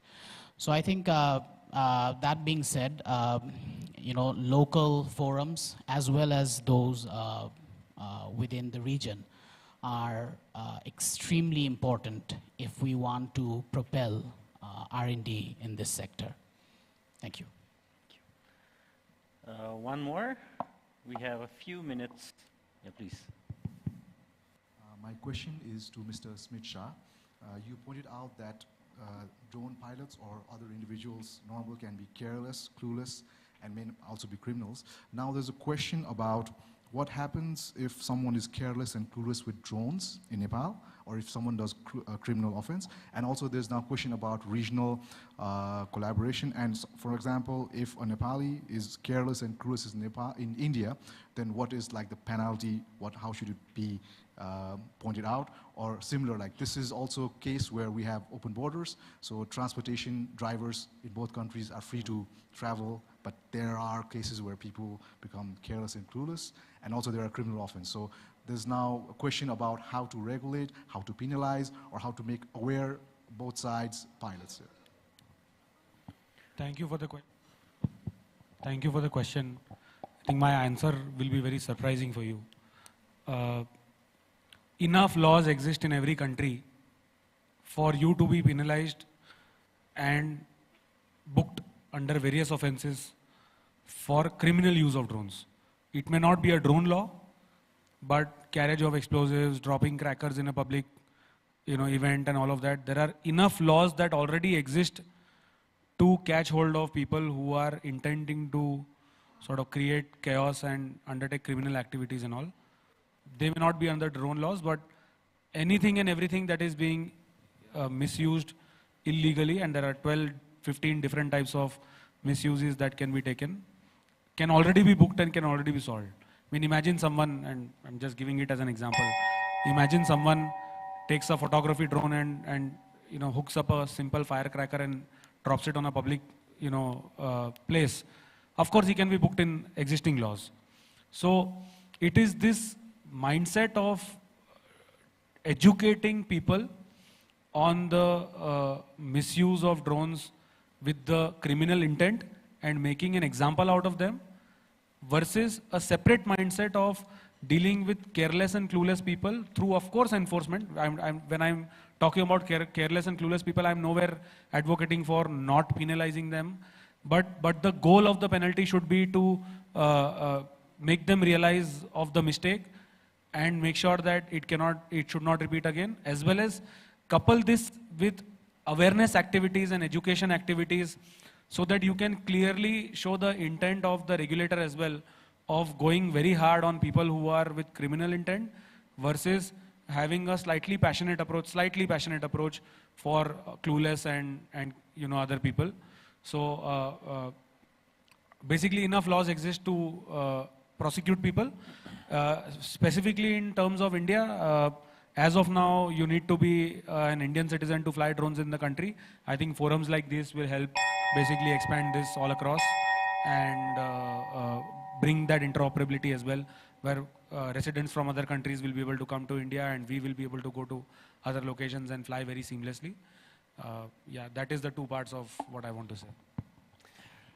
All right. Thank you to the audience. You've been wonderful, and also to the panelists and keynote speaker. Before I let you go, I want to pass on the token of love through our distinguished guest, Mr. Dev Chandra Lalkarna, Deputy Director General, CAN, to please come over the stage and hand over the token of love.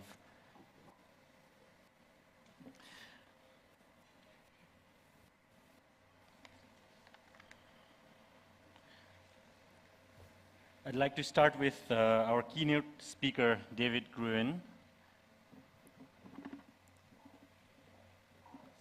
Can you move to? Thank you.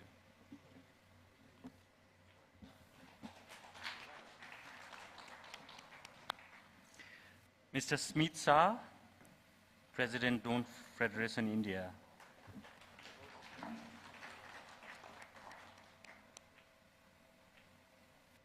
Mr. Raj Bikram Maharjan, Chairperson, Nepal Drone Association.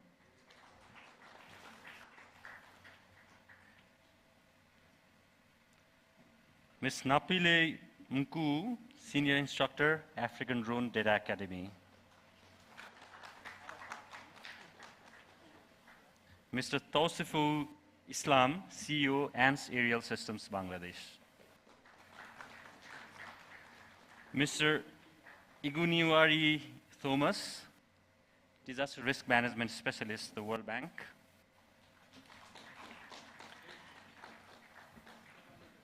Thank you, and apologies to Catalina. We are not able to hand it to you physically, but much appreciated.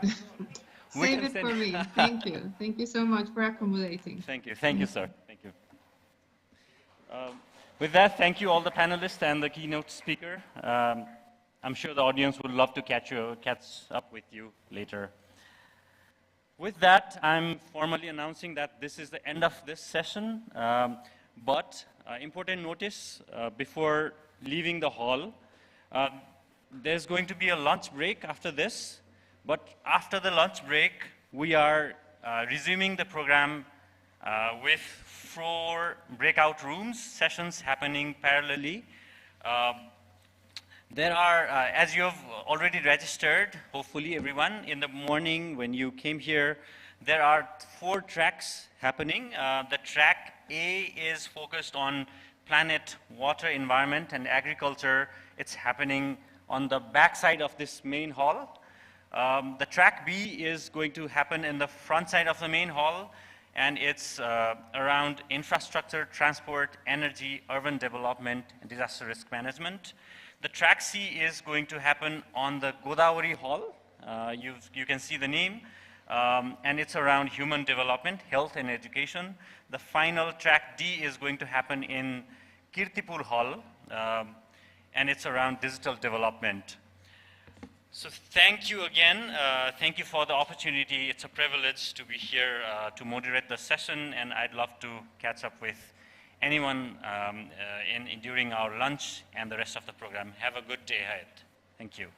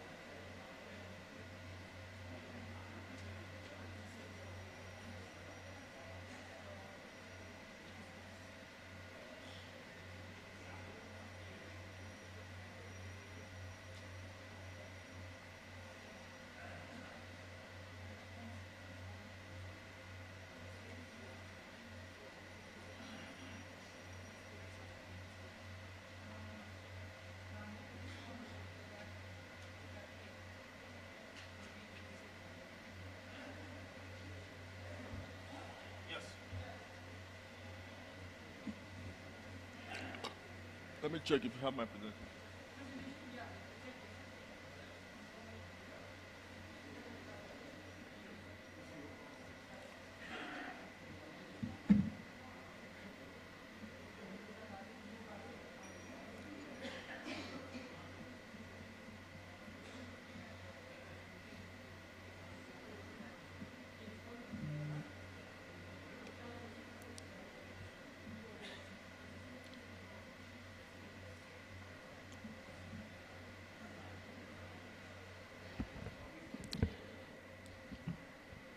Hello. Okay. Good afternoon, everyone.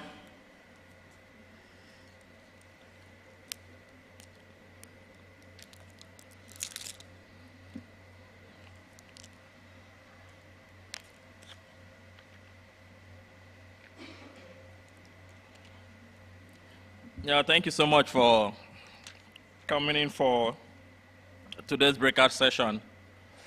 I think after all of the policy discussions and everything that we've had, I think, you know, this is an opportunity to go into some of the technicalities on, of course, the different application use cases on drones. So for this session, we are specifically focusing on track B, looking at how we apply drone technology for infrastructure development. We're going to be looking at the transport, energy sector, urban, disaster risk management. So I think this is practically all of the sectors that I work in. So, you know, I'm very excited and definitely looking forward to listening to your use cases and how you are able to apply drones for infrastructure development. Just some basic ground rules for all of the presenters. So today we have 11 presenters, and I think we have about 2 hours, you know, approximately. So give or take 7 minutes, you know, we have to do a presentation, then we can have some question and answer as well for each session. Or maybe we take a couple of presentations, you know, then we have some questions. The main idea, of course, is to share use cases, but also for some of the participants in the different sections to see which of these use cases could be relevant for the type of work that you're doing, you know, and which other lessons you can take from here, and also try to integrate into what you're doing. So I would ask the media team to maybe project the first presentation so we can see who's the first presentation. But for the first presenter, we have Engineer Rajita Jayasingh from Suleko Private Limited, Sri Lanka. So can we please have the first? And please, a round of applause, please. You know, we need to make this a lively session. Thank you so much. Please come on stage.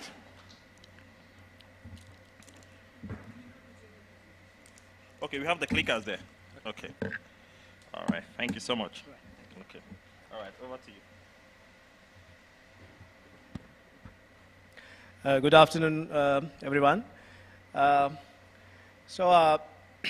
Rajita Jayasingh, and I'll be talking about Sri Lanka's drone transformation or the adaptation in the areas of infrastructure, meaning transport, energy, urban development, and even disaster risk management. So speaking about Sri Lankan context, there was an era where we were not allowed to use drones or even small remote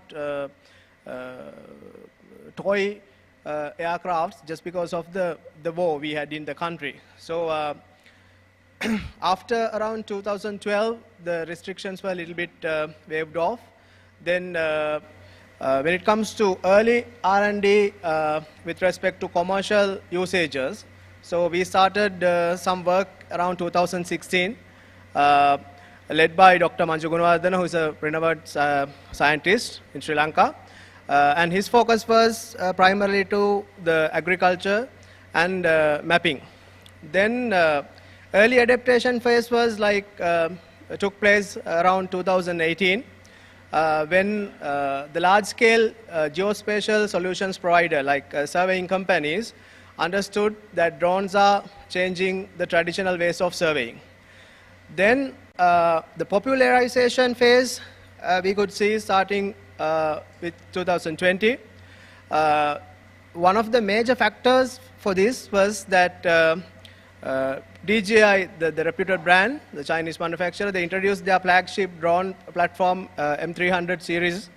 And this drone was very useful, and it had the duration required for many commercial scale usages. Then government adaptation took place late 2021, and the military were the first people to buy drones and start doing some work with the drones. Then afterwards, actually, many engineering organizations and surveying and water management, land management people, they started using drones in government sector. So right now, many government organizations and private companies in Sri Lanka are using drones for their infrastructure work. So when it comes to key government organizations, the Road Development Authority, Irrigation Department, Survey Department, Mahaveli Authority, and many constructing firms and consultation firms are using the drones. The primary users are like topographic surveying, terrain mapping, the digital elevation models creation, 2D work, 3D models, everything. Then we are also into drone roof, building and roof monitoring, bridge and underpass monitoring, as well as the quantity and volume calculations. Also, we have seen construction supervision solutions going on in Sri Lanka. And road and power line corridor mapping has been one of the key areas where the drones are heavily being used. These are some of the examples from Sri Lanka. So as you can see, we have been using the drones for primarily for infra work, the designing phase, the feasibility studies, and we have seen some drone usage when it comes to damage assessments. When now this the right-hand side image is a water breaker in Sri Lanka, and it was damaged. And the contractors and the owners wanted to understand whether this is a failure of the design or whether this is a adverse weather condition. So only the drones could model to this level to assess the damage. Then these are some of the images for the power line and road sector. Now we have seen that the power line companies in Sri Lanka, we have the government organization called Ceylon Electricity Board. So these people, they are now adopting new methods like for the value clearing process. Now it has been a very big problem to understand where are the areas with risk trees growing with a risk to the power line. So these now the LiDAR surveying has been used to understand these areas. Then these are some images of under bridge overpasses supervision, and the others are like even telecom industry has used the drones for their tower modeling to understand how the towers are, the actual situation of the towers, whether they are corroded, whether they are like bird nesting, you see. And this is the users of disaster management applications. Now this leading insurance firm in Sri Lanka called Selinco Insurance, now they are assessing their damages using drones to understand the extent of the damage to the insurance for the insurance claims. And also, when it comes to disaster management, we have our government organization, National Building Research Organization. They are also heavily into drone usage to understand the risk areas, as well as during earthslide or risk disaster, they use drones to evaluate the situation, as well as they use drones to create digital elevation models, and from them they try to predict the risk areas. This is one of the city mapping project happened in Sri Lanka. If you have been to Sri Lanka, you might have heard this fort called Galle Fort.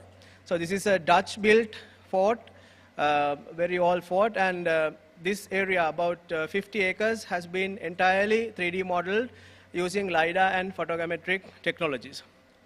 And again, this is Colombo City. They are in the process of creating GIS databases, and the drones are the primary tool they are using. So speaking about Sri Lanka's context and vision and way forward, we suggest accept and adapt fast, because the drones are the thing now. So you cannot have a way or future without using the tools available. And we have been talking about all these points from the morning, so I'm not going to elaborate much. I think I could provide you with a little insight of how Sri Lankan things are going on. Thank you very much for your attention. Thank you.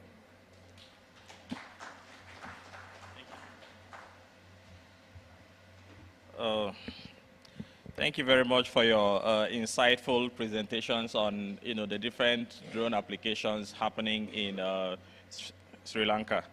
So I think I would maybe open the floor for one question from the floor. Then I also have one question that I want to ask as well. So does anyone as part of the participants have any question that they would like to ask?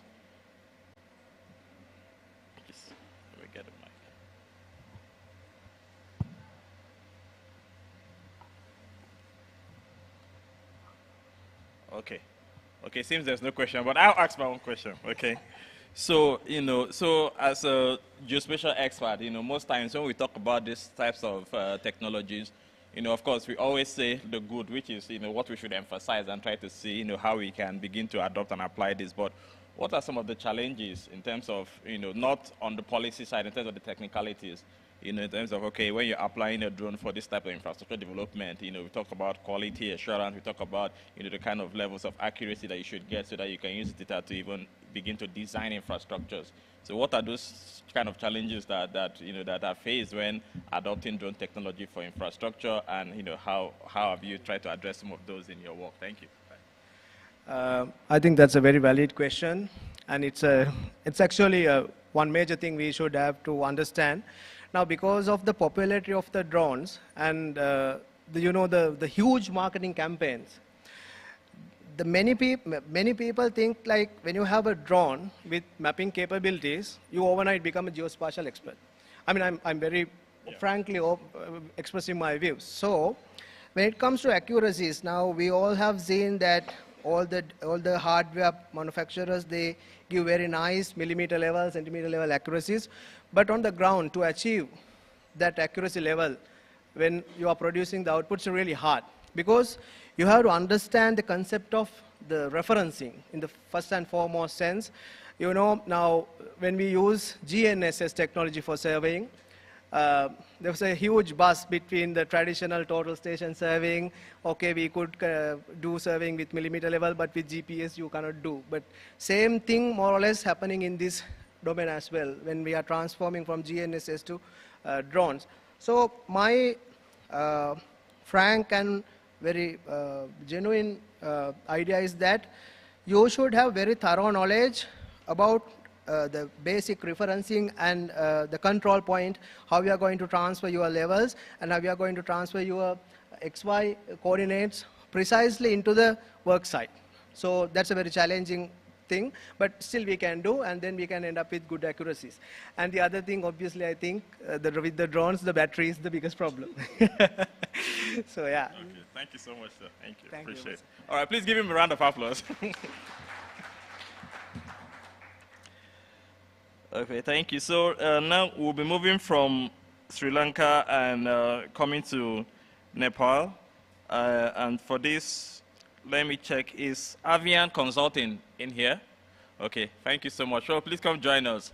So I think for this next presentation, we'll be looking at the application of drone technology also in engineering design, but I think, with use cases focusing on the transport sector as well. And looking at, of course, how this is used in identifying hotspots for disaster and how, of course, this can inform adaptation or mitigation measures for these types of disaster for road infrastructure development. So Okay, over to you now, Avion Malam, please take the stage. So this is the clicker? Yes. Which one, this one? Okay, so once you hear the beep, it's almost time that you're Oh, okay. Good afternoon. I'm Avinav Malla, and I mostly work around the development of tools, equipment, and software for civil engineering applications. So today I'll be presenting something on how we use UAV products, so imagery, DEMs, and all that, in the design of engineering projects using some of our products. So first thing I want to start with is highway design using SW Road. So SW Road is a pretty old software. It's been around since the early 2000s. And it's a very popular design software in Nepal. So it's used in almost every single highway project here in Nepal. And the latest version, SW Road V2, allows you to directly load the UAV imagery in your design software. So you get your design, you get all your drawings, and below that you can also see the detailed imagery. And this software also allows you to use the digital terrain models that are generated from UAV data. And what benefit it gives you is that you don't miss out on the details when you do surveying. So when you do the survey for the road design first, you might miss out on several details that are later captured by the UAV imagery. So one classic example is the design of highway drainage. So most of the time you don't survey the whole width required to manage the drainage of the highway. And what happens is that after the design is complete and project goes into construction, the water is mostly going into other people's private properties. So there are some of the other products that we can use. So first is the point cloud. So you can use it to visualize small details like landslides, access roads, and all that. And then we can use all this data to generate a 3D model of our design. So here's a small video of how it operates. Now you can see the design being overlaid on the drone imagery. And you can see clearly how the design is going to work out. So you can see people's properties, you can see access roads, you can see the drainage. And the software also allows you to design the profiles and cross-section based on the drone UAV data.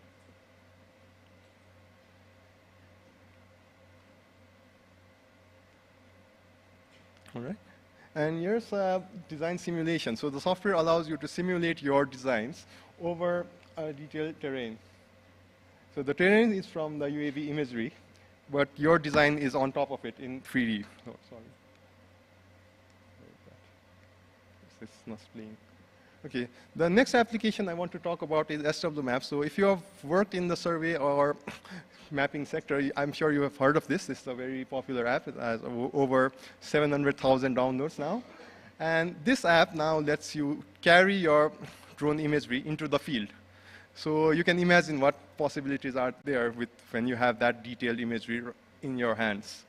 So what we mostly use it for is field verification. So you go into the field and check if your data is correct. So you can compare your data with the drone imagery, and you can use it for environmental impact assessment. So for example, counting of trees and all that, and you do it on top of that imagery, so you get the verified data. And also we have been using it for the compensation distribution. So any kind of property disputes, we can use these imageries in the field. So we also have the water supply design. So this is something we have been experimenting on for a while.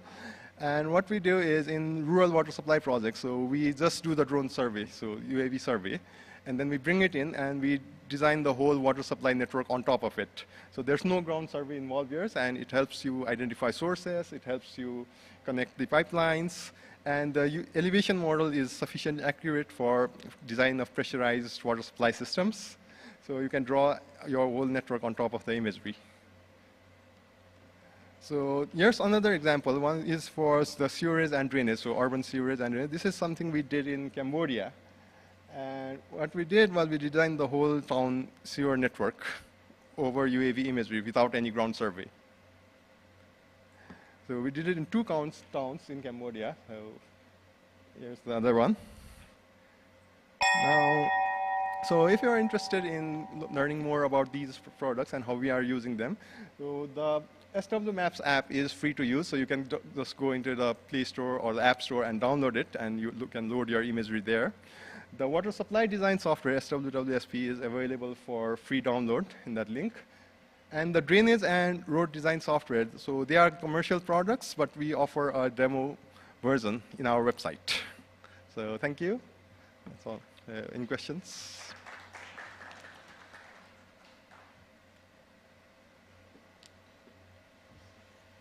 So thank you so much. Thank you so much. Oops. Thank you for your presentation. Maybe just stand next to me here.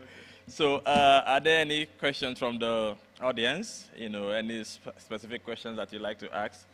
Okay, yes, we have Vipul. Okay. Please, can someone give Vipul a mic? Okay, we can hear you, but okay, there's a mic close to you. Okay, it's great to learn that Cambodia is already using these solutions and solving such trivial and also some of the critical use cases. So in India, we have been doing this for a long time, but what we have faced is when you scale such applications up, because of manual dependency on your design activities and assessment of terrain, a lot of inconsistencies come into picture. So how do you see technology playing a role in removing some of those inconsistencies to offer more scalability? Okay, so the consistencies arise in two ways. So first is the accuracy of the survey itself, and then the designer's preferences. So the designer can opt for different ways to design. So the designer side, I don't think we can do anything about that because that's dependent on the designer based on the data he has. What we can work on is improving the accuracy of the data. So what we can do is we can combine UAV data with other methods like GNSS or ground-based surveys, laser scanning, and that would just improve the data quality so that for the same design using different survey methods, you get the same consistent results. Do you see the role of AI in solving some of those inconsistencies which are on the designer side? Yes, so that's quite possible, but then again, AI itself can be inconsistent with other AIs. So, yeah. So it depends on the AI again, how you train it. Thank you. Any other questions?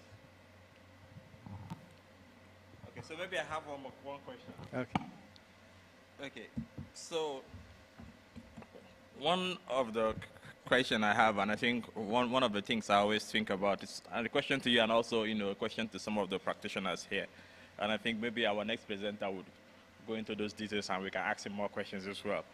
But when we use drone technologies and we try to map out these different roads and look at the areas that could be vulnerable to various types of disasters, most times with drone technology typically have a static image, right? Because it's like a one-time view. While for things like satellite imagery, you can have several return periods, and you can even schedule a satellite to be able to provide you data, right? And with that, you can kind of analyze things in more real time. And given the complexities of the hilly situations that Nepal is, and I think and other parts of the Himalayas as well, what do you think, or maybe how can drone and other types of technology like satellite be integrated in such a way that you can have a more dynamic picture of how things changes, because people are building new houses, people are cutting new slopes, and this could have an effect on your design in the future, but with a one-time reflection, you can't capture that. Yes. So what we recommend doing this in this, so this has come up many times. So during the construction phase of a highway project, for example, we do this drone mapping 3 times minimum.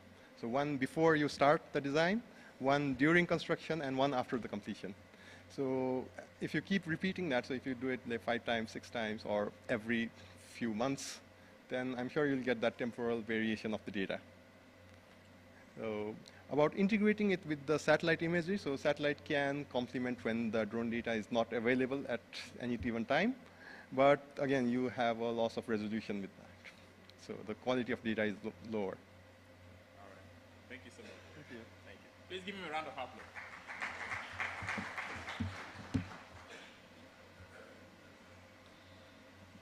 Okay. So I think from all of the discussions that we've had now on highway design, so we'll be going back to Sri Lanka, we have the National Building Research Organization, joining us today in the person of Mr. Chaturanga, my apologies. Okay, I think this, Mr. Chaturanga. And today I think he's going to be looking at how we can leverage drones for disaster resilience and talking about various applications as well. Please give me a round of applause as it comes to the stage.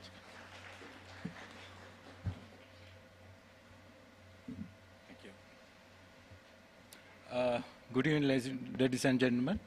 I'm Chaturanga Kumar Sri, working as a scientist with National Building Research Organization. Okay, this is my presentation.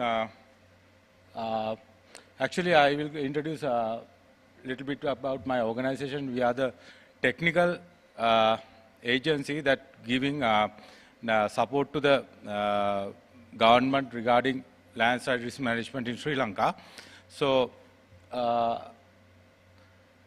So we are the main, national focal point for landslide risk management, and we are doing landslide hazard zonation mapping, landslide special investigations, and capacity development of the people, mitigating high-risk landslides, construction approvals in the hilly areas.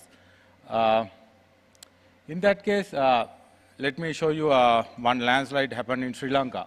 This is one of the devastated landslides, but due to our alert systems, no one died, but around 10 houses are buried under the soil.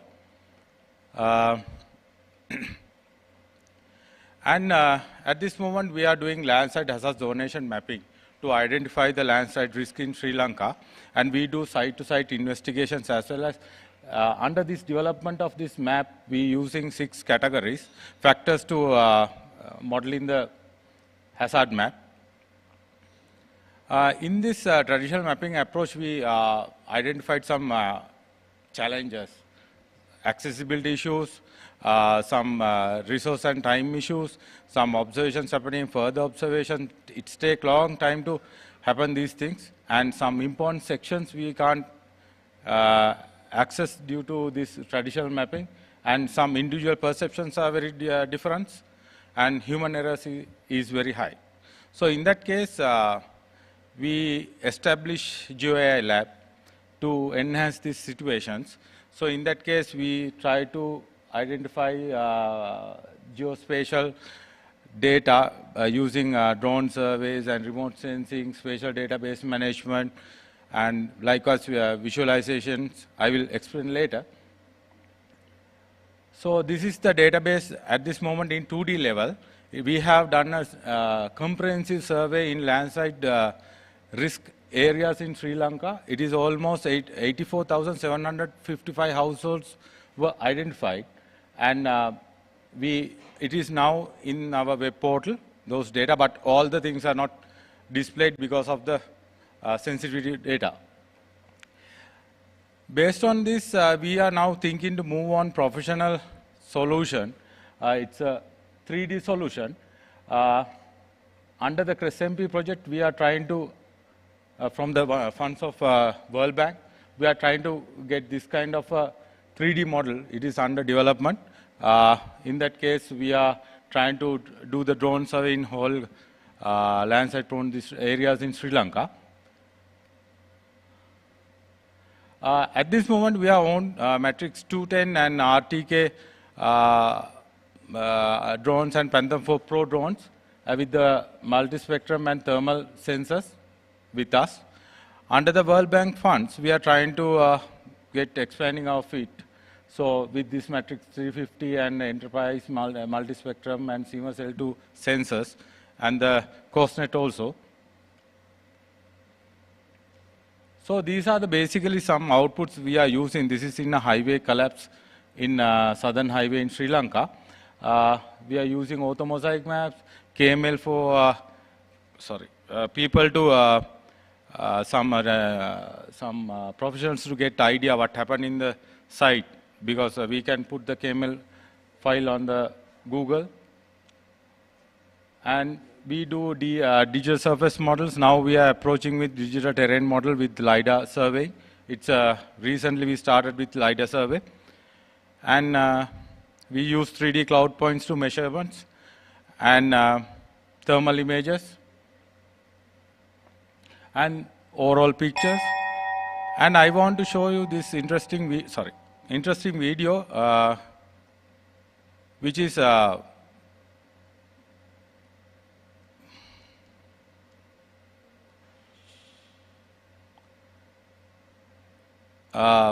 this is happening somewhere in hilly area.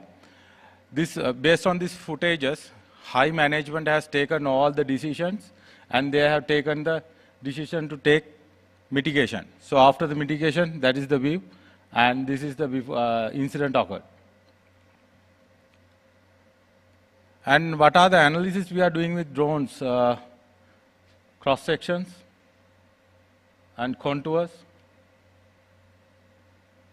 We are trying to get the, because this is going to be occurred, we can't mark what is the impact zone, so we easily do the impact zone marking on the site. So we are calculating soil loss and flow path simulation using ramps. Height changes, where the heights are lost and where the deposits are there. And we do the measurements, which is inaccessible, using the cloud compare. And this is taken from taken for the mitigation purpose to calculate the volume and the force. And for the landslide, we are producing, we are engaging with landslide induced resettlement program. So in that case, it's very important to have the land subdivision. We do the drone surveys and do the land subdivision. These are the contours, and this is the conceptual plans. And construction monitoring in 2016, September, November, and March in 2017, how it's progressing. And rockfall monitoring, how we do the rockfall monitoring temporal, based on temporal analysis. And we do damage assessments and the cost benefit analysis using these drones actually. Recently we have done some applications. Actually this is the simulation platform, that data analysis platform developed by Salford University. They now, still it is under research level. So, but it is very easily we can analyze the situations in the site, and they can temporal construction they can monitor. So I'm going to skip this one.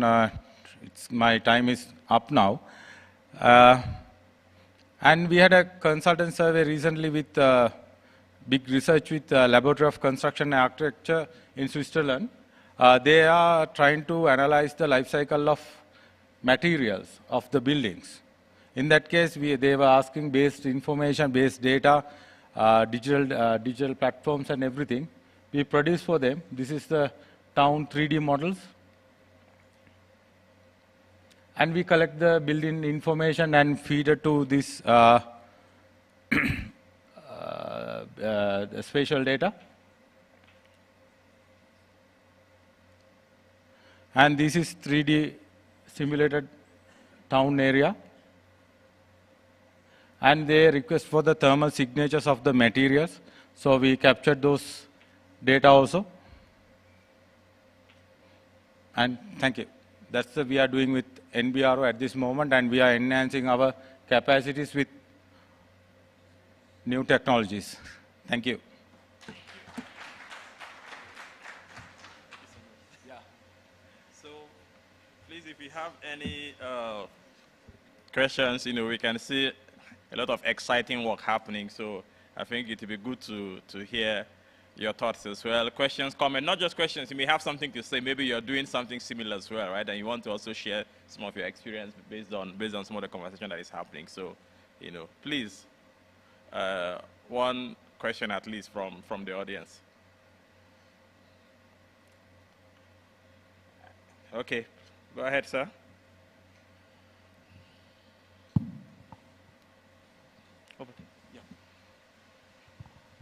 Hello. So I'm also particularly working in the field of, landslide early warning. And in the previous slide, in the first or second slide, you showed one of the landslide of Sri Lanka, and you also mentioned that there were no any human casualties. Yeah. Yeah. It was it due to the preliminary study that you did, and it had been early warning system, or early warning, or is it something else? So how you relate drone survey with no human casualties? Yeah, actually I want to show you a recent landslide. Okay, that's the first thing. So there are a lot of human casualties long time back, 4-5 years back, there are a lot of casualties. But we are strong with now our early warning systems.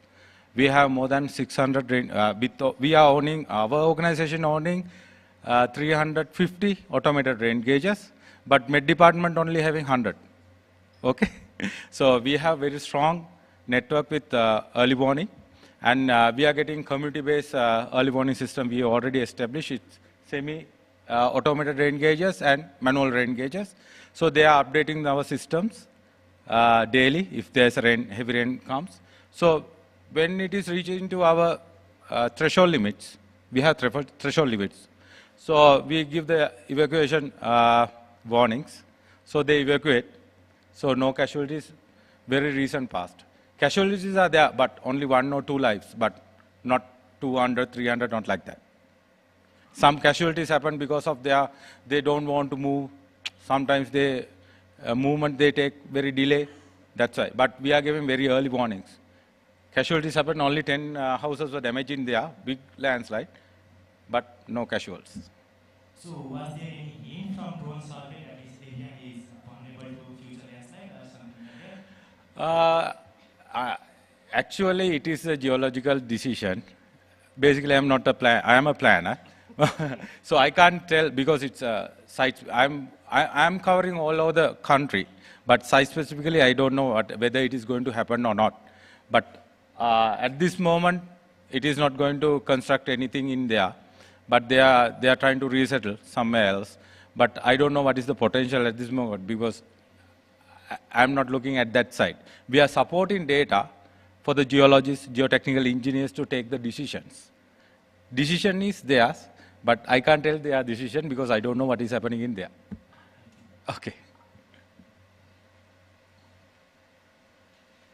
Any other questions?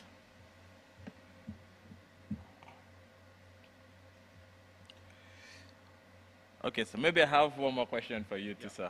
So I was going to ask a geological question, but since you gave the disclaimer that you're not a geologist, so I skip that. I think I was interested in the thermal imaging.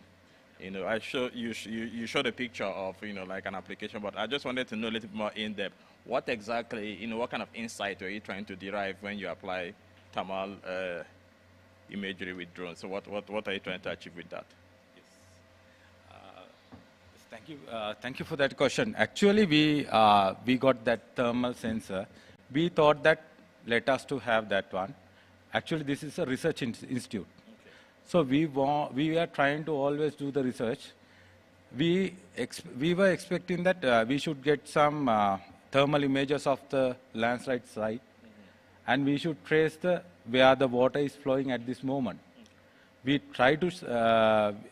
That is our expectation, but the problem is that resolution of that sensor is not enough at this moment because you know that normally our cameras, that sensors having very high resolution data, but thermal sensors does not have that much of high resolution. But in certain level, we can identify whether any landslide is after the occurring the landslide. Is there any with the water flows? Is that potential to occur again, or is that done or not? That's the decision we have to take. That's why, in the research basis, we have purchased that thermal sensor. Okay. All right. Thank you so much, sir. All right. Please give him a round of applause. Thank you. All right. Thank you, sir. So, for our next presentation, we'll be having Mr. Tinley Wangchok from the Ministry of Infrastructure and Transport from Bhutan, to also share his own experiences of how drone technology is also being applied by the ministry. So please give him a round of applause as it comes.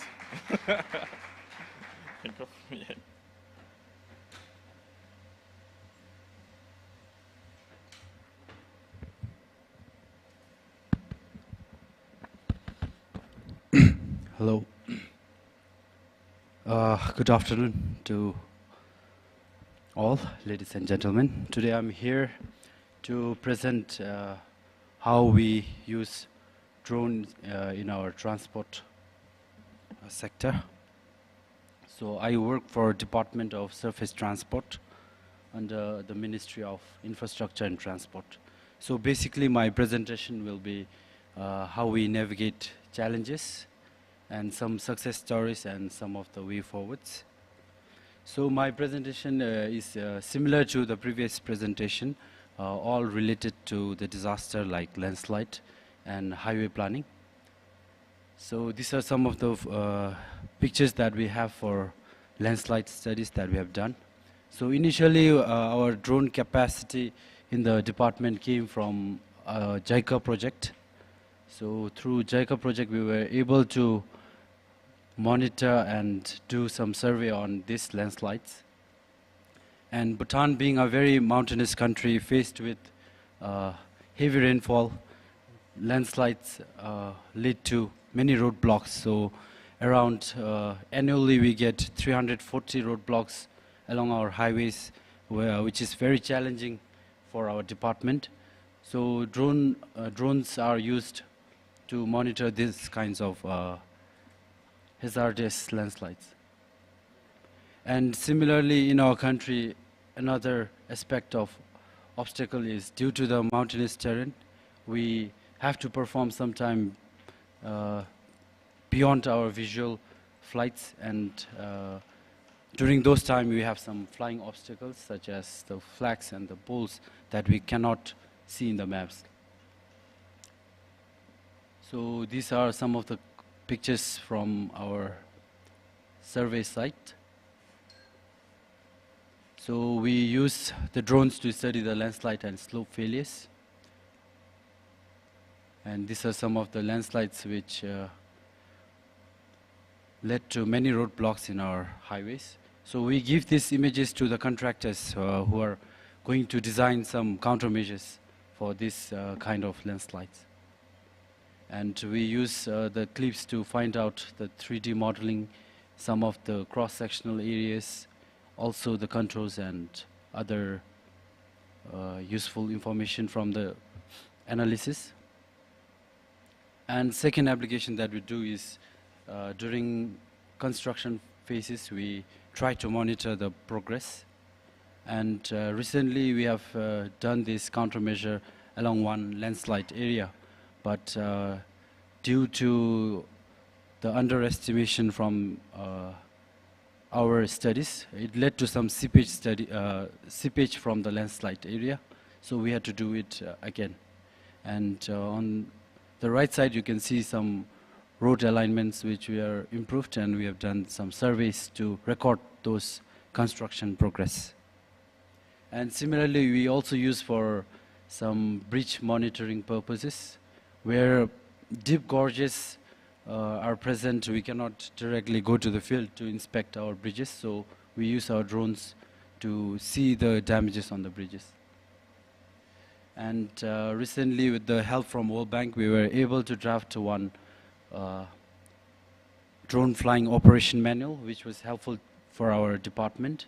And this is in accordance to the General Aviation Regulation that is drafted in 2017, I think. So for way forwards for our agency as using drone, we feel that we have to enhance our capacity to do some LiDAR images, and also to partner with some private firms and also research organization so that we can leverage the drone technology to the full capacity. So I'll keep it brief. Thank you.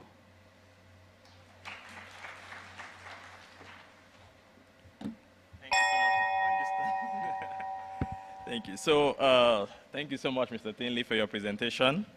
Please, if there's any questions, from the audience, we'll be happy to accommodate. But before then, maybe I ask one question. So because you're an engineer, so I can ask many questions. Because me also am an engineer, so I'm happy to ask you many questions.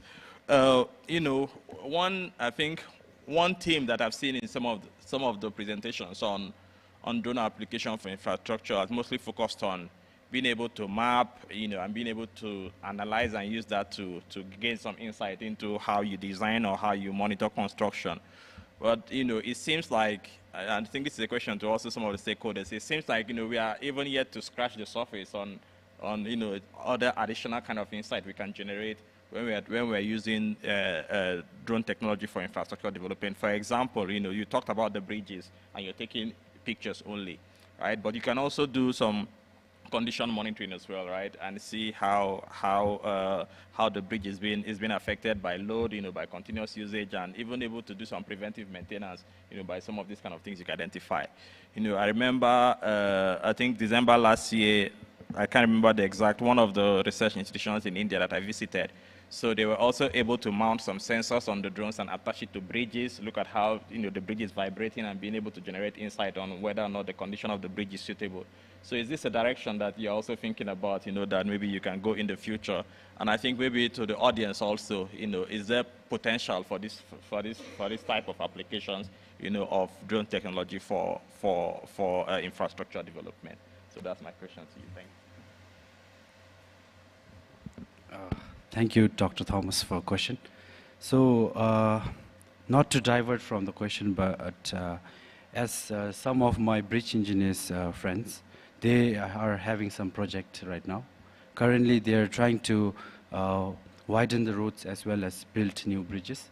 So in those bridges, they are trying to come up with JICA expertise to monitor the loading, some of the failures that are leading due to superloading. So those kind of monitoring and supervision, they are currently undertaking some studies. But for now, as a drone focal of the department, I can say that we haven't been able to leverage that technology. We are trying to introduce with some new upcoming projects. Thank you. Any other questions for the audience, please? Okay, all right, thank you. Give a round of applause to Mr. Tainley as he goes back. Thank you. So for our next presentation, I think we are also still working on disaster, because disaster is of course, a very important topic, in South Asia here. And I think now we can come down also to Nepal and look at some of the details of disaster. So for this, I would invite Ms. Susima Mahanda from NACSA to come share her presentation. So please give her a hand. Come on, guys. All right.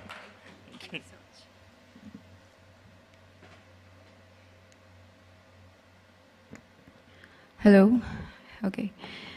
Good afternoon, everyone. I'm Susmina Manandar. I'm a geomatics engineer by my educational background. I'm working as a project management team lead at NACSA and also the co-founder at Women in Geospatial Nepal. I'm really grateful and thankful for the organizing team to letting us allow to present on whatever few projects we've been working on, and specifically since we're working around the drone ecosystem, and NACSA has been also one of the leading company at Nepal who's been working around the drone ecosystem. So I'll be presenting some of the applications and projects specifically in the applications or thematic regions of disaster risk reduction and management. So let me continue. So sorry, I think the slide is kind of weird there. So I'll just go with a very brief introduction on NACSA. So NACSA is a geo-ICT company where we develop solutions, geospatial solutions in regards to humanitarian operations and actions. So we build solutions, tools and technologies that actually solve the global challenges and that is relevant to the community in a larger field. So there are like various sectors that NACSA has been working on. It's not just GIS and data visualization. It's not just surveying and mapping. not just training and capacity building, but there are lots of new technologies, tools and technologies that we've been working on. So I'll just be focusing on the frontier technologies that we've been working on, and specifically in the thematic region of DRR. So these are like few of the projects that we've been working with regards to the drone operations, drone technologies, and drone data implementations. So I'll not be going in brief with all of these, since we're only focusing on the DRR side of it. We can also like check our website to, if you guys would want to like learn more about the projects I've been working on regarding drone. So this presentation, I'm mostly focusing around what are the different applications that we can work on using the drone technology, specifically in the DRRM life cycle as a whole. So if we consider the DRRM life cycle, there comes preparedness, there comes response, there comes recovery. So how can we use these drone technologies or drone data sets in these different phases of the DRRM life cycle? So one of the image that you can see here, this one is from the Melamchi flood on 2021. So what we did was, after the flood incident, after the flood event occurred, so we captured the images of the same area. So there were like two different images. The ones in the left side is from the earlier year, and the one on the right side is of after the flood event. So what we can do with the drone images is that we can calculate the temporal, we can observe the temporal changes in the same area and assess how many households or how many households or families have been displaced in that area. So one of the use in actually after the disaster occurs, that is in the response phases, we can assess how many households have been maybe displaced or what is the effect of the event itself. So that is in regards to the response phase of the DRM cycle. And I'd also like to give this example in regards to the disaster preparedness.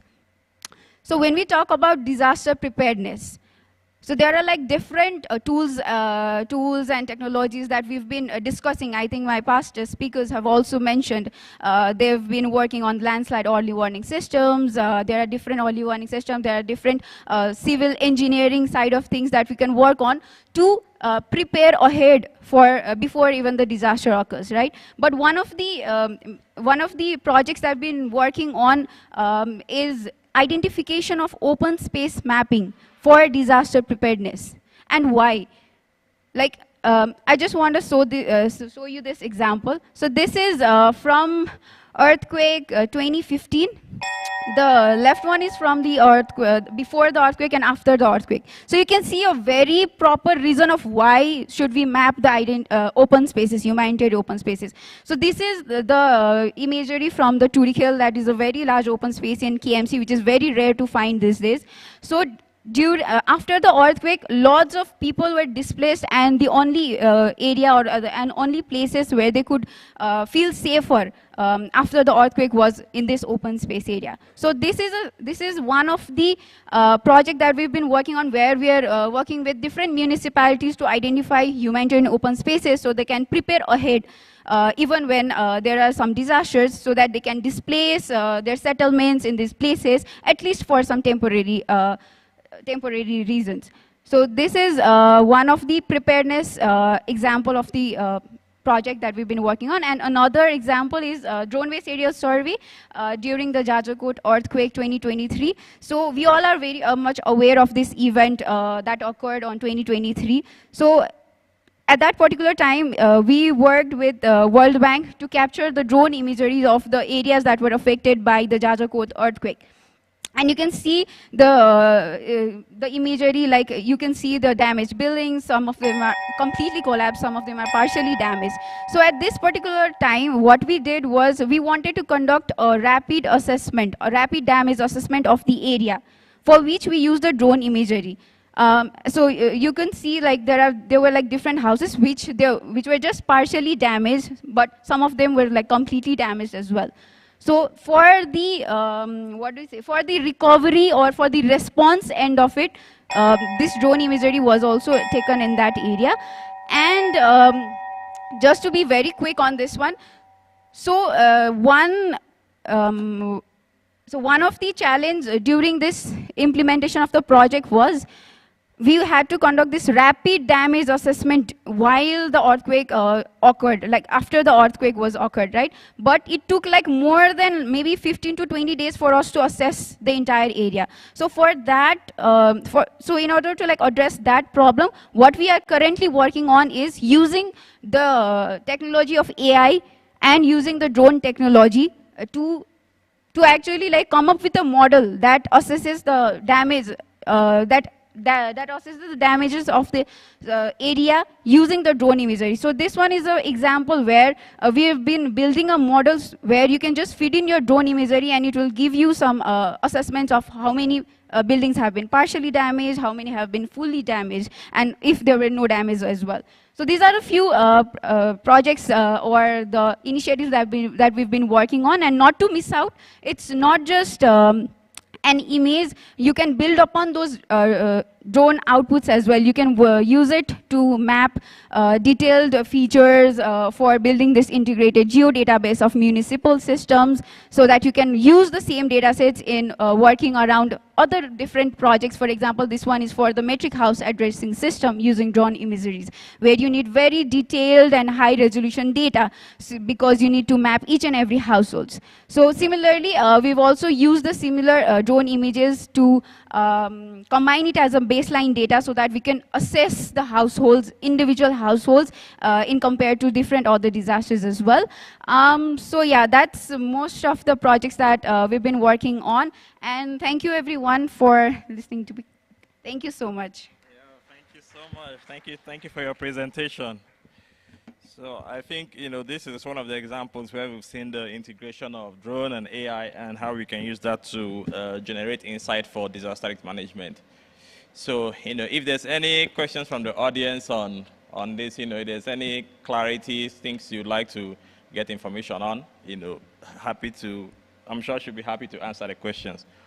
One of the questions I have first, maybe I throw one question, then the audience can ask a question, is that, when we talk about these AI models and how they can help analyze drone images and give us an assessment of the damage, right? I think one of the limitations that we kind of always overlook is that it's hard to quantify the actual damage, because a house may be cracked, but inside, the structural integrity is still intact, right? And when you do this damage assessment, you kind of have different classifications, on how detailed this assessment is, right?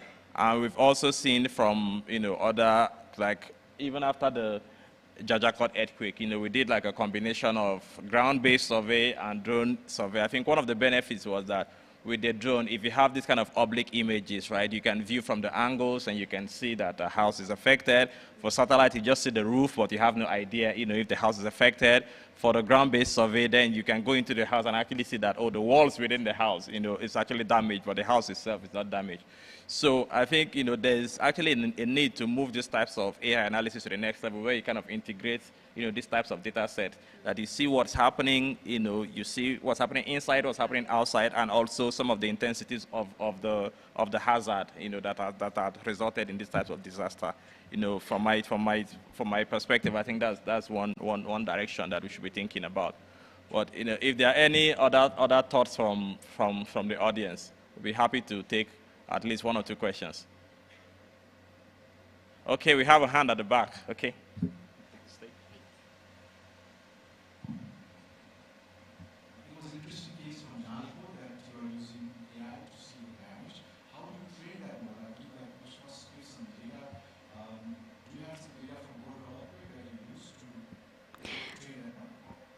Okay, so yeah, like we had this drone imagery of that area. Then we manually started the training samples. Like we manually first assessed manually all of those training samples. Maybe there were like 30,000 images. Then we actually first digitized, like manually assessed, okay, this one's the partially damaged, this one is this. And then the models were trained based on those inputs. And then we again assessed in few other images to check whether the model was accurate enough with the manual digitization as well.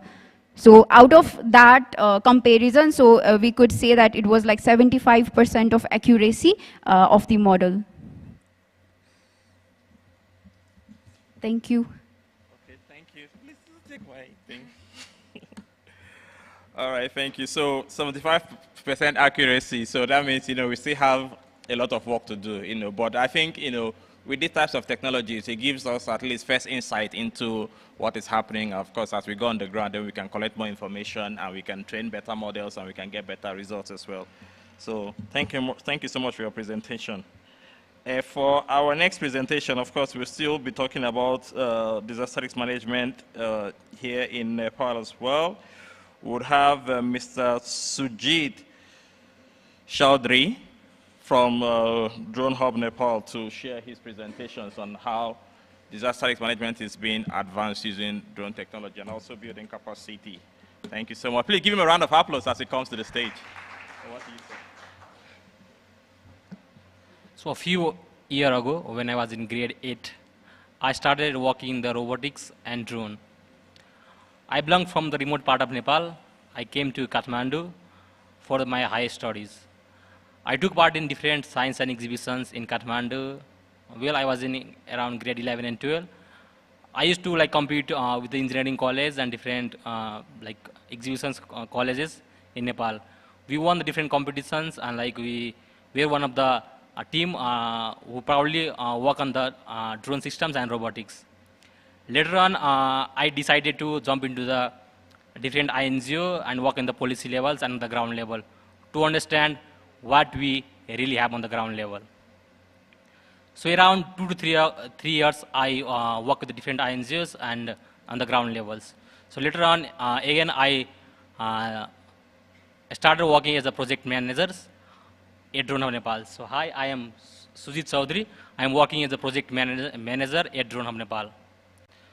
So what is Drone Hub? So what we do? So basically, Drone Hub Nepal is one of the pioneer organizations which has been working to advance drone technology in Nepal, mainly focused on capacity building, innovations, and disaster risk management. So our mission is to empower communities, institutions, and industries so that people can get access to the drone technology, as well as to increase the Nepal disasters or rapid rescues in the Nepal scenario. So we'll be regarding besides training and workshops, we even do the foreign documentation of the drone, drone permits, and others as well. So since I am talking about disaster risk management, so as you all know, Nepal is one of the prone area for the disaster management. So if you see the pictures, so around 1 year ago on the left side, there was a fire cut out in the Mohotari districts of Nepal. So on the second picture, you can see there was a huge earthquake in the Zadar coast. And the third picture, if you see, it was a recent around 3 to 4 months ago, there was a huge flood in the Kathmandu. And I think the picture is basically of Kavra districts, where we basically work on the ground level to rescue the peoples by providing different materials. So till now, what we have done in disaster risk management. So we have made Nepal first firefighting drone in Nepal. So we have been collaborating with Kathmandu metropolitan city to enhance the rescue the peoples from the fire. So we provided them around 3 days trainings, and they were around 90%, 95% they were satisfied by our projects. And we have their suggestions and feedbacks, and we are working on it. So the second is we provided the training to Nepal Army as well.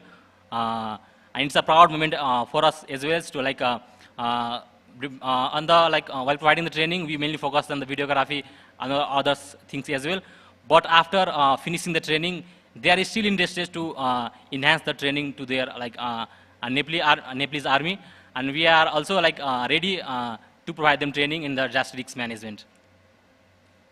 So also we provide the drone training and workshop to the first responders. So even we work with the Nepal Film Development Board as well as to the we taught around 9 schools in Kathmandu Valley for the children in the Book Free Friday.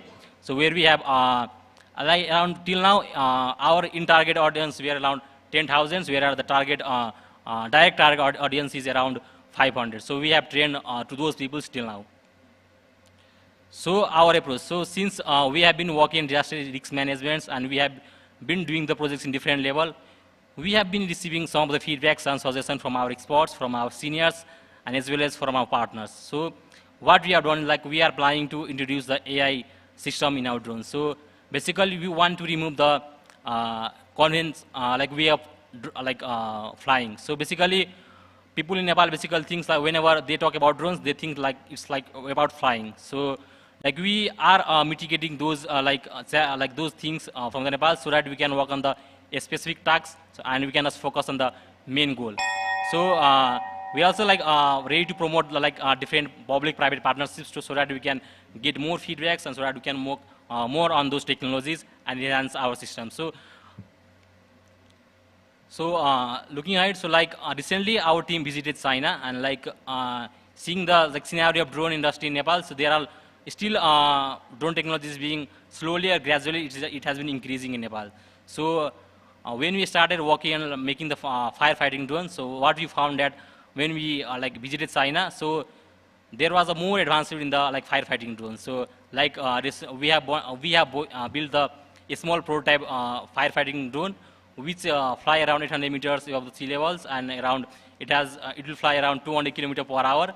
And we have been customizing it and we are making it in on way. So we want to introduce the thermal image sensing so that we can get the exact data of the locations, and we want to remove the whenever nowadays in while flying the drones we need a pilot. So we want to remove those systems. So we want to make it automated so that even when there is no pilot, the people can operate the drone by sitting in their office in their home. So we want to improve those efficiency, because while using the drone in during the fire firefighting or during the different disasters, there might be a critical situation. So to mitigate those, we want to build those systems so that the people can fly from there on. And we are always open for the collaboration. So maybe here are a lot of experts there. I saw around there were 20-25 stalls outside, and let's collaborate each other and let's make the Kathmandu a better features for by promoting the drone technology in Nepal from the risk assessment to the recovery. That's it. Thank you.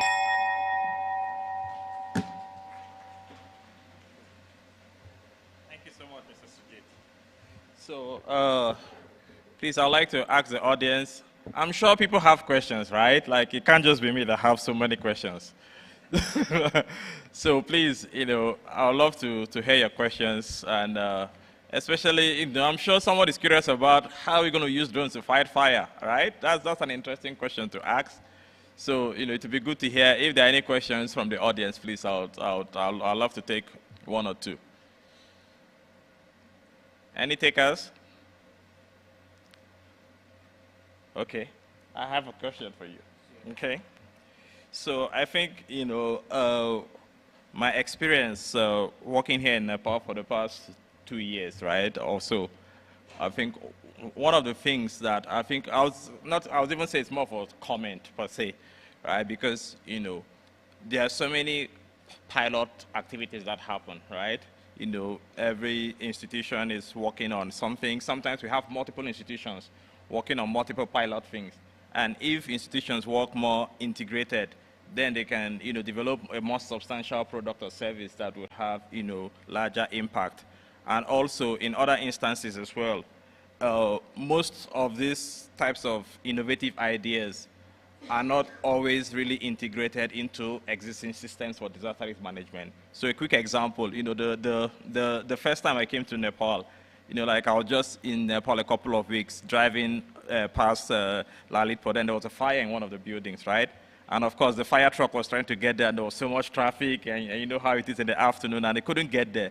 Right? And this is a kind of situation where deploying a drone, of course, would just easily take some, fire repellent product and throw it in the house, maybe cause a splash, and is able to repel that fire.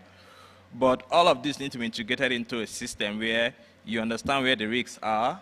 The technology can be positioned strategically in a place where you know that, okay, it's closer to where you have high risk, so that if there's a disaster, you can quickly deploy, like some of the things you're talking about, autonomous flight drone deployment to address anything. But of course, we still have a long way to go from there. But, as we think about these technologies, we should think about it and also engage with the relevant, government stakeholders in such a way that as the overall disaster risk management landscape is being envisioned, right?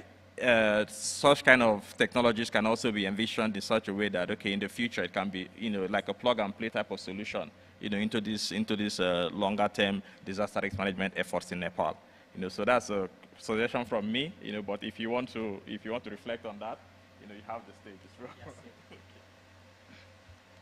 So basically, like whenever we innovate or whenever we design our own projects, we do a bit of ground survey as well.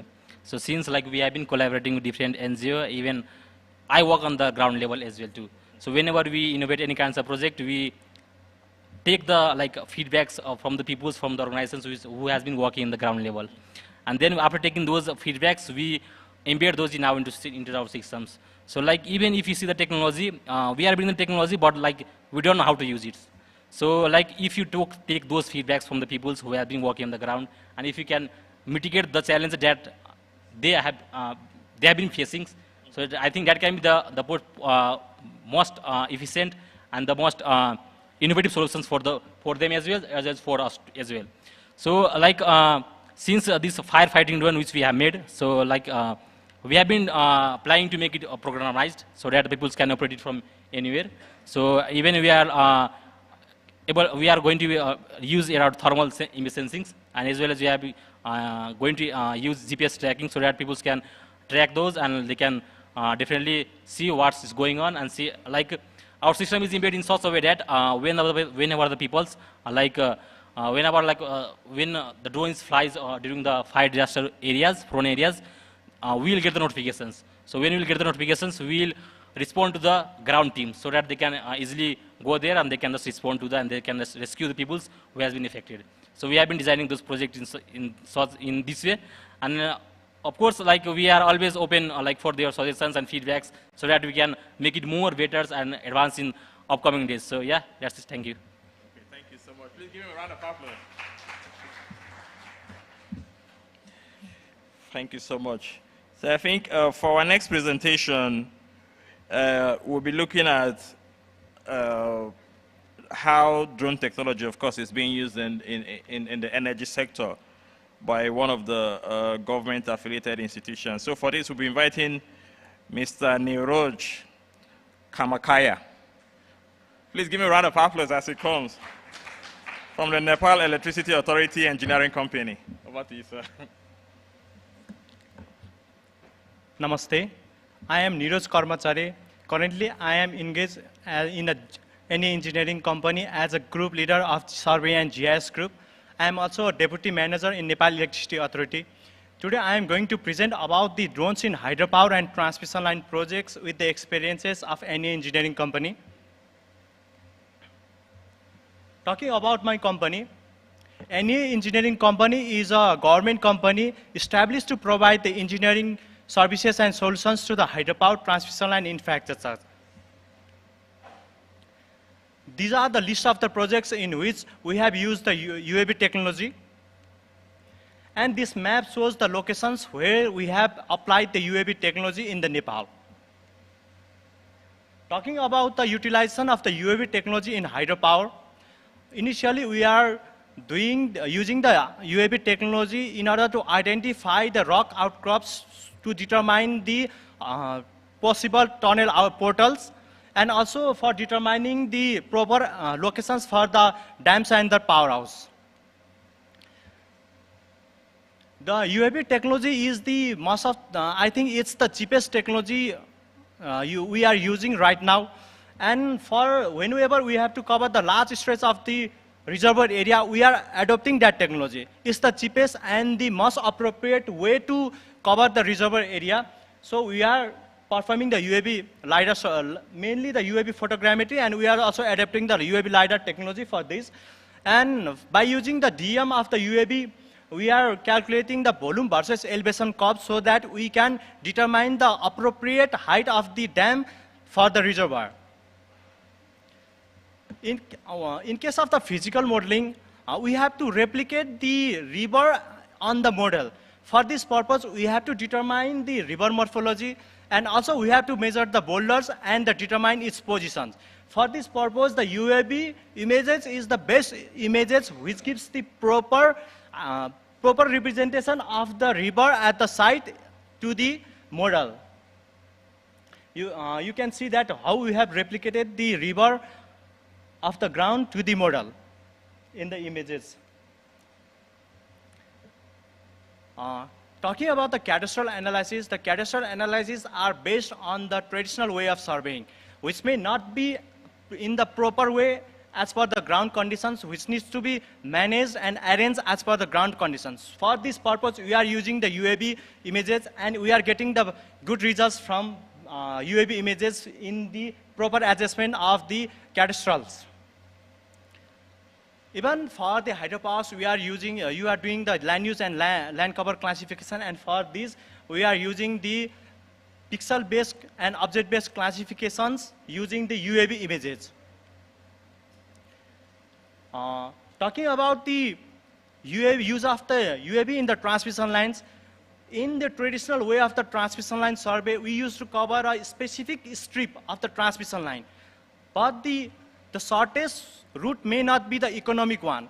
If we get the too much area, we can determine the which positions or the which route might be the appropriate for the transmission line. For this purpose, we are covering at least 400 meters of the right-of-way for determining the route of the transmission lines, and we are getting the good results from the UAV data for the transmission line tower spotting. You can see that we have used the DM to generate the hill sets using the UAV technology, and by using the hill set models, we are able to neglect the steeper terrains and the landslide areas for the tower locations. So it's causing, in future, it might not bring the cases for the tower protection works. Even we are using the UAV LiDAR technology for the environmental protection by protecting the trees. In case of the tower spotting, we are trying to increase the tower height, so that there will be the less cutting down of the trees. If it is economic, we are adopting it. Otherwise, we are suggesting to cut down the trees, but we are determining which locations we need to cut down the trees and where we don't need that. We are also using the UAV technology for monitoring our transmission lines and also for the fault analysis. We are also adopting the UAV technology for the tower protection works, where our geotechnical teams suggest the proper tower protection that should be done at the site. We are also working on the disaster assessment. This is the example of the Upper Tamakosi hydroelectric project, which is the biggest project of Nepal. And from the month September rain, there was a debris flow, and it destroyed our control building and the descender. You can see that there are still remaining of some of the big boulders at that site, which is causing too much risk for that structures, and we are analyzing the UAV images for applying the mitigation factors for that boulders. This is the examples of the landslides and the scoring that caused by the flooding, in which we have adopted the UAV technology. And our future planning is to monitor the transmission line using the thermal cameras and monitoring the vegetation increments using the UAV LiDAR. And we are also trying to count the trees numbers and using it for the forest inventory and management.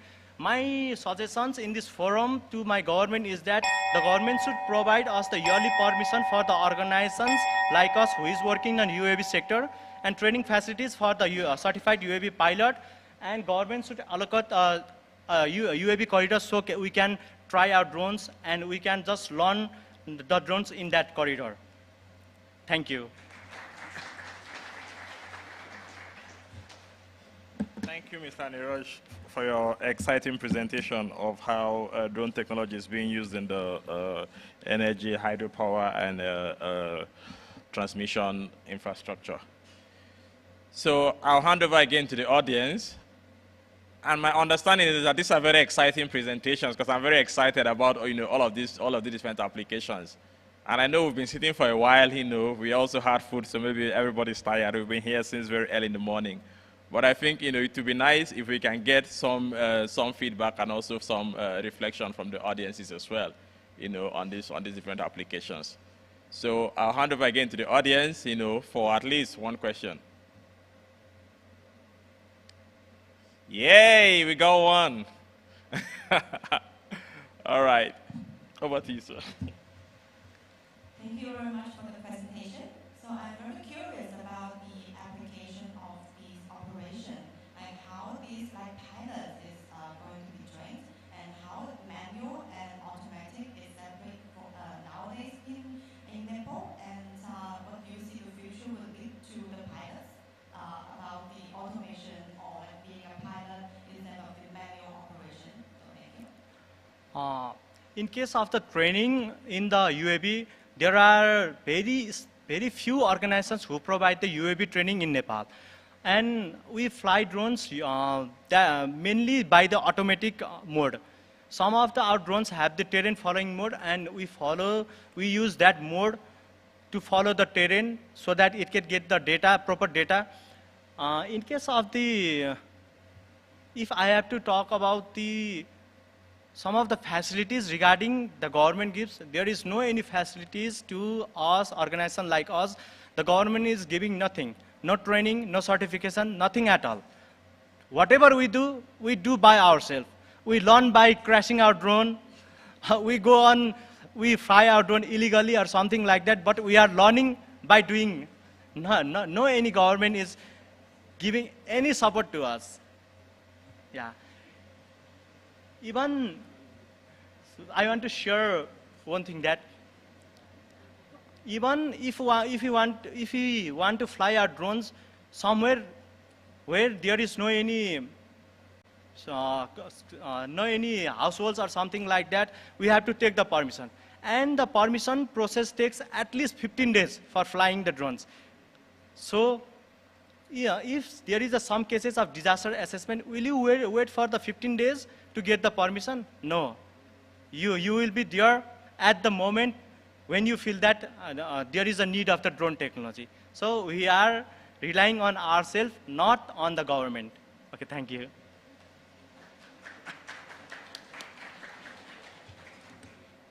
No, I think the key message, there is that, of course, there's a lot of value, right, on the application of drone technology across Nepal. And of course, we've had these discussions early in the morning, about how the regulations are not meeting up to, how much the innovation, is changing. So, of course, as the government begins to have this conversation around advancing its regulation, I think these are, some of those things to take into consideration. So I have also one question for you, sir. As a government institution, right? One of those conversations that typically happen is that there's limited capacity within the government, to use technology. But from the examples we're seeing here, right? There's a high level, use of technology for the type of work you're doing. So how did the institution come up with the vision and also get, build internal momentum, including financing, to be able to adopt this type of technology, and even, going as far as buying its own LiDAR drone technology? So how did this whole vision come about within the institution? And of course, maybe other institutions that are here, can also learn from that and see how they can incorporate it in what they are doing. So over to you, sir. Thank you for the question. The main thing that our organization was established by the government in order to provide the engineering solutions promptly. In case of if you have to buy the consulting services, it might take at least 3 to 4 months. So our government established our company so that they can give, when there is the need of the consulting services, government could hire or just hire us and do promptly. For in this case, our company has been strengthened by some of the persons who led our company. Some of the persons who led our company were too far-sighted that they know that what technology are to be used to do the works promptly. So they were on the, I think we were working on the drone technology since 2017. We were continuously working and working. Now we are developing we are using our own technology. We have just procured our UAV LiDAR, and we are now strengthening our capability so that we can handle each and everything that the Nepal needs in the energy sector. Thank you. Thank you so much. Please give a round of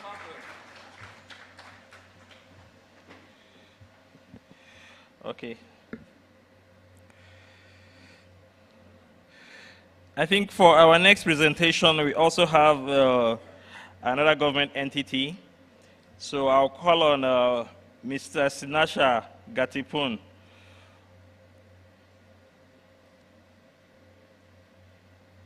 Or Miss? Sorry, my apologies. The name was so. Please give her a round of applause as she comes to share on some of the work that is being done on using drone for house numbering. Over to you, madam. Thank you. Namaste and good afternoon, everyone. My name is Sanisa Garatipun. I am a GIS expert at Kageshwari Manohara Municipality, Kathmandu. I am thrilled to be here at South Asian Drone Forum 2025. So today I will be discussing on the application of drone on the local level at Kageshwari Manohara Municipality.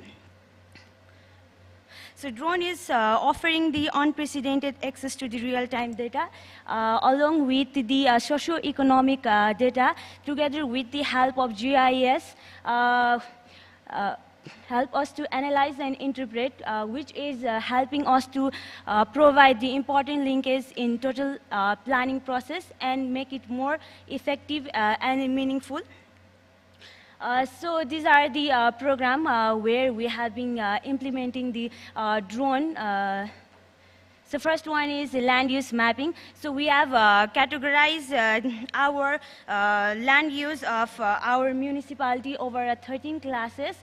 So these are categorized as per our decision and the requirement. So these are being used for the future infrastructure planning, urban development, and the local planning.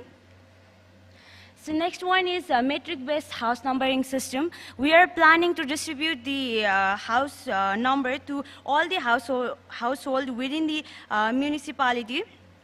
So for this, we are using the drone image for the road and the building geodatabase update. So this is the map showing the road network and the building footprint along with the drone image of Green Hill City, Ward number 6. So update of the road and the building is ongoing. So next we have is land management. So personally, I believe drone has brought a revolution in land management, where it is providing the faster and the more cost-effective for the boundary validation. Also help in generating the reports with annotated map and enabling the data-driven decision-making, which is helping us for the land dispute resolution. So in present scenario of local level, the conservation of public land is the major concern, as the public land is being continuously encroached and the misused. So we are using the drone along with the cadastral overlay for the identifications and the preliminary assessment of the public land and the current scenario. So next one is urban development. So we have been using the drone image for the site selection for the urban infrastructure planning, including waste management site, street lighting installation, CCTV installation, and the development of public drinking water facilities and the toilet. Also, we are planning to develop the guided land development program over the municipality. So for this program, we will be using the drone image for for the identifications of the infrastructures. So this program will be ultimately used in the building bylaw of the municipality. So each of this area demonstrate how drone can empower the local government to foster the innovation and drive the informed decision making and the policy formulation. So that's all from my side. Thank you.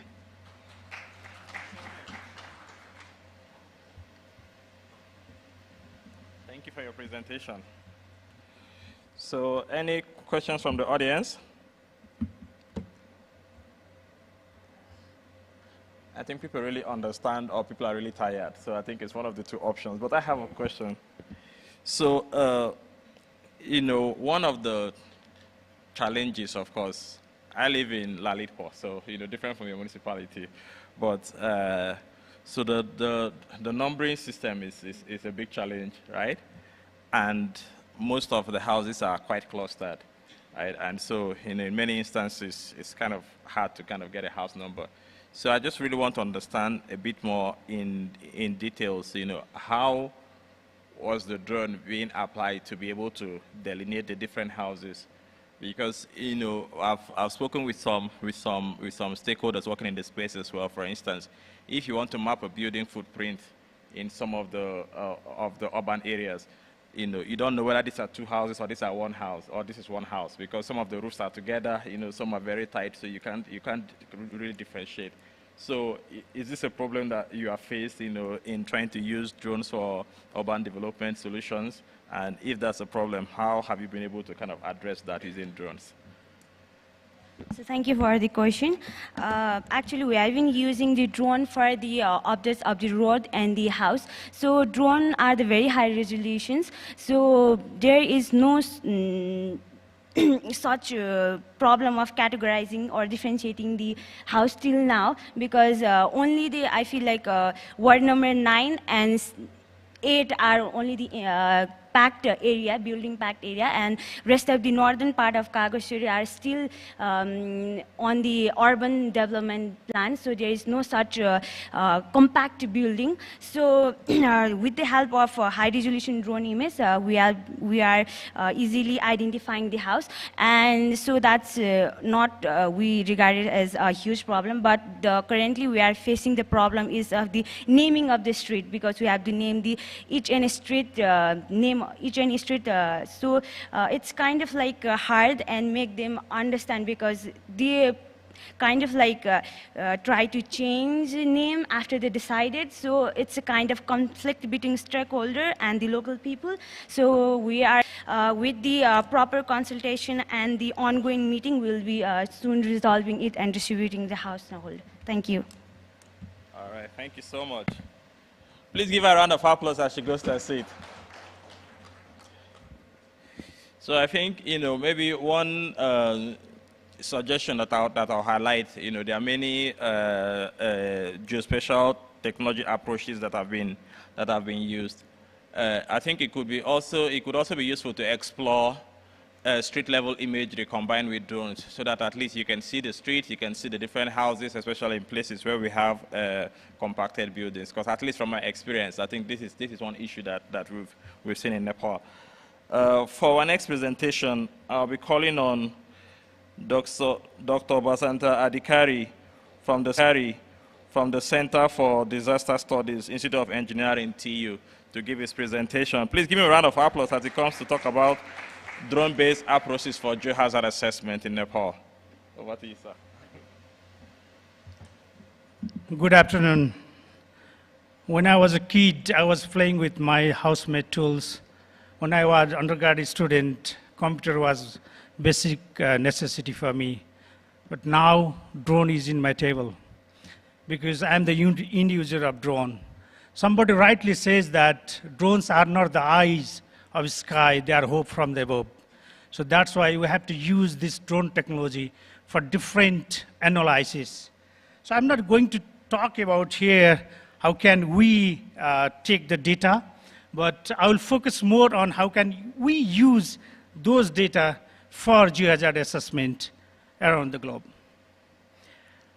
For example, if you look this image, clearly. What you can see, the images taken by our different colleagues, because some of the colleagues who already presented here, I have been working, because I represent Institute of Engineering, where we have aerospace engineering bachelor program, and then as a center, as a director, I work with them. So you can see on the top right corner, so what I was trying to do the debris flow modeling.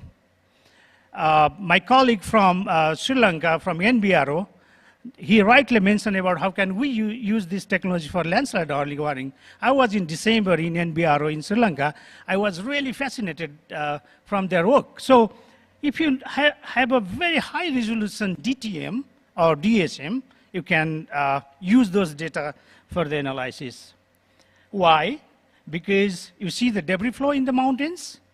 I don't want to tell where, but you see the houses. We had to analyze the risks of the house in terms of debris flow. It's not a blanket approach, so we had to identify green, yellow, and red, depending upon the hazard and the vulnerability, where these drone images provided very fantastic result for us. Another, you see this debris flow modeling in some of the areas, and this is generated by FlowR model, which is freely available. But if you have a very high resolution data, you can really project the trajectories, the magnitude, and the propagation direction, and you can calculate the risk level of the houses. So this is the things that we need to do at the ground level to support our local government for the sustainable development in this Himalayan region. See, we were proposing some of the mitigative measures for debris flow. To design the engineering construction, you need the high resolution DM. Like our colleague from NE Engineering, he has rightly mentioned that if you have a very good resolution image, then you can propose rightly and correctly all the mitigative measures that are sustainable in the changing context of global landscape in terms of climate change and others. See, another example, here you can see this is the parwa somewhere in the mountains, and you see the blacks are the boulders. So we are interested to know what would happen if these boulders just slided down from that area, and we use the drone images to calculate the energy, the propagation directions, and then the trajectories. We could rightly able to calculate the energy in kilojoule or whatever, the energy that they produce if this boulders slided down and they hit this powerhouse of the hydropower projects. And these analysis only possible by using the drone images. Another example, see this, we did one very fantastic study in Pokhara. See, there was I mean, still there is the pond, there was a flooding, and people didn't know what was happening.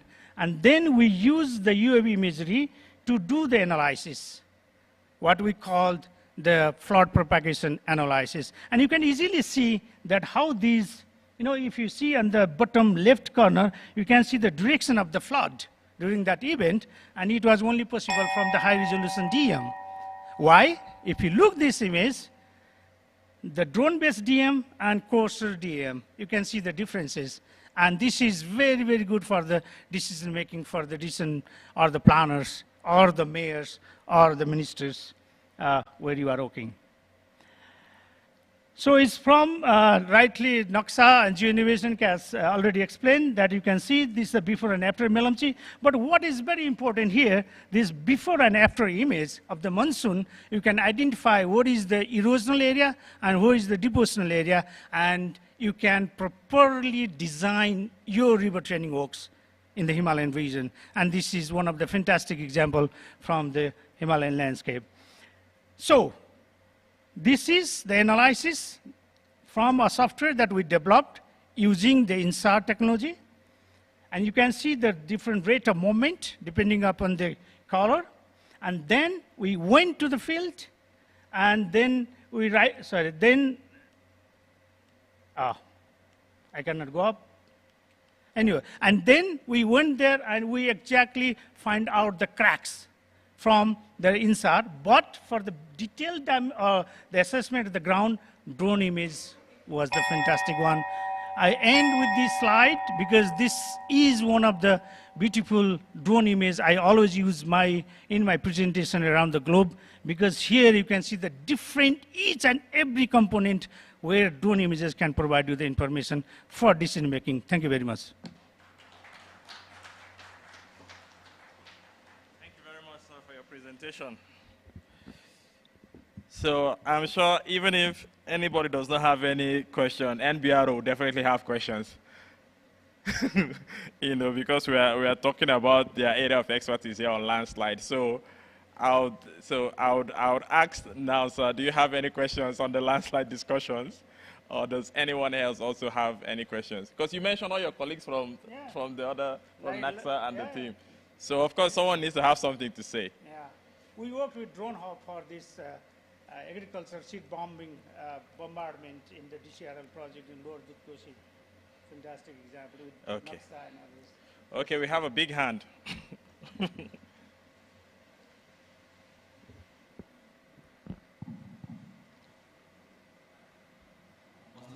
you tell a bit more about flood modeling that you do for Pokhara, like which software you used and the accuracy of that? Were you there in the field to check like the depth of inundation, etc.? What was the accuracy like? Yes, we did.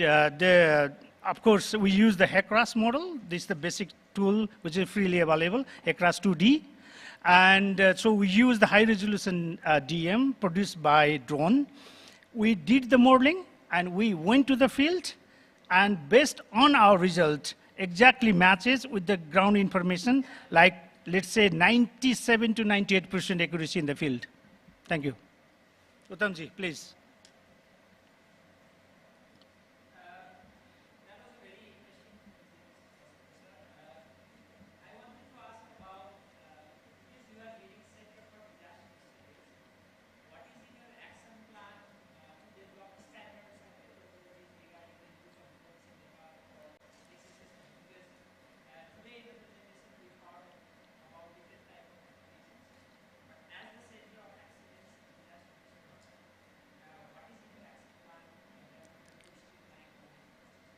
Thank you very much.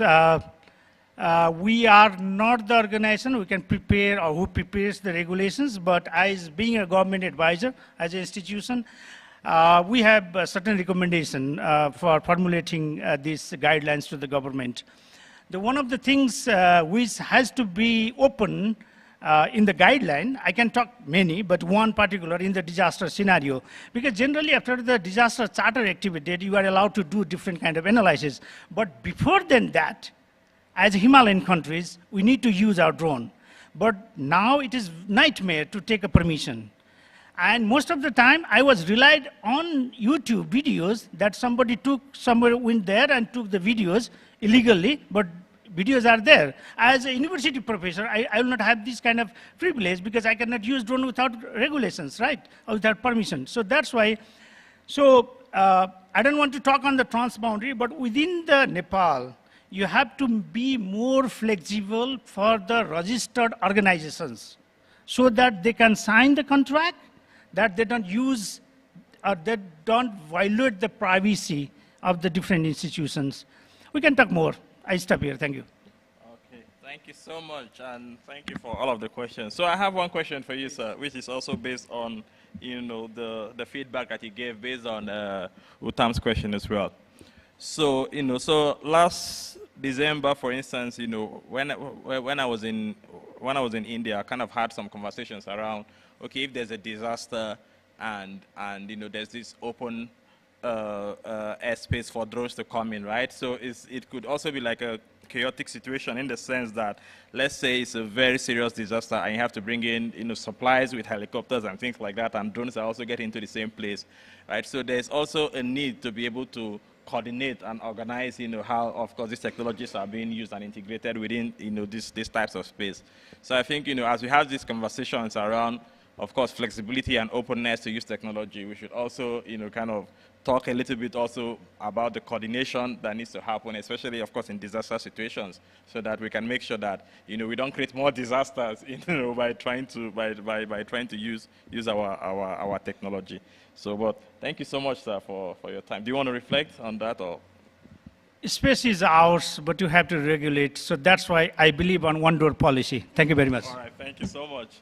Please give him a round. Oh, we have many hands at the back. No, I was waiting to ask. Okay, please. Sorry. Thank you, President Sir, for wonderful insight. I actually wanted to ask you a critical question. Maybe you can bring your insight and experience from being academics and your understanding about working around digital realistic models, ATM and all. You said an example. I completely agree with you about we can have higher resolution DEM and ATM from drones. But I was worried because I was also doing my dissertation. I was working with large models, and I was trying to use high resolution DEM. Then I encountered a problem of processing. When you have very high resolution data, then there comes other things, and my supervisor said that it's a trade-off between the quality and the outcome of the work. Let's say if you are working in a very high images, it might only cover lower spatial areas. Let's say you only cover the small community. But if you are using mid-size kind of the resolution, then you can have that output and information at larger scale, let's say at the district level or more kind of coastal resolution. While talking on like DRM and climate research, we are more thinking about having societal impact, more societal impact. Whether we want to go for like very high resolution and accurate products that may have impact to like 5 people, or we go with like kind of resolution that might have impact business. What's your take on that? Should we always apply as resolution, or kind of there should be like midway? Thank you.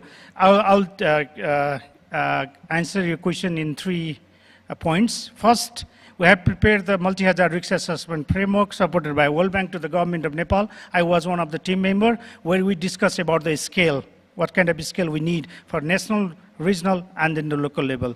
The second one is that when I was doing landslide susceptibility modeling, and then it was a huge discussion, do we need a 1 centimeter resolution data or 10 meter resolution data sufficient for modeling? And I still believe that 10 meter, if we use for the landslide susceptibility, it would give more data or good result. The third one is that high resolution is good, but now what I'm facing, what I showed in the last image, that I use those DTM in GeoStudio modeling, and then what we called Ali in the Gora, the terrace in the mountainous region, it shows the red zone, and which is actually not as a sensible area. So you have to cut off these values for analyzing. For that, you have to have a better knowledge to understand the rheology and the topography of that slope. Thank you very much.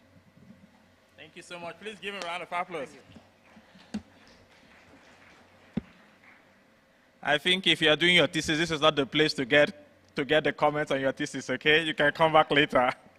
But yeah, no, thank you so much for all of your questions. And we move to the next presentation. I think we're still on time. So for our next presentation, we have Mr. Edward Anderson from the World Bank team to share experience on the integration of AI and drones for disaster risk management. Please give me a round of applause.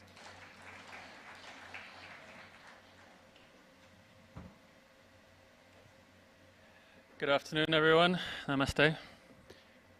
The advantage of being at the end, I think everyone has covered a lot of use cases and a lot of concepts before me, so I'll go quite quick on those elements. But I do want to point out I'm speaking really on behalf of the World Bank experience generally, and not on any particular drone or particular modeling technology. And how we see sort of the application areas for our business, which is advising governments. This is the wrong presentation. It's not the one I sent. I can skip forward, but Okay, so apologies, we have the wrong presentation here, so I'm going to adjust a little bit to these slides and try and give the same points. So the disaster management cycle was mentioned. And just to point out that often the first kind of introduction for lay people, policymakers, or citizens is drones in the emergency phase, and they're very useful for situational awareness and damage assessment. But we really try to encourage companies to integrate into pre-disaster activities, where it's, I think, a much easier process to learn, to develop a reputation. And of course, we really want to have that data before the disaster strikes to be useful in the emergency later as well. So with the World Bank, we started about 10 years ago using drones in disaster risk management. This is an image from Zanzibar mapping, which was motivated by urban planning and flooding. And as you can see in the image, a lot of the unplanned urbanization was really about this sprawl that was happening. But the way to get the map done was really to merge a lot of use cases. So to replace the national base map, and it was mostly driven by the town planning and the revenue collection, property registration, urban planning applications, for which then the flood risk assessment became a byproduct almost, as did other land cover maps, agriculture monitoring, coastal monitoring. And this was also our first use of AI in image classification, particularly for these kinds of structures. So you had algorithms developed in places like California to detect buildings, but back in 2017, we didn't really have anything that was accurate for sort of African structures like this. And so we used humans, and I think it was mentioned in one of the other applications, to manually digitize 50,000 buildings, and that was a reference data set to then train an AI that could do 500,000 buildings. And here the classification was very simple. Is it a complete inhabited structure, a structure under construction, or simply the foundations of a future structure?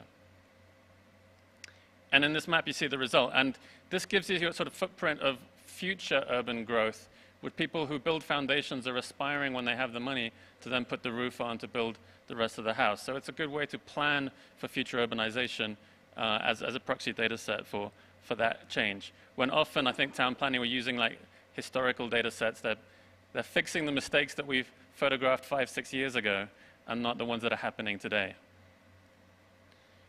And as another byproduct, we were then able to look at things like the road condition infrastructure, other kinds of infrastructure asset. I'll go quite quickly through these slides, which are part of a different presentation. But I give a specific example that's more current. So cyclone wind damage. In the Caribbean, they have these hurricanes quite regularly. You get them also cyclones in this part of the world.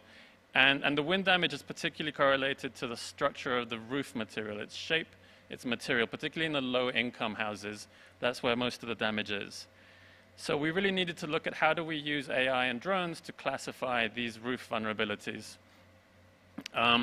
So the building of the reference data set, again, used LiDAR, drone images, and some street view level images to help classify both the building footprint, the geometry of the roof, the material of the roof, and then train an AI with that to then extract those same features from drone imagery.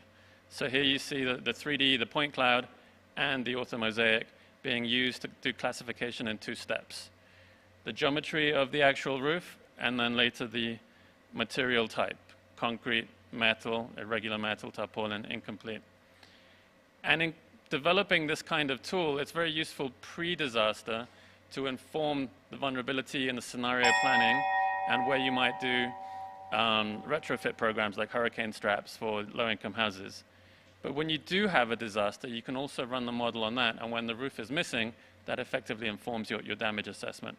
So these are some of the results we had in the small islands of the Caribbean.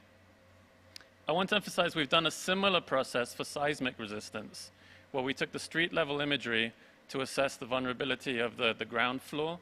They call it the soft stories, looking at number of windows and pillars, but also very important to know how many floors the structure has. And often in informal communities, people will build more and more floors as they make a bit more money, and then that changes the seismic resistance characteristics of a building. So this is in the case of the wind damage where there was a hurricane, so we could compare pre and post images and run the algorithm again. So in the bottom right, you'll see in purple missing roofs or damaged roofs that could be classified automatically. And the accuracies here were quite good because we had a large reference data set. So that's probably the last slide I wanted to talk to in this particular session, but I would mention that this workflow of roof classification could be applied to other hazards. So something we're doing now that I don't have the slides here is heat stress. So if you think about rural school communities, particularly in climate heat stress parts of the world, you can build a heat flux model if you have indoor reference measurements of what the temperature is like, and then you can measure from satellite the surface temperature. But you really need the drone to try and characterize the geometry and the material of those school roofs. And in that way, you can develop a model that will tell you under which external climatic conditions do you expect the indoor temperature to exceed a sort of a threshold for human tolerance, for example. And then that can inform interventions like white paint or other kinds of shading and heat mitigation examples. So thank you very much. I think that's the end of this particular comment. Thank you so much, Edward. Yeah, sorry, they've used the yes, I used the previous one. Yes. Okay, so please, do we have any questions for Edward? You're running away? Do we have a question? Okay, yes, we have someone. Please.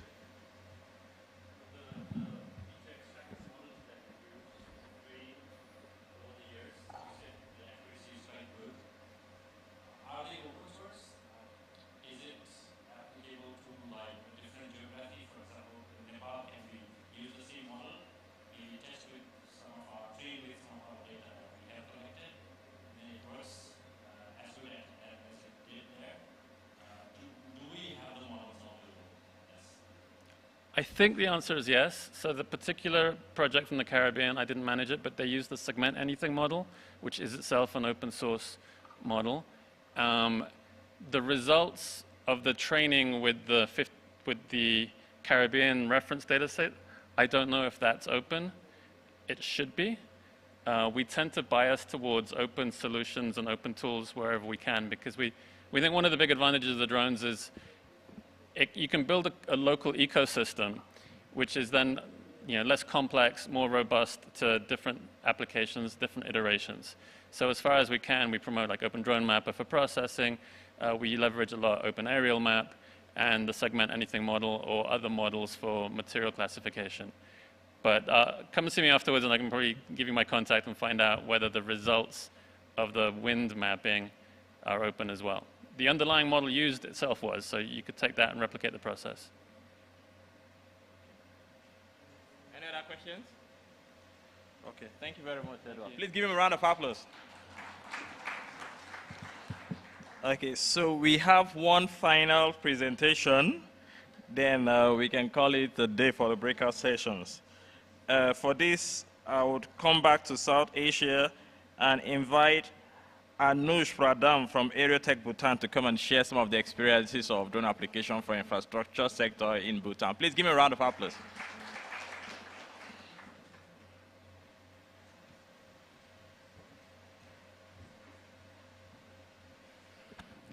Hi everyone.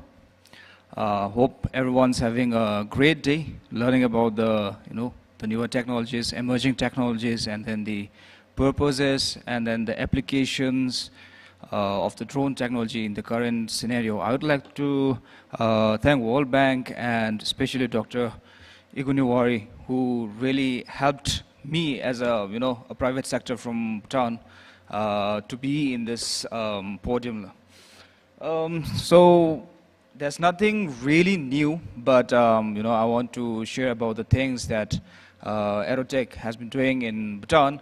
And before I dive deep inside the presentation, I would like to mention that Aerotech Bhutan is the first and only private drone firm in the country.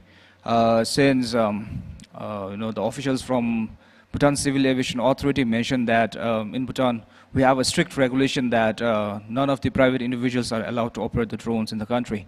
So we are privileged to operate drones and then prove that the emerging technologies can do something in the country. So there's nothing more that I want to talk about. I wanted to actually talk about the UAV market growth that we have seen in the business perspective. So what we can see is globally, drone will be more than $90 billion by 2030. And it's actually, the drone technology didn't stop growing. So the drone technology is coming up, emerging as a new form with the implementation and then the integration of the AI, autonomy, and regulatory maturity.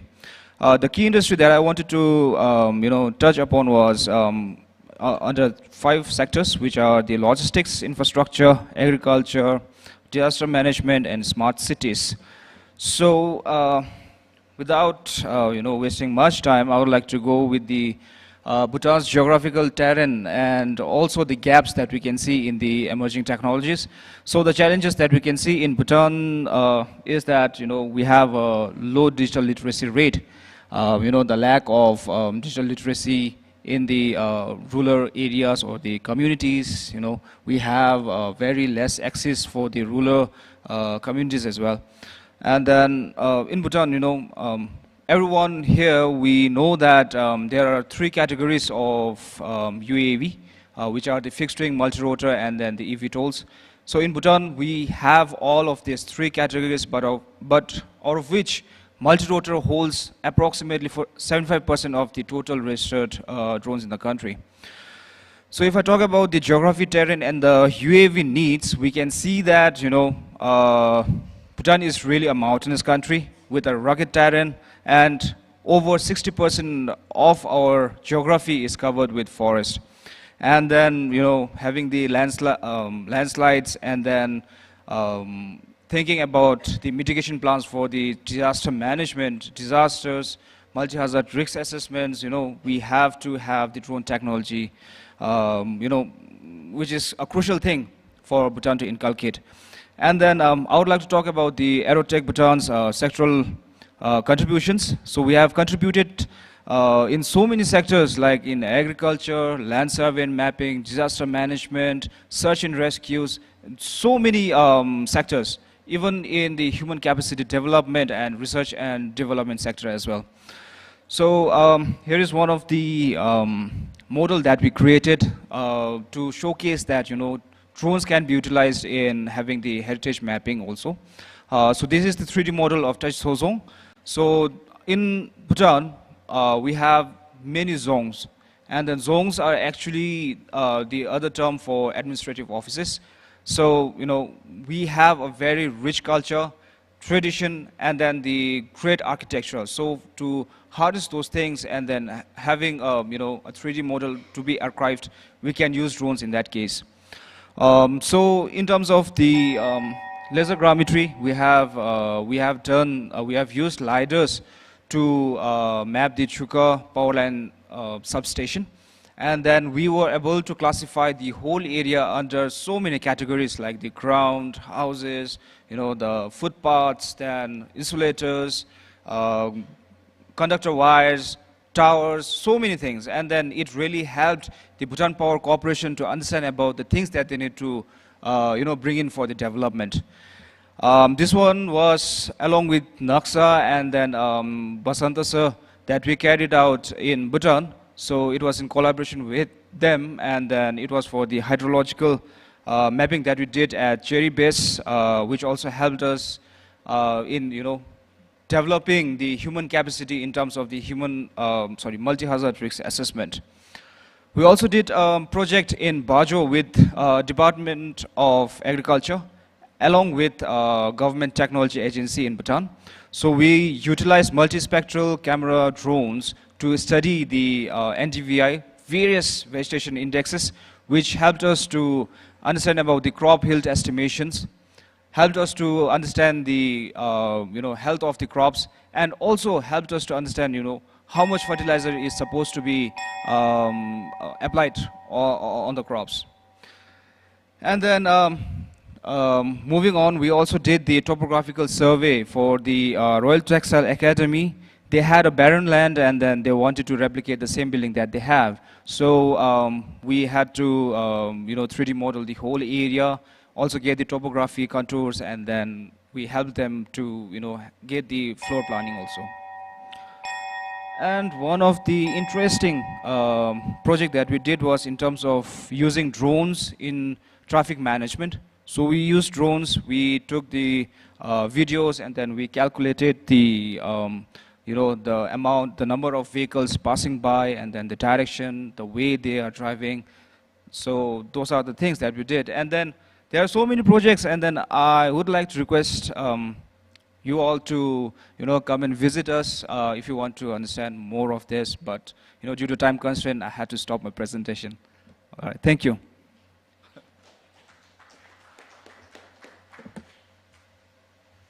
Thank you so much, Mr. Nuj. So this is the last presentation for the day. So if you have any questions you'd like to ask, please come in and ask one question. But in the meantime, all of the other applications, we've seen things that are quite similar. But I think the traffic assessment, was quite new. Typically, for transport projects, you'd set up a camera, then the camera will do the video, then you get that data, then you analyze, the time steps and the number of cars that passes. But why was drone the solution that you decided to deploy in that case? Because you won't be able to keep the drone airborne for, the longest time, like day and night, you want to see the different variations. So why did you decide that drone would be the best solution? And was it the best solution? To answer your question, thank you for your question, first of all. So the reason why we used drone was that, we just have around 10 meters of height for the CCTV cameras installed. And then our junctions over there in the capital city, we do not have traffic light, first of all. And then what happens is we have many junctions. And then to view the, the movement of the vehicle from one direction to the another, we had to have a little bit of altitude. So we used a drone with the tethered, the power supply, and then we kept it there for, around like 2 to 3 hours at the peak hour, the rush hour, so we were able to get the data. Thank you so much. Thank you for the clarity. So any other questions from the audience?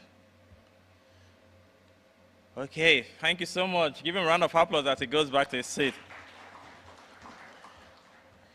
So, I just want to thank everyone for taking the time to participate in this breakout session. I think, we've seen the different experiences, and of course, I think there's so much that also needs to be done. We also have, I think, some of the regulators in the room as well that could see, where the future of drone technology could be and real practical implications of these types of technology for various South Asia countries. So, my hope is that as we define regulations, as we define, implementation elements of such regulations, we would consider the value of this, of course, even as we balance the safety and the security aspect as well. So that is the end of the session. I think the next step for this would be that everyone will be coming back to this room. So the back wall will be divided. So if you're at the back, maybe you want to come forward a bit, but the back wall will be divided and the whole stage will be put together. Then I think we'd have a reflection of all of the sessions today.